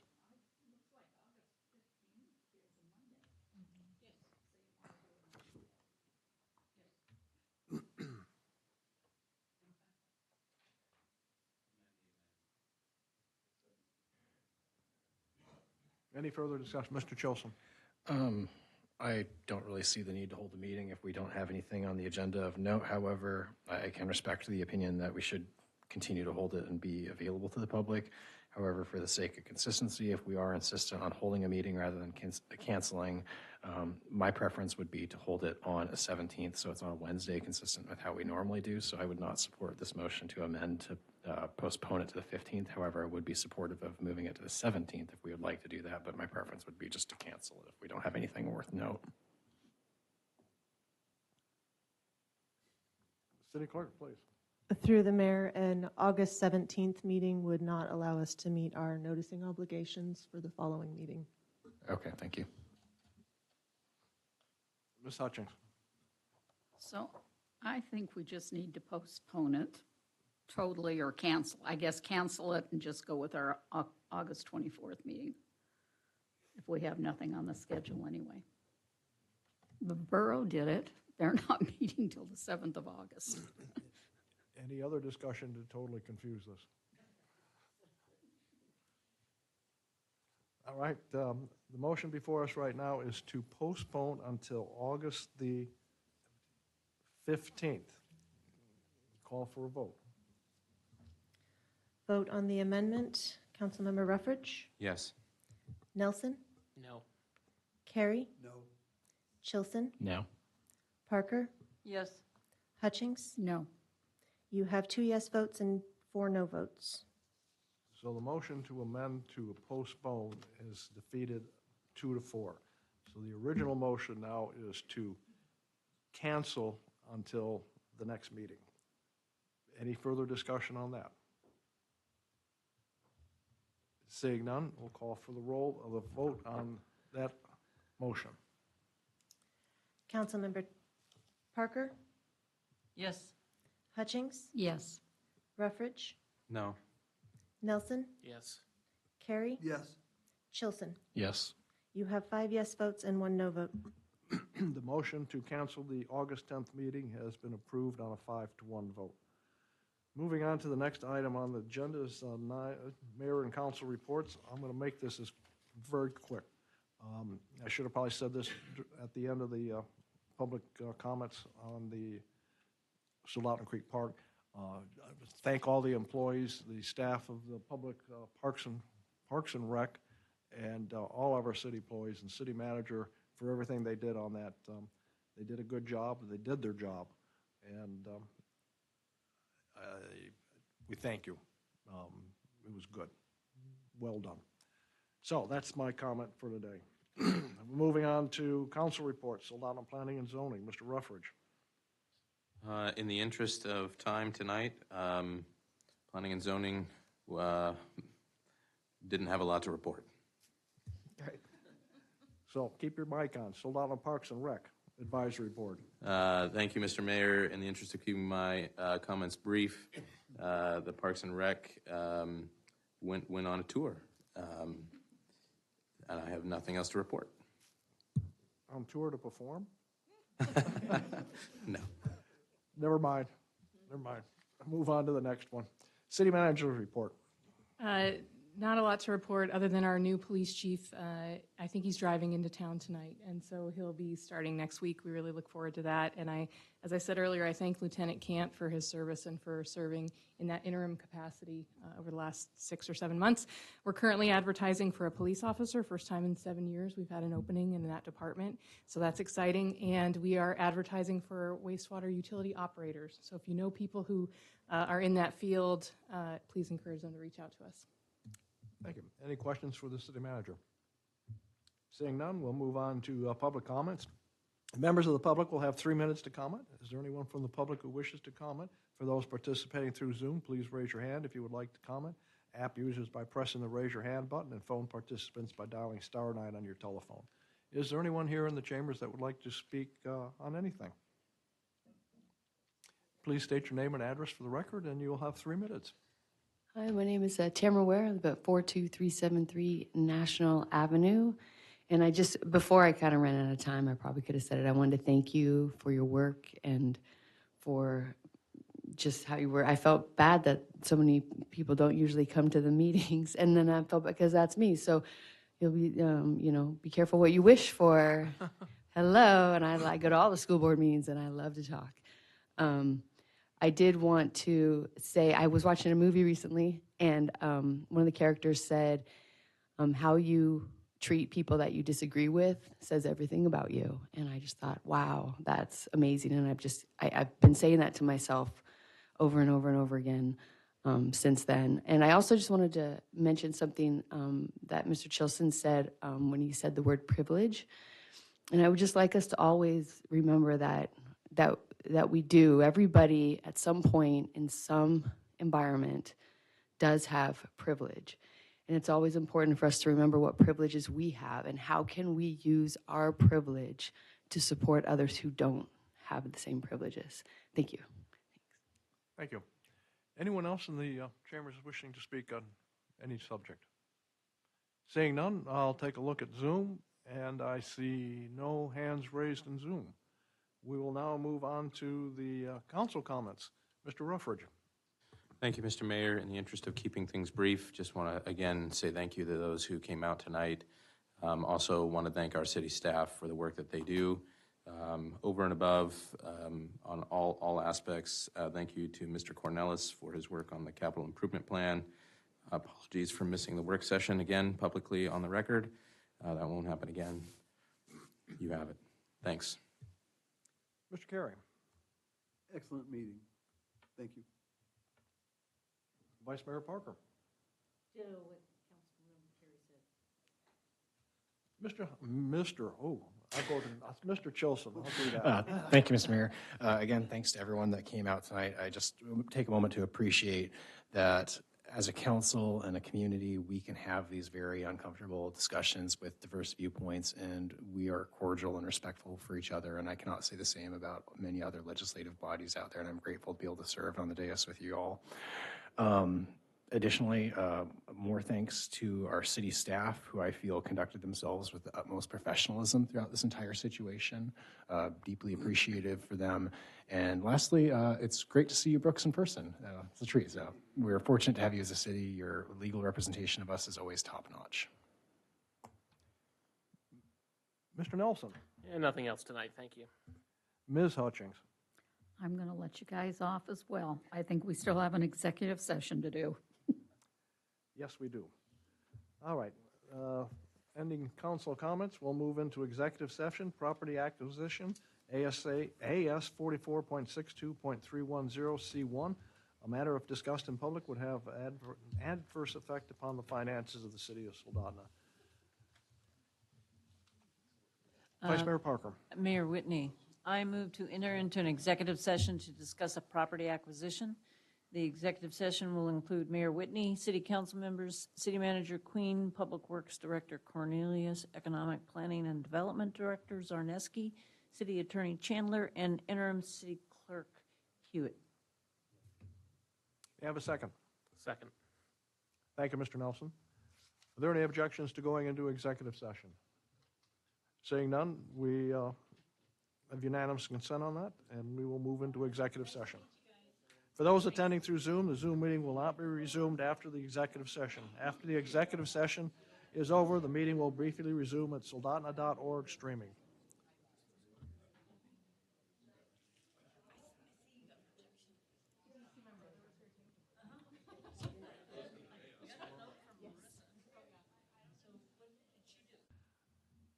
Are there any objections to convening back into regular session? Seeing none, we're back in regular session. Next item on the agenda is pending legislation, Resolution 2022-027, forming a special assessment district for Whistle Hill Sewer Utility Improvements, introduced by the city manager. Public hearing on July 27th, 2022. Item 15 on the agenda, meeting announcements. July 18th, 2022, Library Advisory Board meeting at 5:15 p.m. And on July 27th, City Council meeting at 6 p.m. Having nothing else on the agenda, meeting is adjourned.